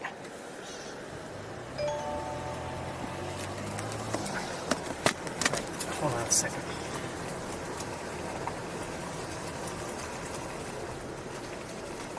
Okay, well, all right. Well, we'll get to things. Let me. So Arthur is in the area, and I see Big Red on Bradfield, and we're just gonna let's get to business. Let's park the car. I mean, let's face it. I say let's park the car. You're not parking. I'm parking.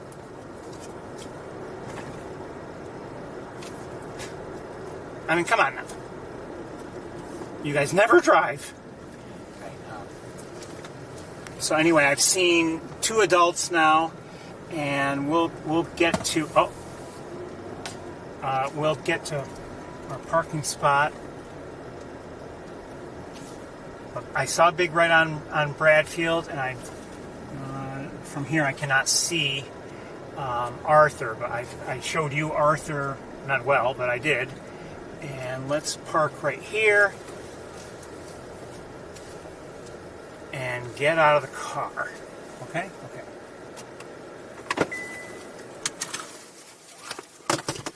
All right, we're here. I'll be right with you.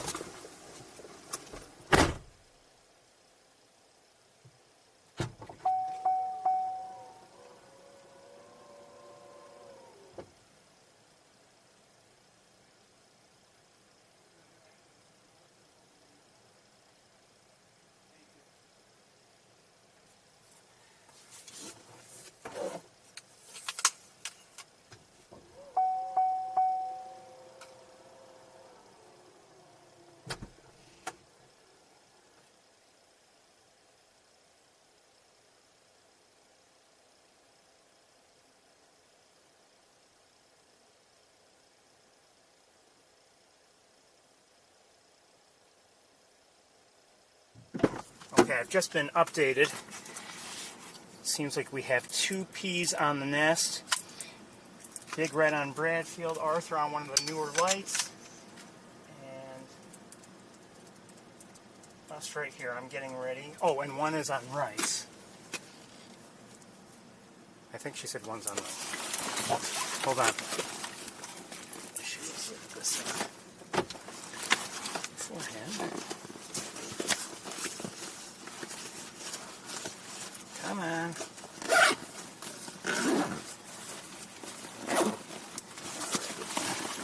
Come on. Don't fight me.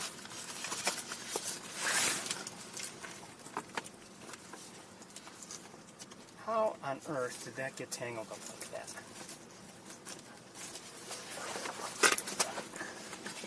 It's a conspiracy.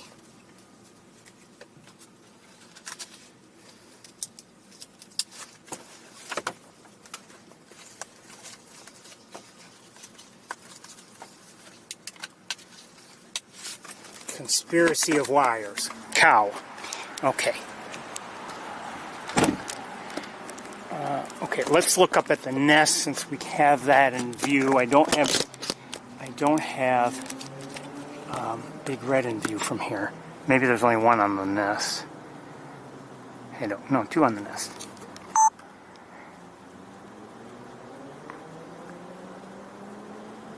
Yeah, 2 on the nest, 1 on Rice. Let's go look at the 1 on Rice. I can't see the 1 on Rice from here. Let's go.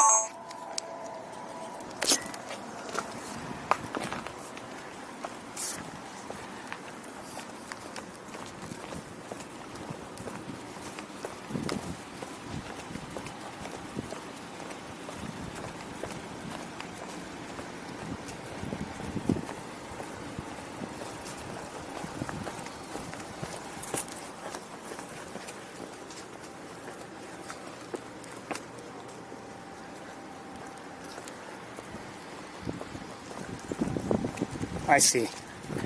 1 on Rice is now in view. Looking very pretty. Come on. There we go. Oh, took off. Heading to the nest.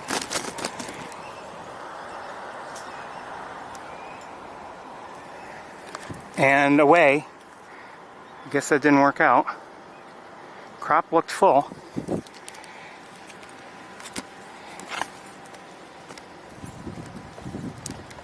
And let's look up at Big Red. She's in view now.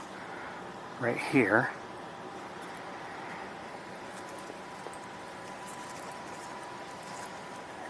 And up at the nest.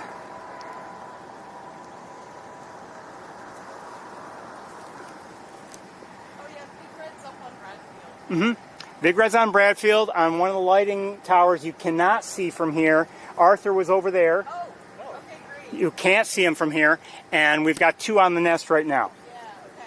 Yeah, we thought we would have seen Arthur flying around earlier when we got here a couple hours ago, but I'm not sure. And the one, there was another one, you just saw that one, right? The one flying around? Okay. It's so exciting.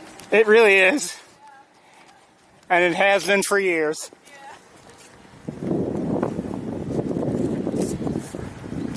It has been for years. What a joy. Really is. Never thought I would do something like this. Hold on a second. Now where's,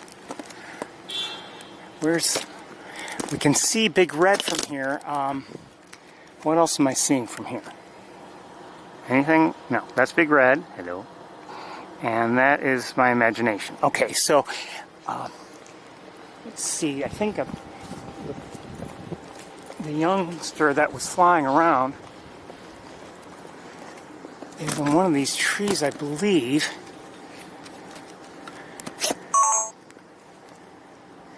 We'll look up at the nest in a moment. Again, actually, no, we better not walk too much farther. Hold on. Just because of angles.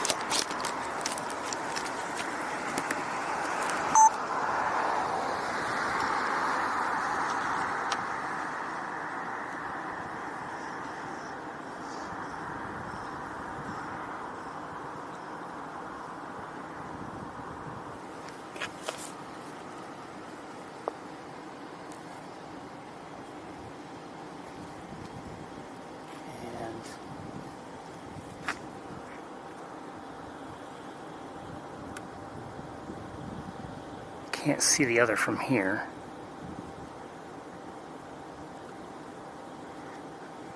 Big difference in appearance from last week, and there should be.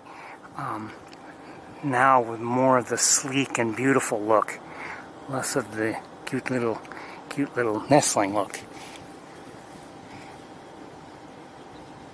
I'm hearing house finches. And we're going to move on in a moment. Yeah, let's move on.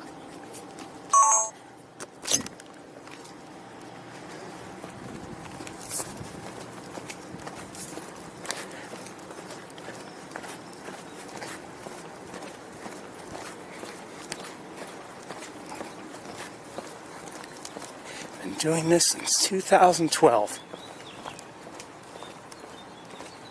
Let's look at Big Red while we're here. Not a great angle, but it's the one she's allowing us, given her positioning.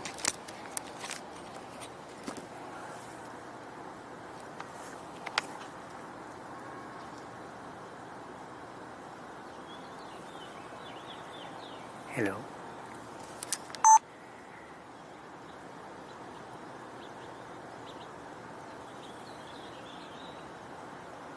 Kind of sleepy.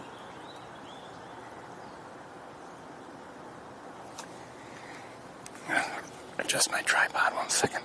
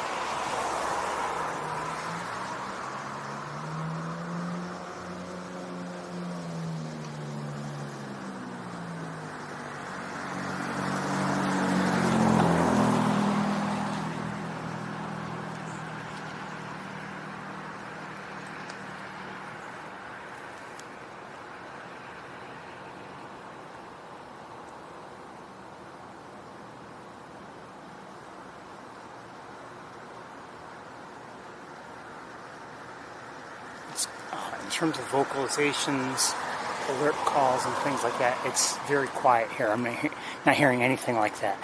And so, as for which one, I checked the chat room. 1 second again. Let me look at it again.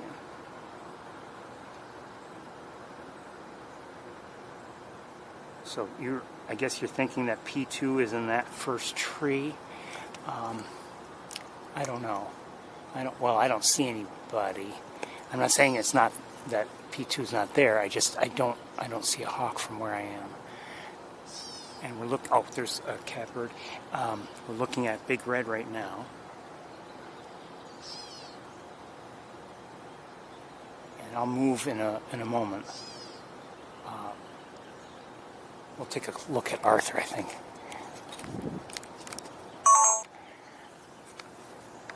Assuming he's still where he was.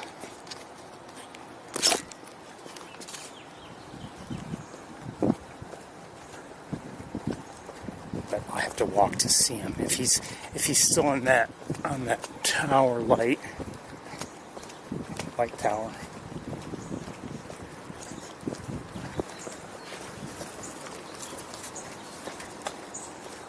Catbird here, sorry, catbird.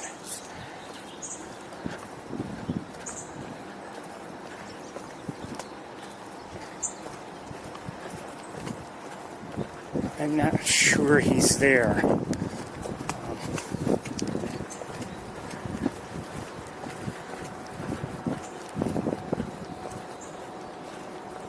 I don't believe he's there. Song sparrow.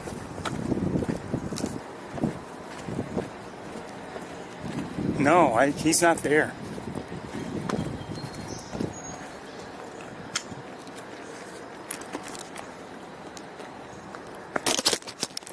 He was. Hold on, let me adjust again. He was on this lighting tower here, but he's no longer there, obviously. So let's go back. Oh, you know what? From here, I'm going to look at that tree.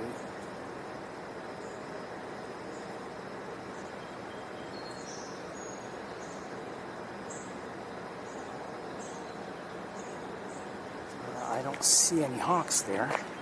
Hold on.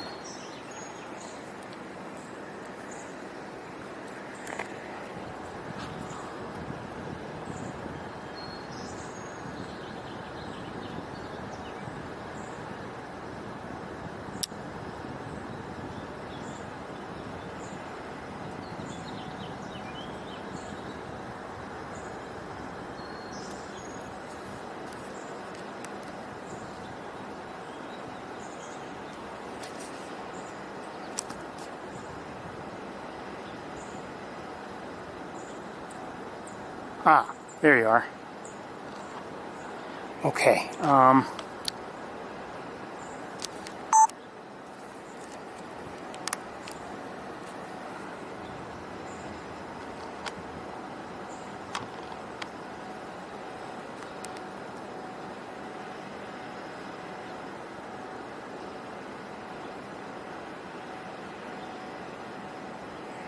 me look with binoculars.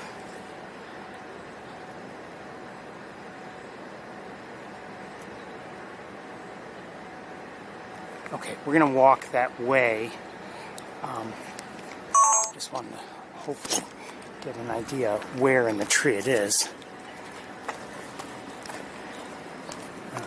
Not to say that it'll stay there.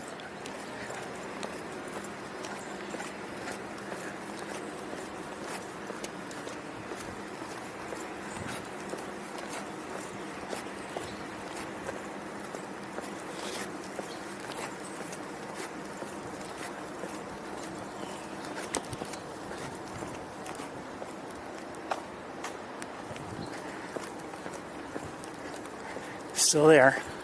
So let's stop right here.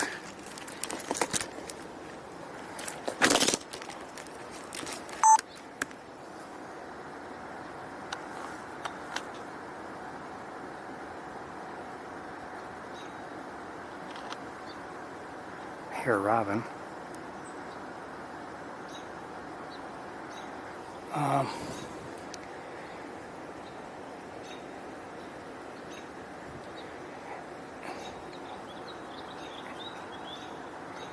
you know, we're gonna move.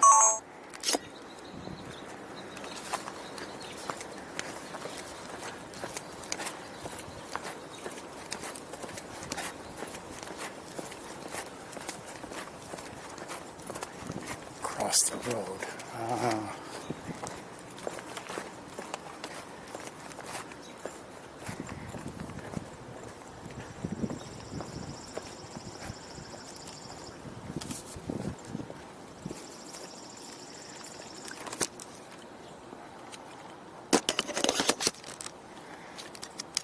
I wonder if it, oh, might be better on the other side of the tree.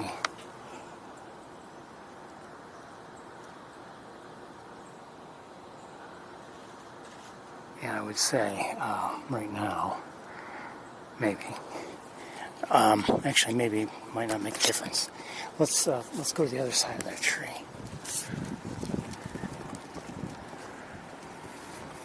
Wait for this car to go by. Come on, Subaru.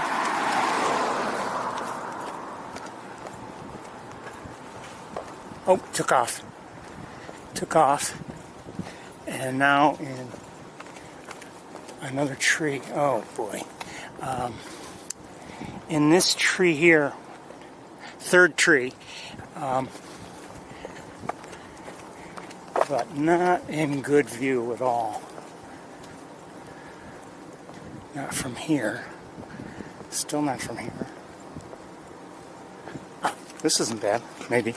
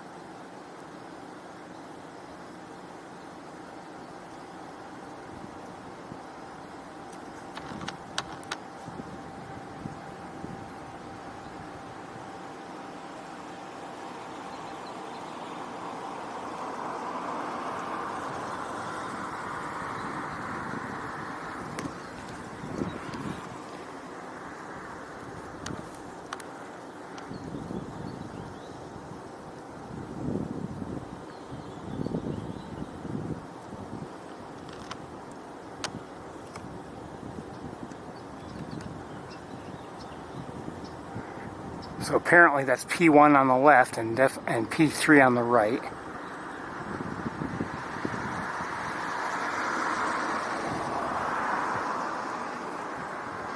And P2 is apparently in the tree across the street.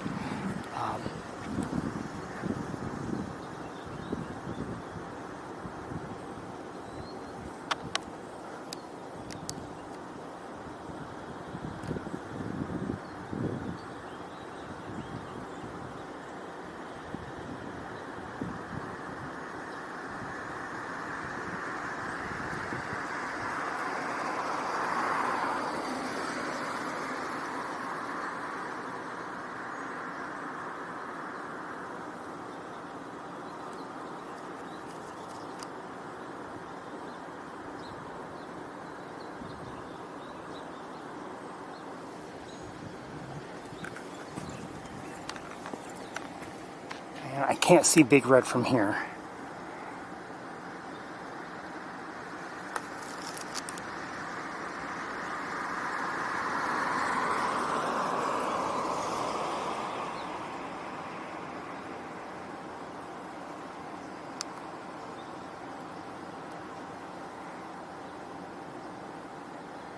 I suspect this one's going to take off very shortly.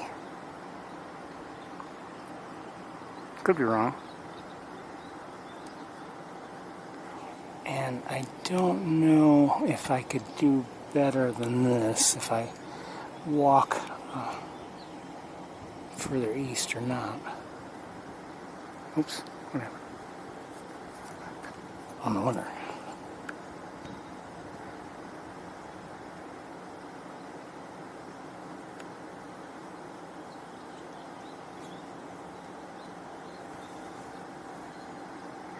Looks like we're thinking about it.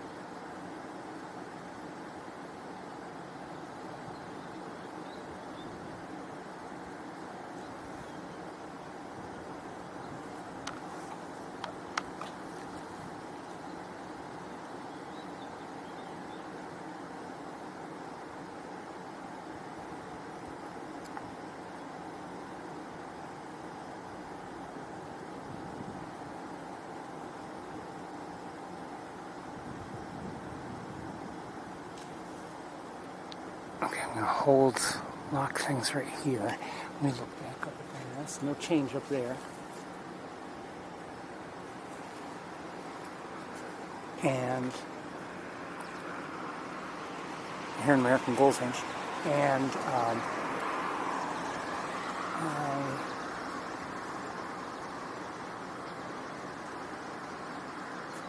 can't see the adults. I suspect that Big Red is still where she was on Bradfield, but I can't see her. And as for Arthur, we have not seen him in a while. A little bit. We saw him very briefly, and then when we went back to see him, he was gone.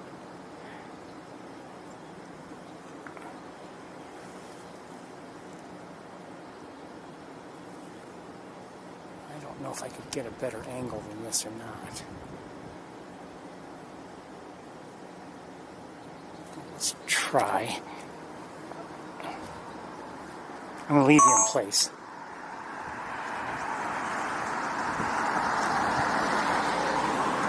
That's worse.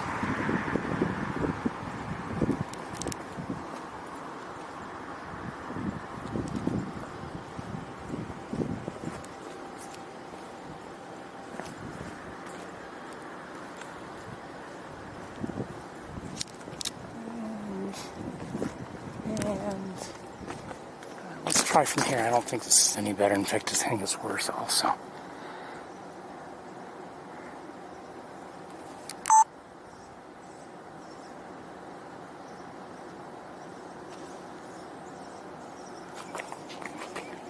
Okay, he or she is going across the road.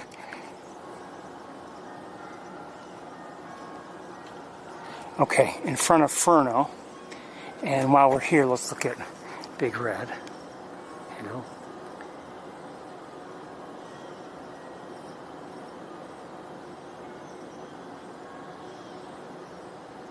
Okay, let's go see if we can catch up with the one in front of Furno. Hold on.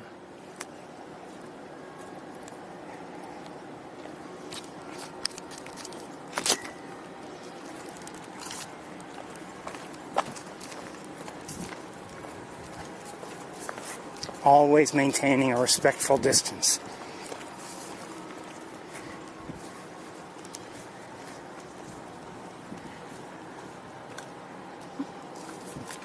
I'm not sure where in that tree. Hold on.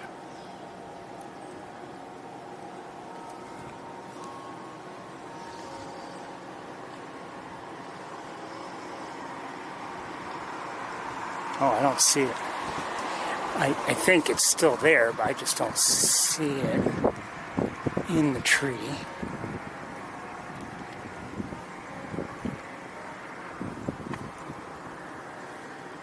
We may go up that way anyway and look back at the nest, which actually might be a good idea. But let's look from here while we're here.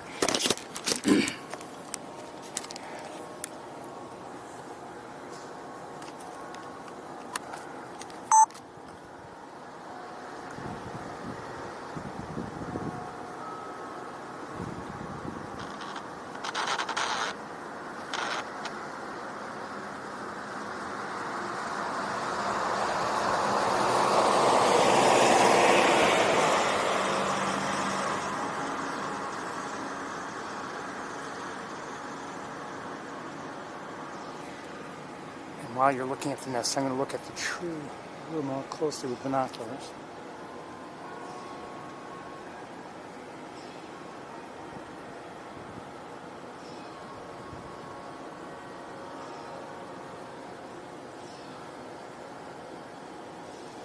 I don't see it. I don't see it.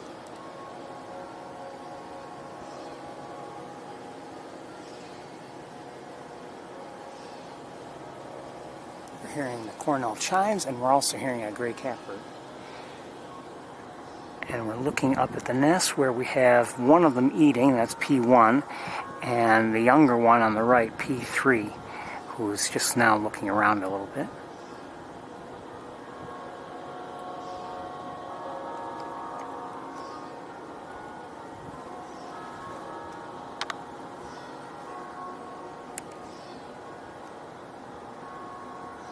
Say cheese.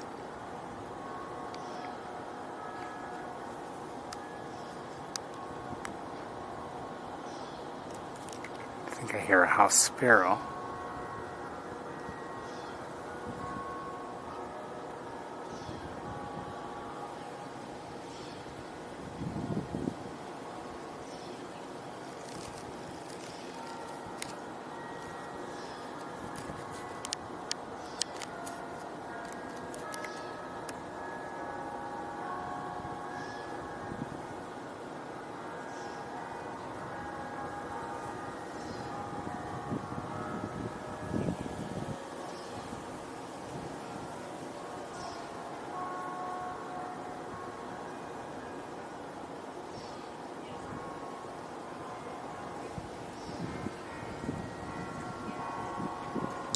Still don't see P2.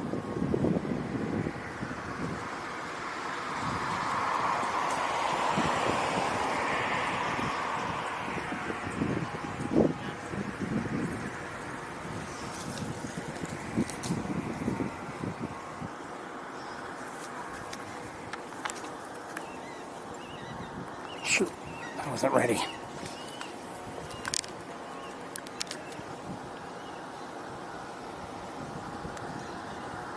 Okay, now in the other ferno tree, we've got P1. Sorry, I wasn't ready for that flight. Oh, right there.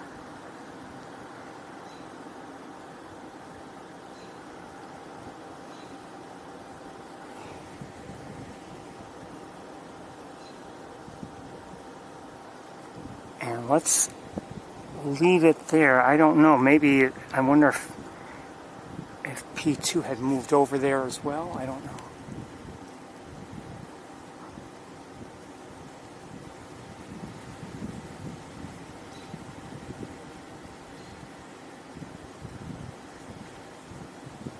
Oh, I see P. Oh, I just saw P2. Hold on. I don't know if I can get P2 in view for you or not. Wait, I don't know. Right there. And then, oh, wait a minute. I don't know. Is that P1 that moved over there? I don't know. Oh, no. P1 is still in the tree on our left over here. And then P2 is somewhere in here, I believe.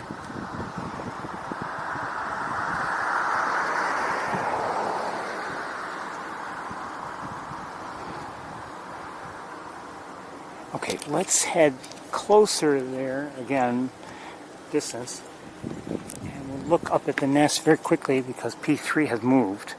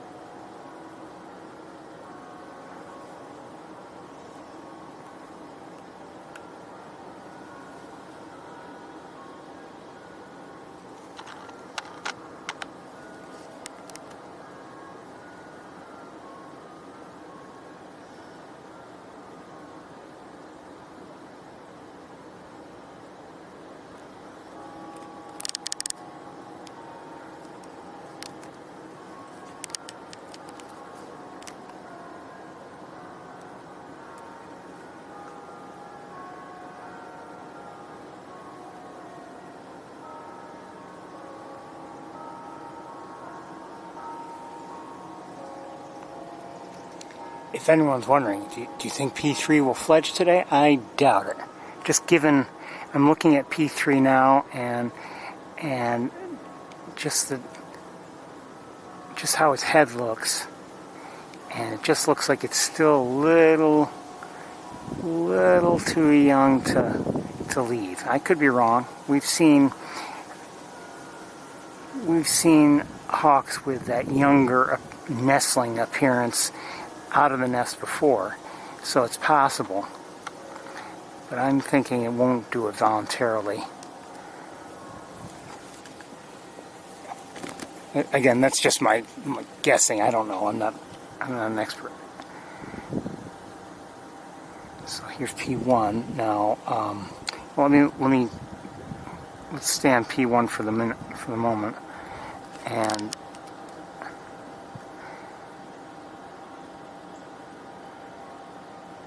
P1 has his eye on something. And as for P2, I just saw some motion. Oh, this other tree closer to us is really blocking our view. Not sure I can do anything about that.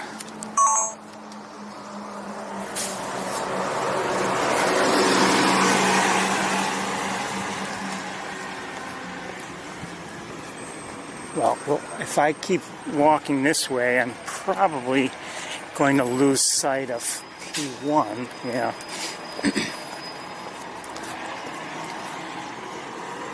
Big Red is still where she was.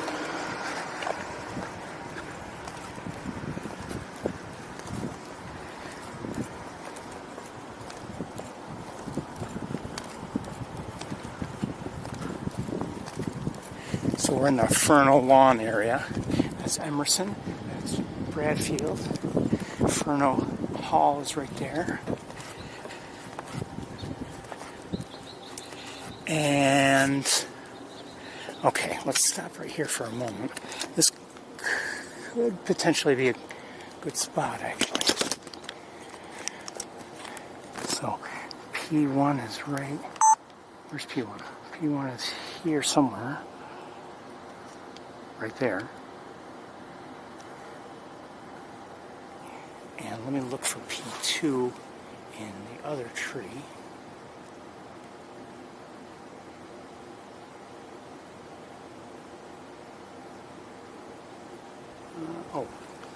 Barely see P2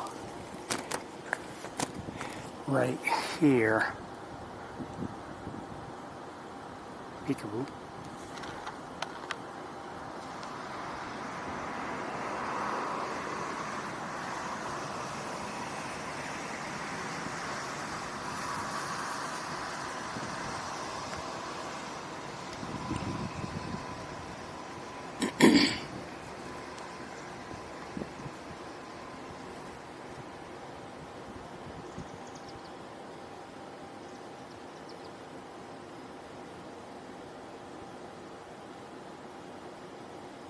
Barely see P3 on the nest. I'm hearing a killdeer.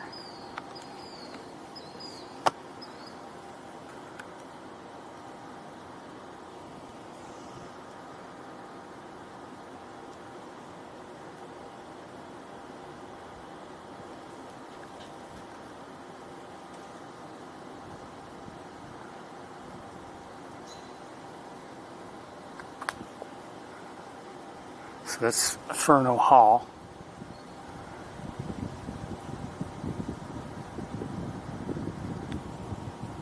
And P1 is right here.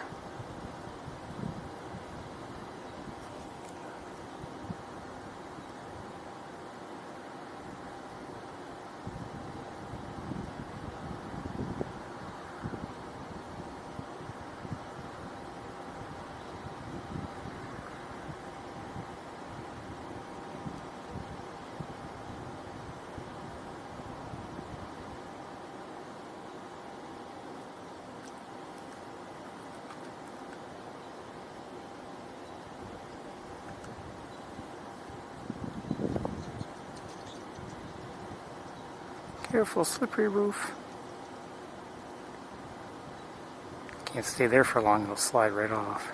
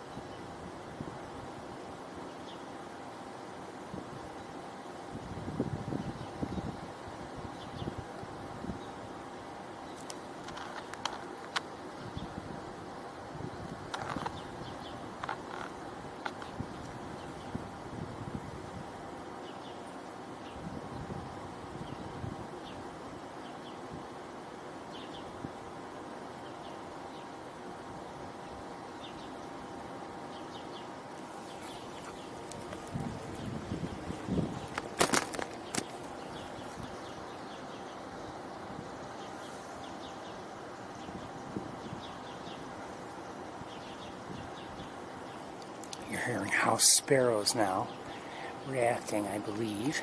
And can I still see P1? I believe so, maybe? No, maybe not. No, right there.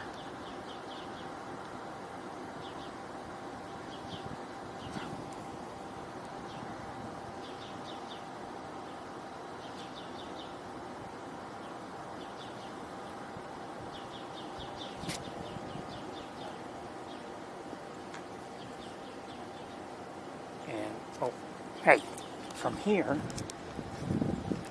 well, it may have changed now. I was going to say I could see the nest and I can see Big Red, but I can still see Big Red. I'm not sure if I turn around if I can still see the nest.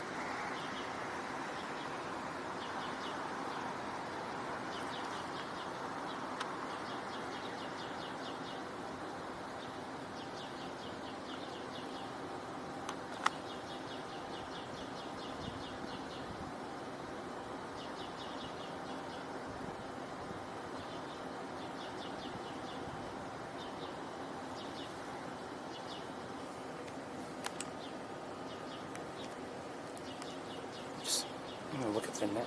Come on, wire. Jeez. Even when I'm out of the car. Can't walk farther over here, then the tree gets in my way.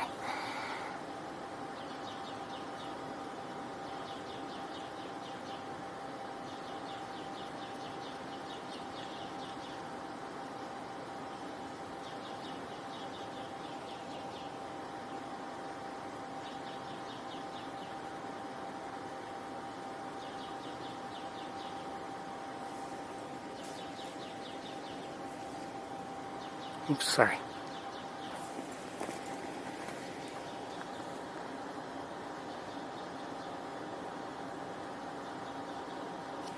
And I can't see the rest. I'm not going to bother even point there.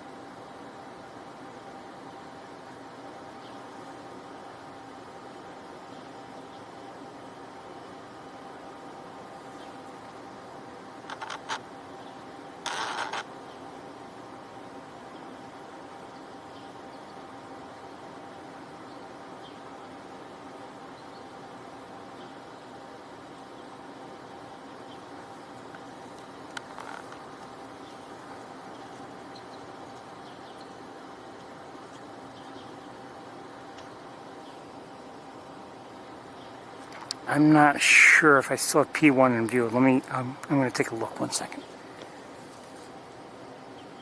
I do. It really hasn't budged. It's hard to find. There.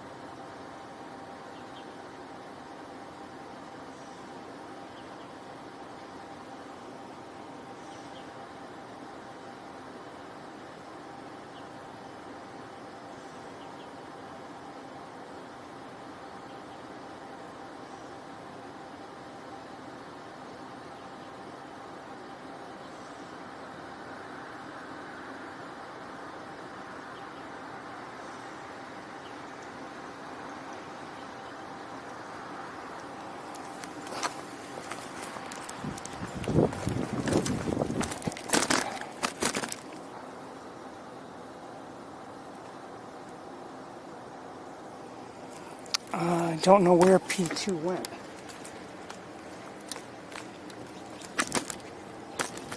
Adjacent tower.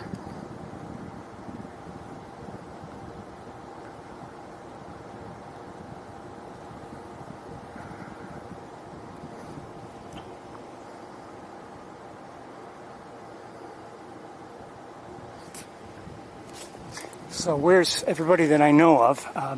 Here's Big Red on Bradfield. On the adjacent tower, not the nest tower, that's P2. Can I see? P3 is right there on the nest tower at nest level. And P1 is in a tree in front of Ferno. Where are you? Where are you? There you are.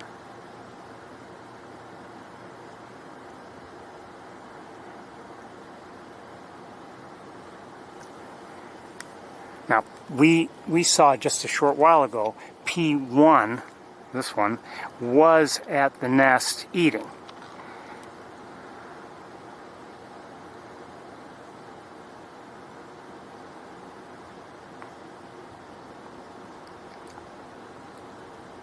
So maybe it's no longer, or at least not currently hungry.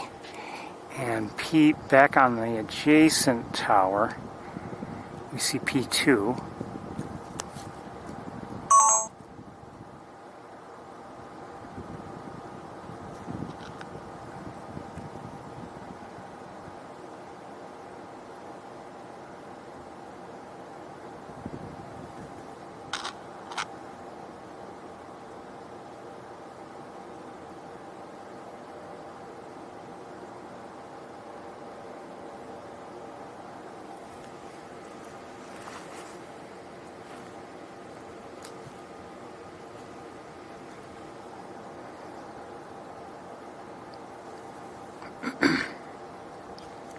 In terms of alert calls, it's still very quiet. I am hearing some house sparrows right now, but they might be in response to P1.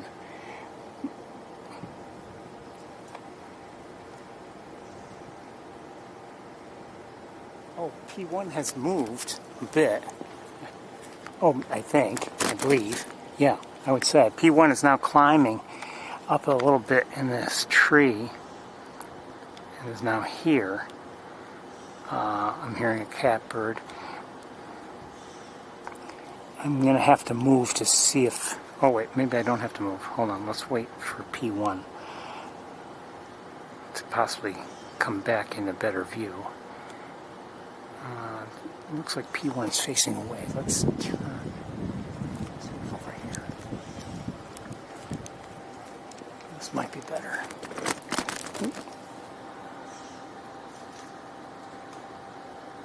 For the moment, anyway. So again, this is P1, or at least I believe it's P1. That's what everyone seemed to think.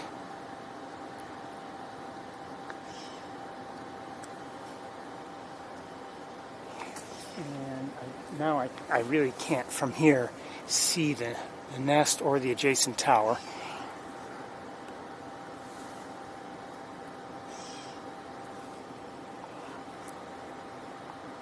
If I were to, I'm not going to do this, but if I were to walk to right up against the Ferno building, I don't believe I'd be able to see this hawk at all. So I think we're best off right here.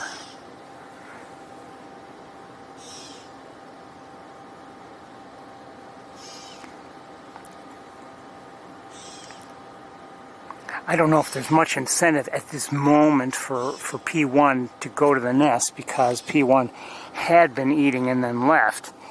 I'm assuming it was full and or lost interest for some reason.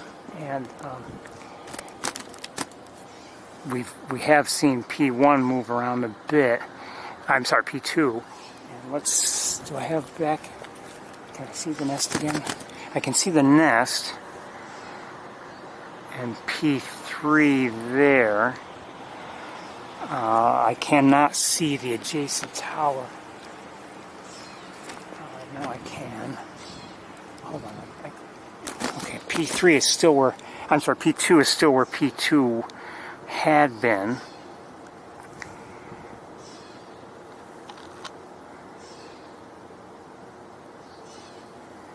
Me and my shadow.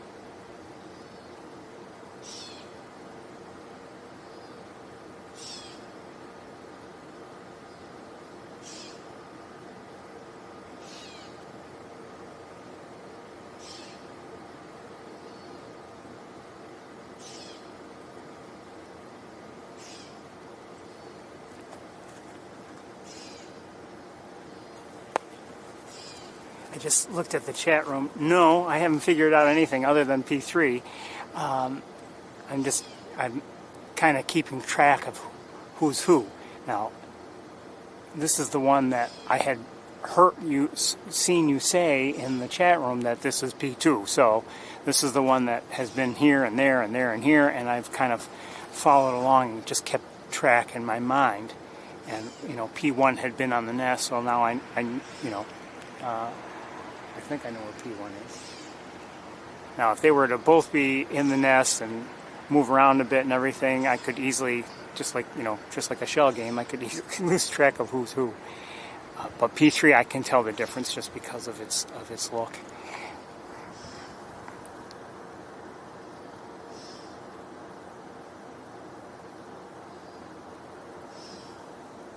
What you looking at?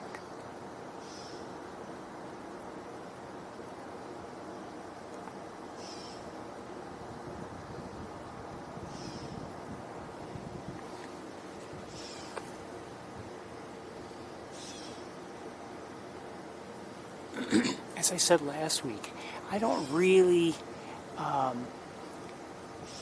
keep track of the differences, and very often I can easily get confused.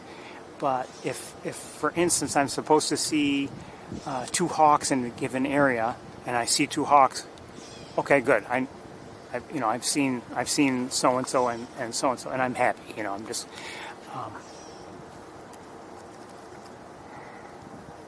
And I know I've seen everybody tonight.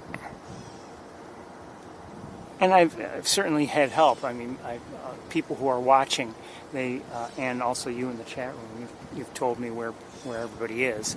And that has certainly helped me find everybody. Except Arthur. I found Arthur on my own. I found Big Red on my own. Before anyone told me. And I assumed P3 was still in the nest, so that was easy. I'm going to look back up with binoculars at that tree. Now, I can see P1, but barely. I've got vegetation in the way, and also, it's starting to get dark. Of course, in a tree, got lots of shade in the first place. Let's take a quick look up at that tree. I'll show you what I mean. If I can find with this camera.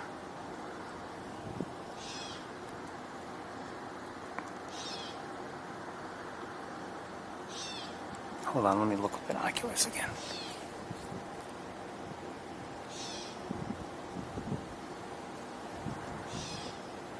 Oh.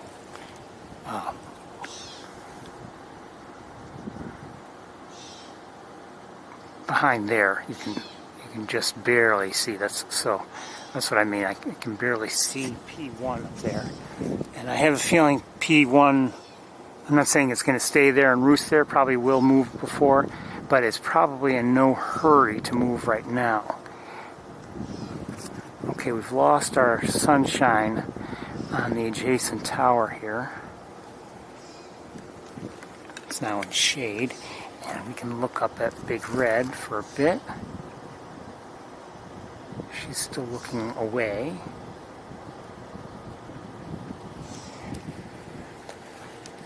And we're going to do a little walking.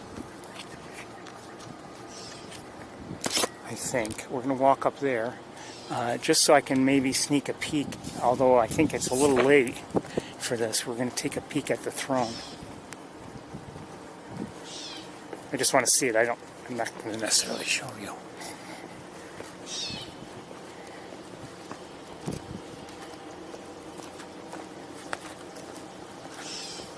Might get a better view of P1 from here. Yeah, probably a little bit. Can't quite see the throne yet.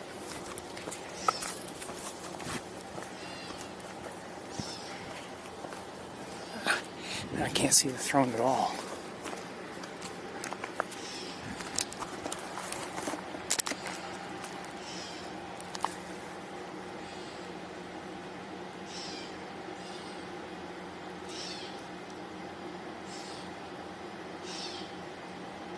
I don't believe he's down there. I don't see the entire throne, but I don't believe he's up there.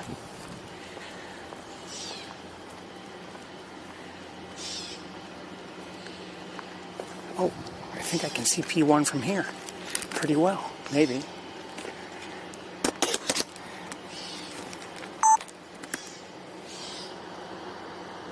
Hello.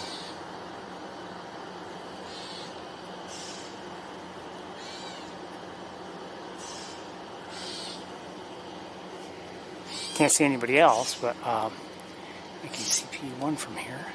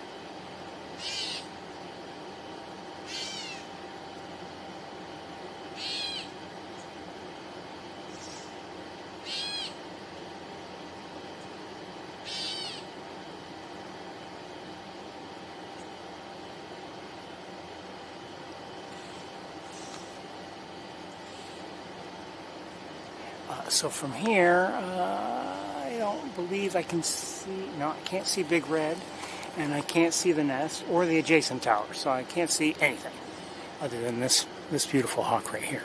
I'm going to move just a bit and maybe improve our view. Maybe.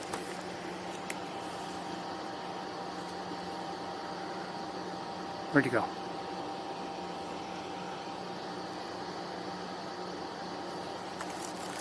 There you are.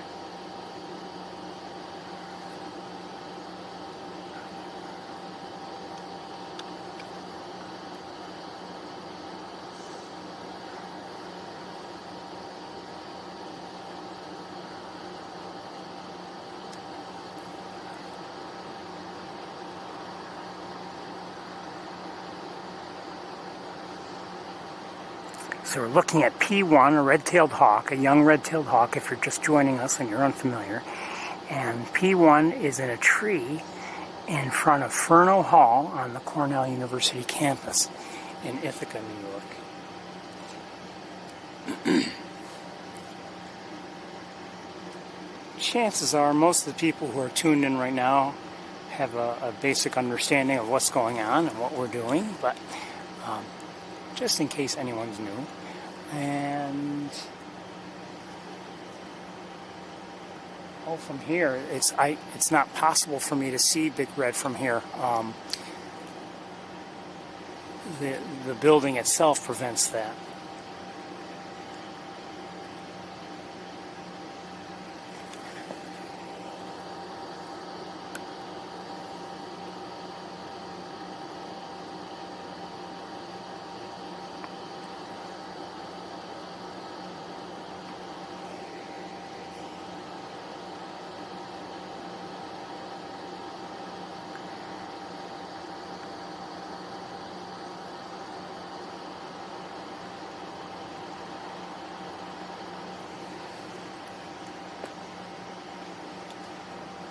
The catbirds that were here, there were at least two vocalizing. They're no longer vocalizing. I'm not even sure if they're still here or not. And is P1 ready to make a move? Possibly. Is there some reason for that? I don't know.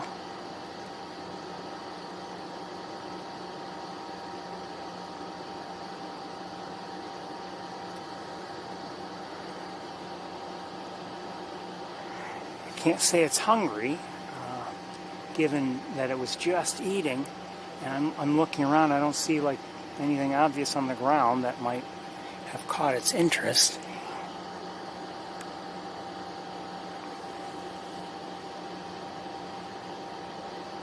I suspect it's going to maybe decide, okay, I don't want to be in this tree anymore, but I've had a nice look at it anyway.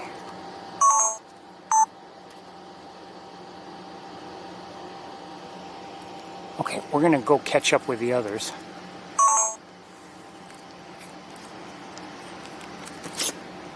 I suspect that P1 will make its way towards the nest or somewhere else before it's all over. But you know, it might, who knows, if it's happy, it might just stay in the tree and roost there tonight. Okay, from here we can see Big Red now that I've walked a few steps. Take a quick look at her. It's not the best. She's looking away still.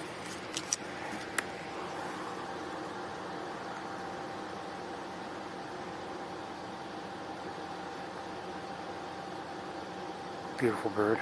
She is beautiful.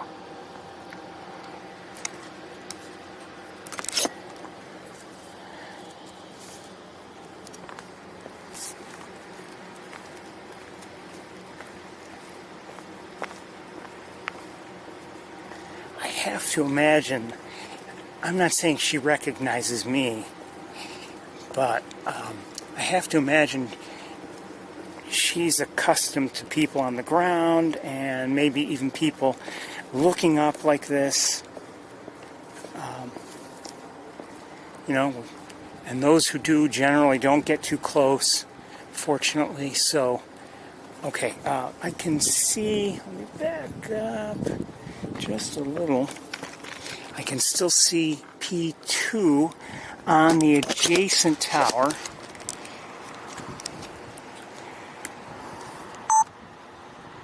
now in sunshine again.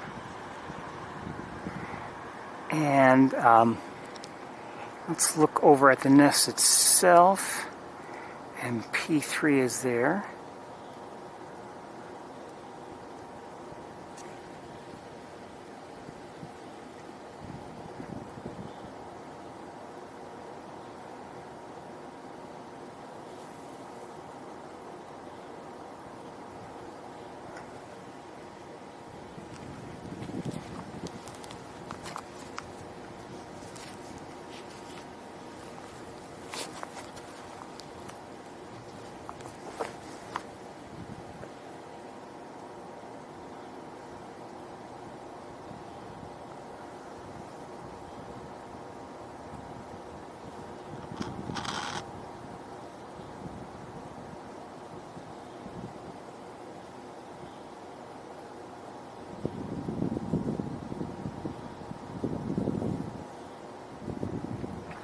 We know it's a matter of the lighting and everything, but when that tail dips down to be in the light, it looked awfully red there for a moment. And we know for a number of reasons that that's not the correct coloration. I mean, even with an adult, very often the underside of the tail feathers from this angle wouldn't look red.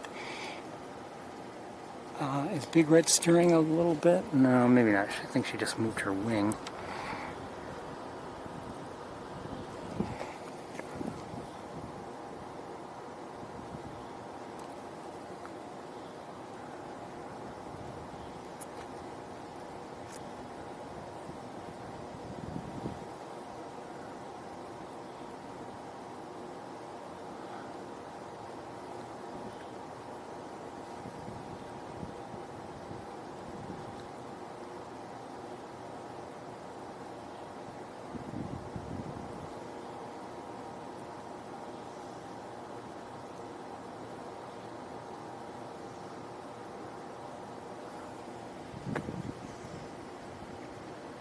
This is P3.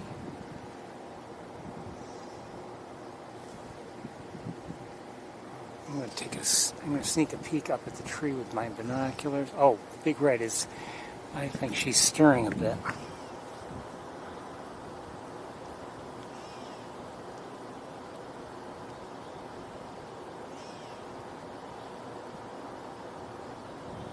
She may stay there. I mean, she's very likely to, roost on Bradfield. And P1 is stirring a bit, I would say.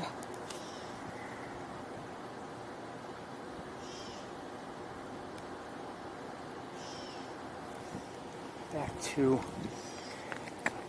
the adjacent tower and P2.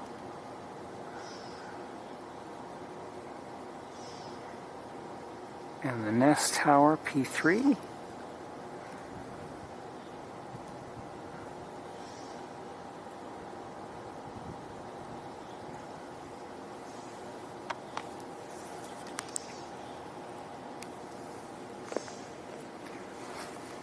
And we've only had that one brief, not so good look at Arthur. Haven't seen him in a bit. For all I know, he's on top of Bradfield, but I can't see up there from right now.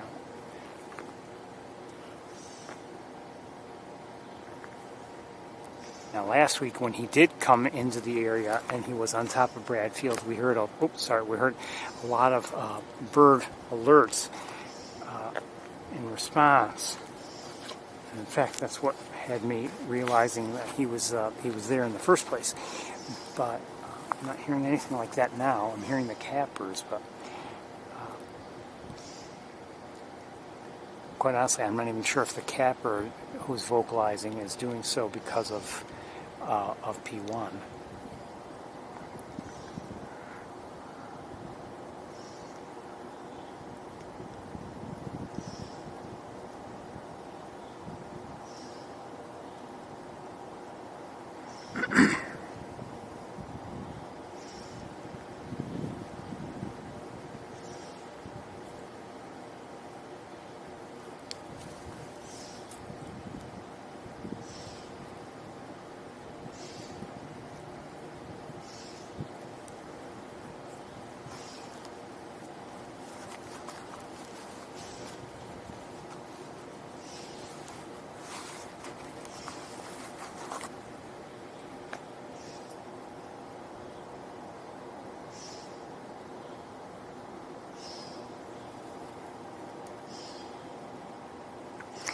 you know, I see P2 looking around quite a bit. Then again, so is P3.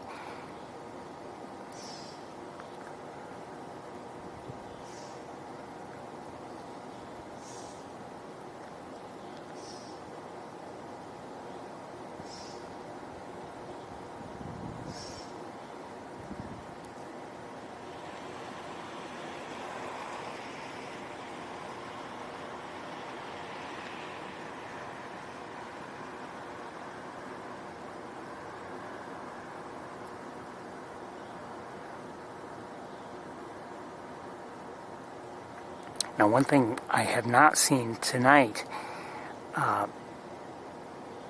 don't believe I've seen P3, you know, so if anyone's wondering about, oh, could it fledge? I'm not saying it's always done, but I have seen no wing flapping whatsoever. That doesn't count. No real wing flapping, no testing, no exercising those wings. So, although I would say this, there have been times when it was looking at the adjacent tower, or it seemed to look at the adjacent tower, and it almost looked like it was considering, could I make it over there?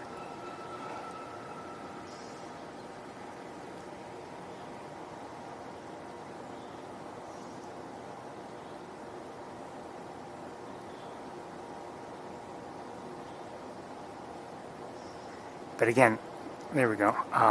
You know, have not seen a lot of what we call flapsercising. Not a lot of exercising of those wings.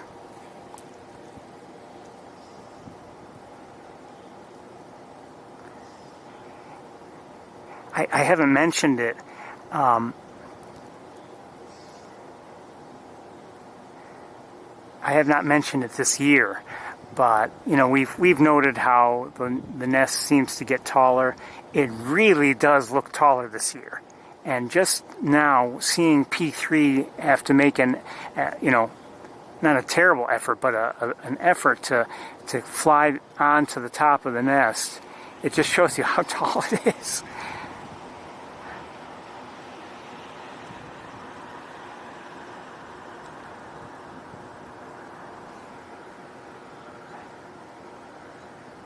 Okay, I'm hearing a robin.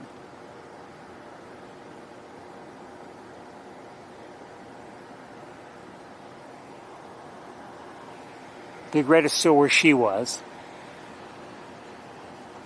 But I'm hearing a robin in the distance. And I see P1 is still where P1 was, and in the tree, and doesn't look like it's in a hurry to move. So here's P3. P2, who might take off. In fact, I think P2 will.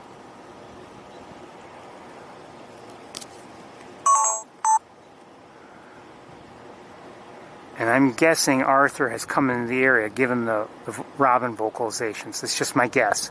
It could be a late day thing from the robins, which sometimes happens also.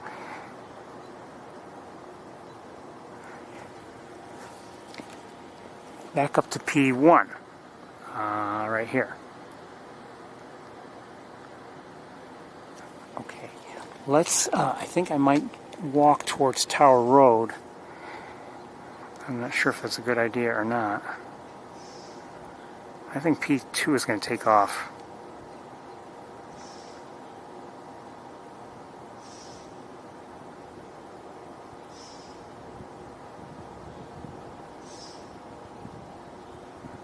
Is P2 peachier than P1?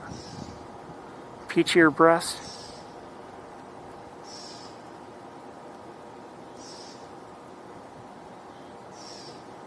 That's what I mean, it's looking like that to me.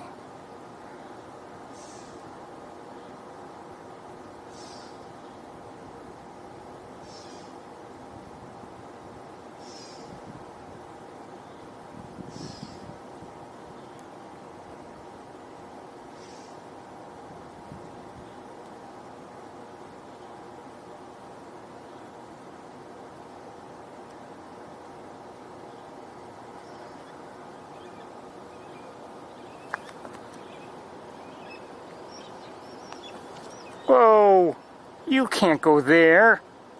So P2 is now on Bradfield Hall, and Big Red took off for here, this the nearest lighting tower.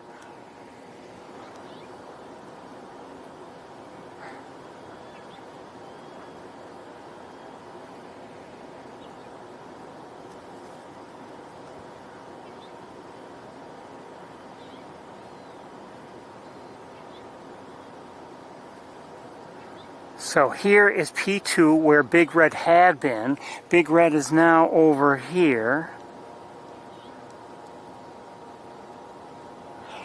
P3 is still on the nest, moving around again a bit. And P1 is still in place here.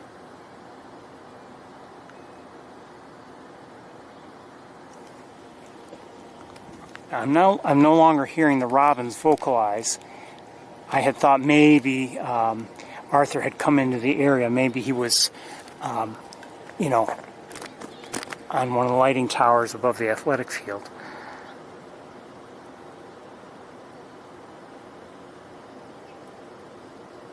Just a guess on my part.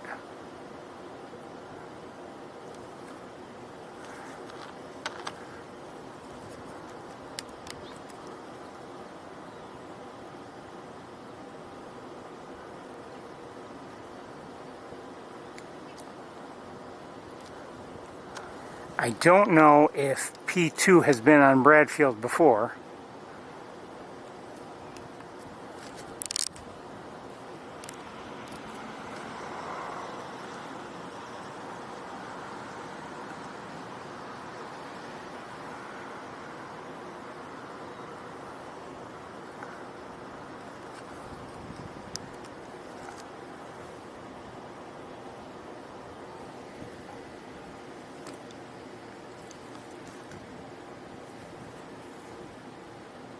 Everyone's still in place. P3 on the nest, Big Red on that lighting tower. P2 we're looking at on Bradfield, although P2 looks like, oh, we might have a takeoff.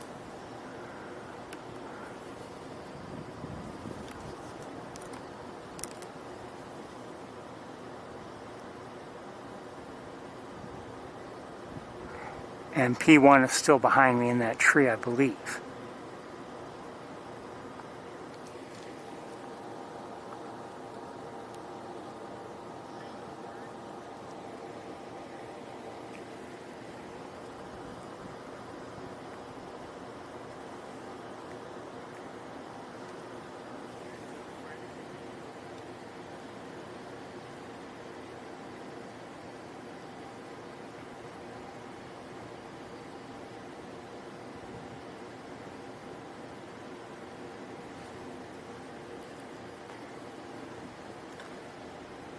Just took a peek at the tree. P1 is still there. P3 is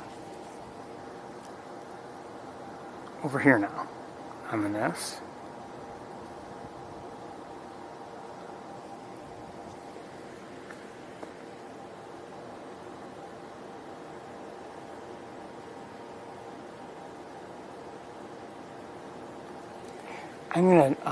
I think we're gonna walk towards Tower Road. Not sure if it's a good idea or not, but we're going to do that.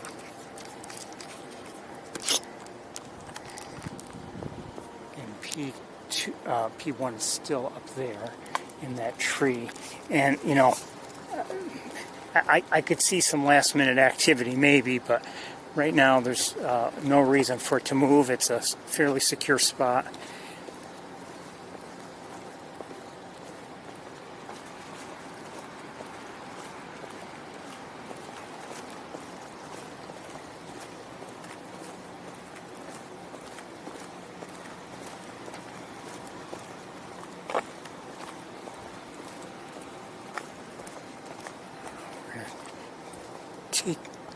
Am I hearing a robin now?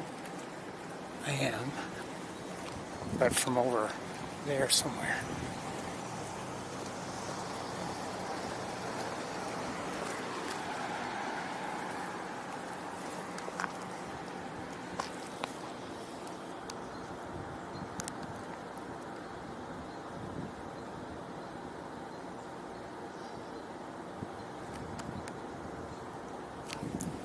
has come into view. Hey, mourning doves on the road.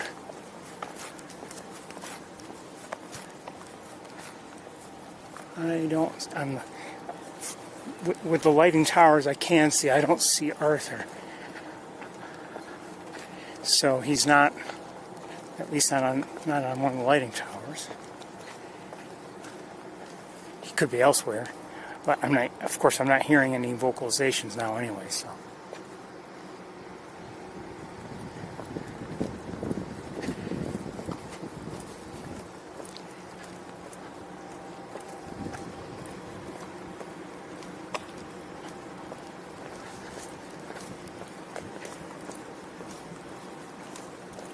Reminder that we had seen we had seen P1 eating on the nest.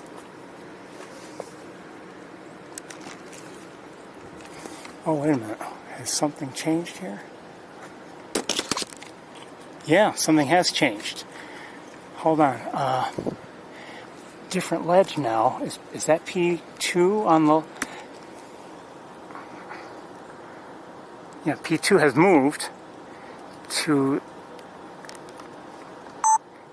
moved to this ledge. I don't believe that's the same ledge. P2, I believe, had been on this ledge and is now over here. The nerve.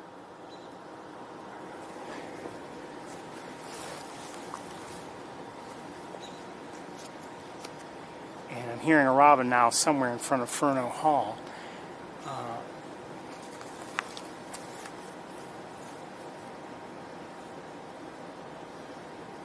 And I can't see that tree that P1 had been in. So we're looking at P2 now, for the moment, on Bradfield Hall.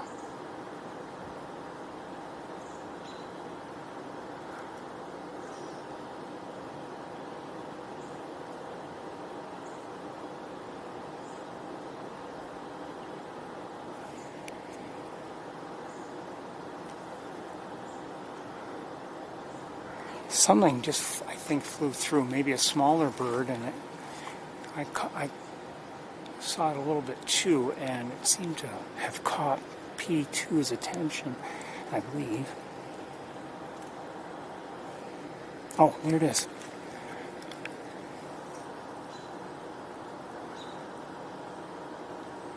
Catbird, maybe? I don't see it now. It's getting very dark here at, closer to ground level.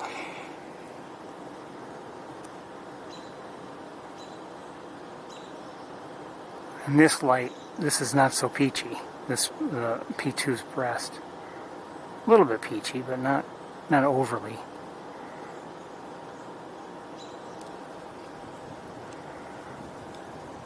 So this is where Mom and Dad spend time.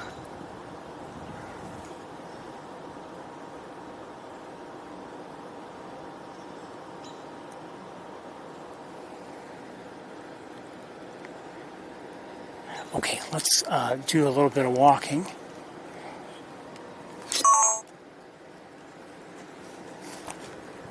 Just to look around a bit.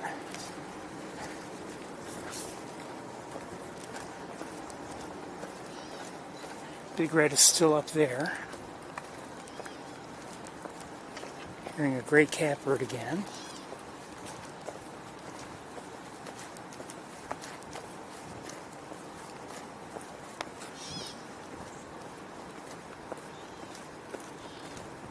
Oh, Big Red just took off. And I think she's going to this side, yeah. Let's see if she's by herself there or if Arthur's there also.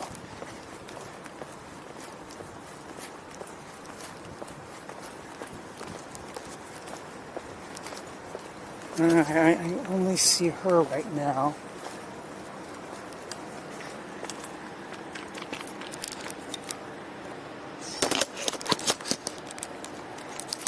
Hold on, let me make adjustments.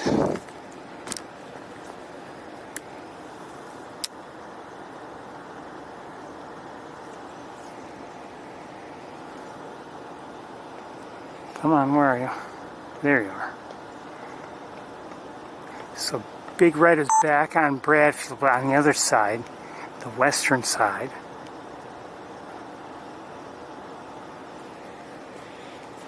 And last we saw, I can't see from here, but last we saw P2, I'm sorry. P2 was on Bradfield Hall also in one of the, I would say, favored nesting or perching spots of Big Red. And we had seen P2, for whatever reason, go to Big Red on one of the ledges, and Big Red took off. And now she went to one of the lighting towers, and now she's here on Bradfield again. Okay, we're going to move on. I just want to do a little more walking.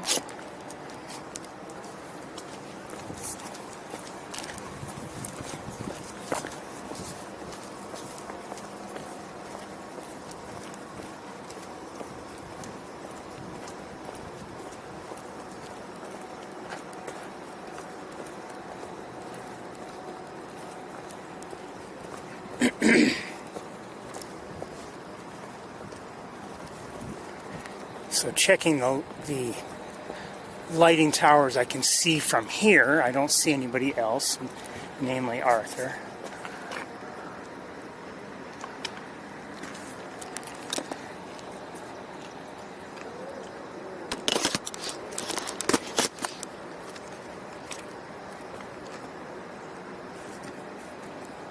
I'm guessing we might not see him, but he might come in the area, who knows.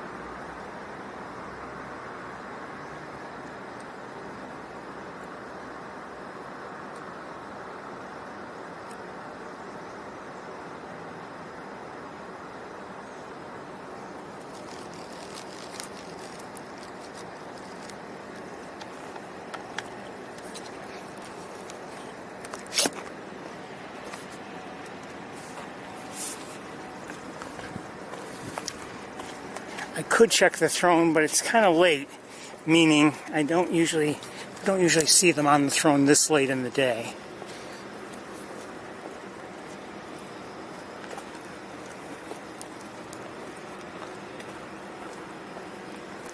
You know, there are certain behaviors you see generally, you know, at certain times of the day. For instance, you're not likely to see any soaring at this time of day.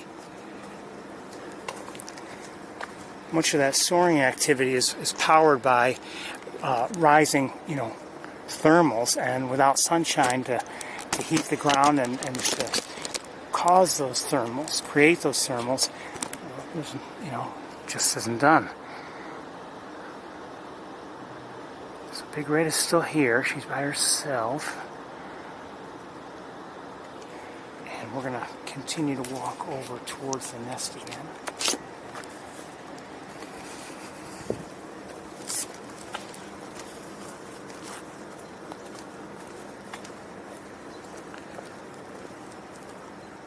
Here, Robin.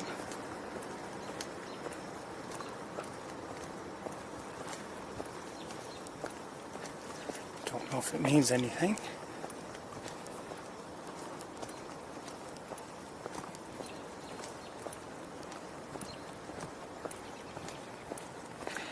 Let's stop right here. I might be able to see. Is that the wrong tree? That might be the wrong tree. Hold on.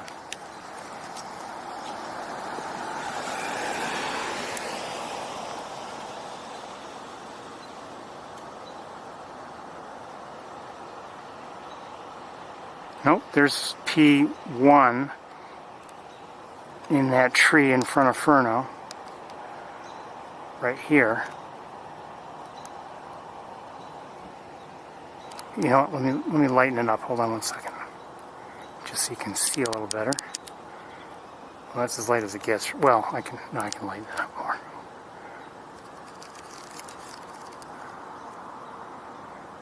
So not a good view, but you can see P1 there.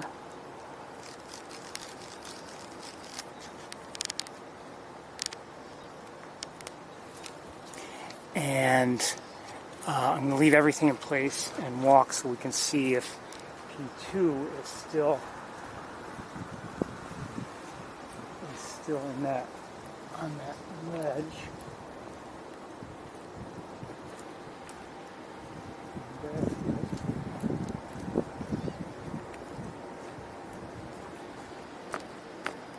Oh, I'm not sure. Hold on.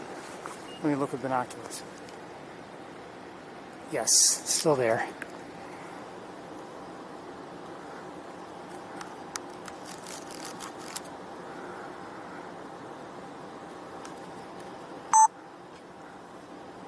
For the moment, anyway.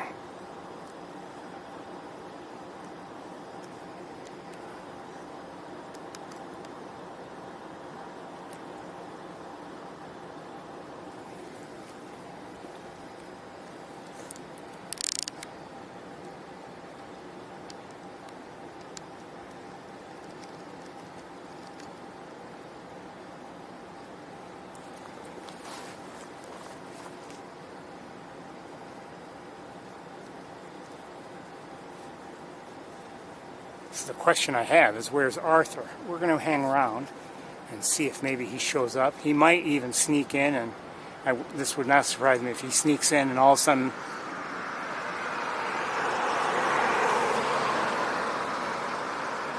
and we find that he's joined Big Red. I'm going to look up just in case. Oh, good thing I did. Thank you.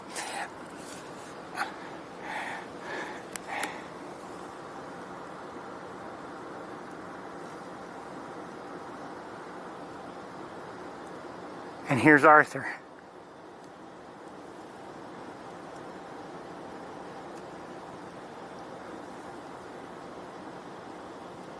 I wish I could tell him or tell Big Red where the other one is.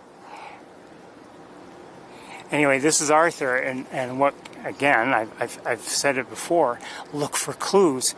And I did not know he had come in, or at least I wasn't certain of it. I kind of suspected he might have been in the area given the robin vocalizations, but when P2 was starting to look up, I figured there was a reason for that. So we know where everyone is, at least I think we do. So this is Arthur.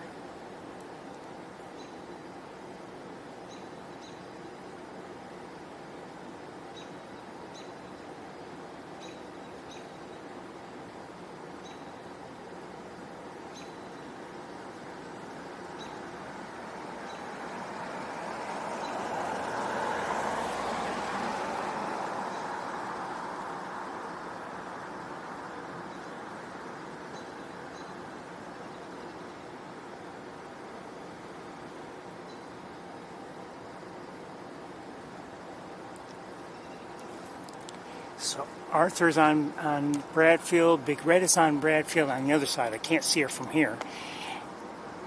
And P2 is also on Bradfield at a lower perch right here. I can't see the tree very well where P1 is. Let's see if we can get P1 back in view.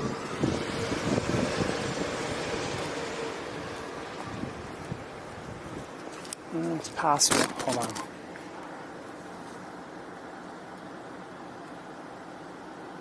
I'm not sure. I believe this is the right tree. There's P1. probably going to roost there tonight. And now I can't see P2. I think I can still see Arthur. Yep, he's up there.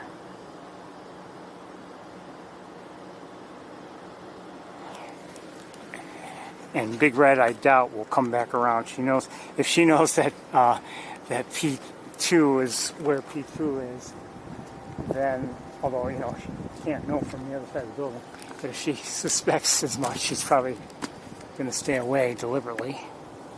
And back up on the nest, here's P3. Hello. All by yourself. I tuned in yesterday to Cornell's, you know, the Lab of Ornithology's streaming camera to see P3 on the nest. And I don't know what it was. It just looked so... I'm not saying it was lonely up there, but I saw it all by itself. I was like, oh, poor thing.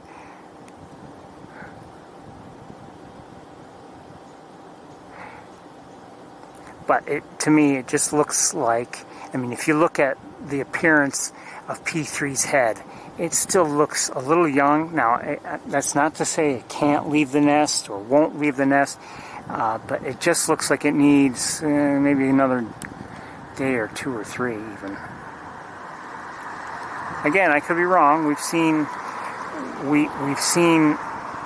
fledglings with some of that younger looking appearance, you know, out of the nest. So anything's possible.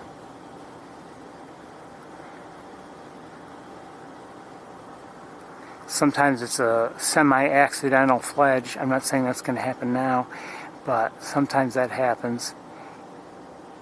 And but it just doesn't look like P3 is quite ready to leave the nest. And I'm sure P3 wants to leave the nest. It's not like it's...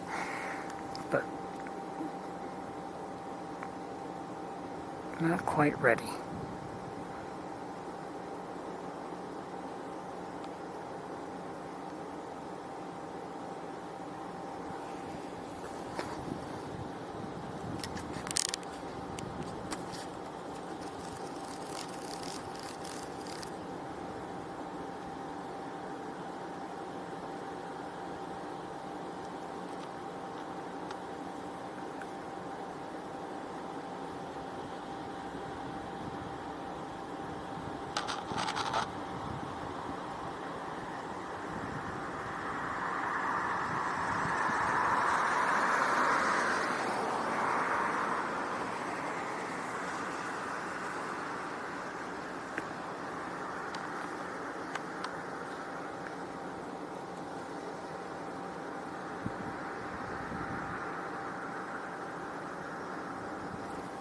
And while I would say, sure, P3 is alone on the nest,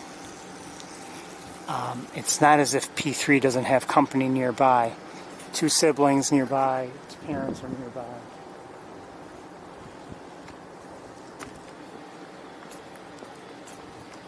And I don't believe I can see P2 from here, can I?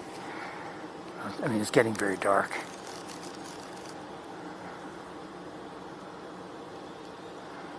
To Arthur, though.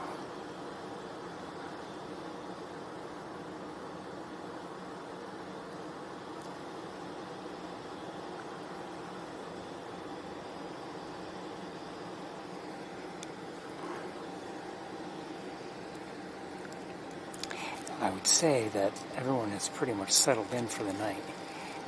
There's always a chance of a last-minute move. You know, maybe, for instance,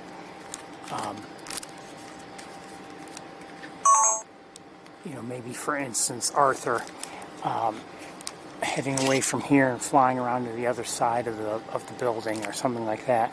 That's a possibility.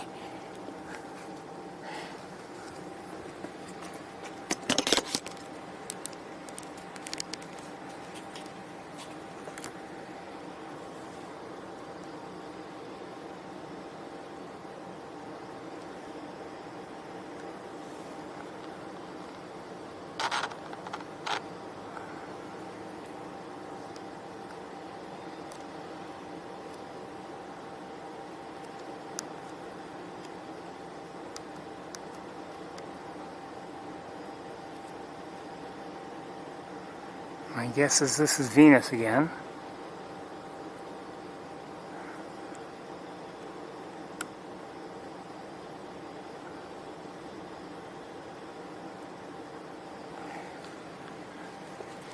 Nobody else in the sky. I think it's about time I called it a day, I guess.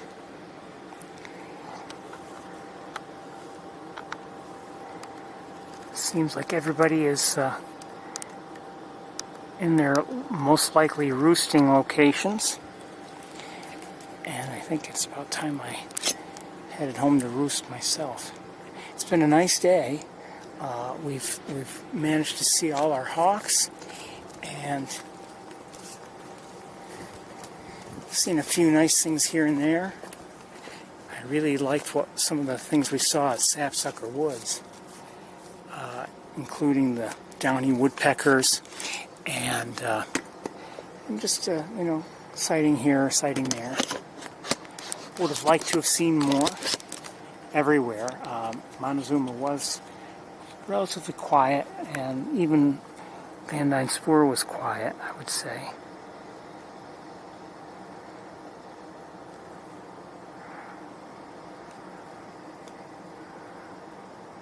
As we look at P3,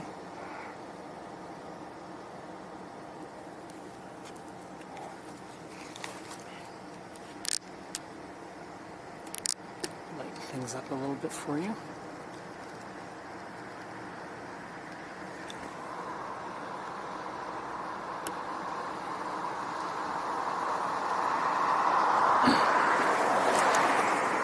So anyway, like I said, I think it's time for me to pack up and head home. I want to wish you all well. I do expect to have essentially normal scheduling next week.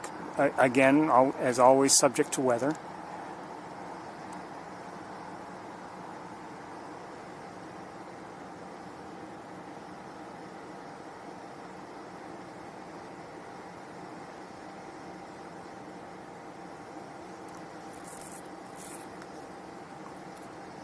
Good night, everybody. Good night, our hawks, all of them. As I always say, I'm always concerned about their safety, and I just want everything to go well. Go. You could have gone. I'm pointing up that way, but thank you. Yeah.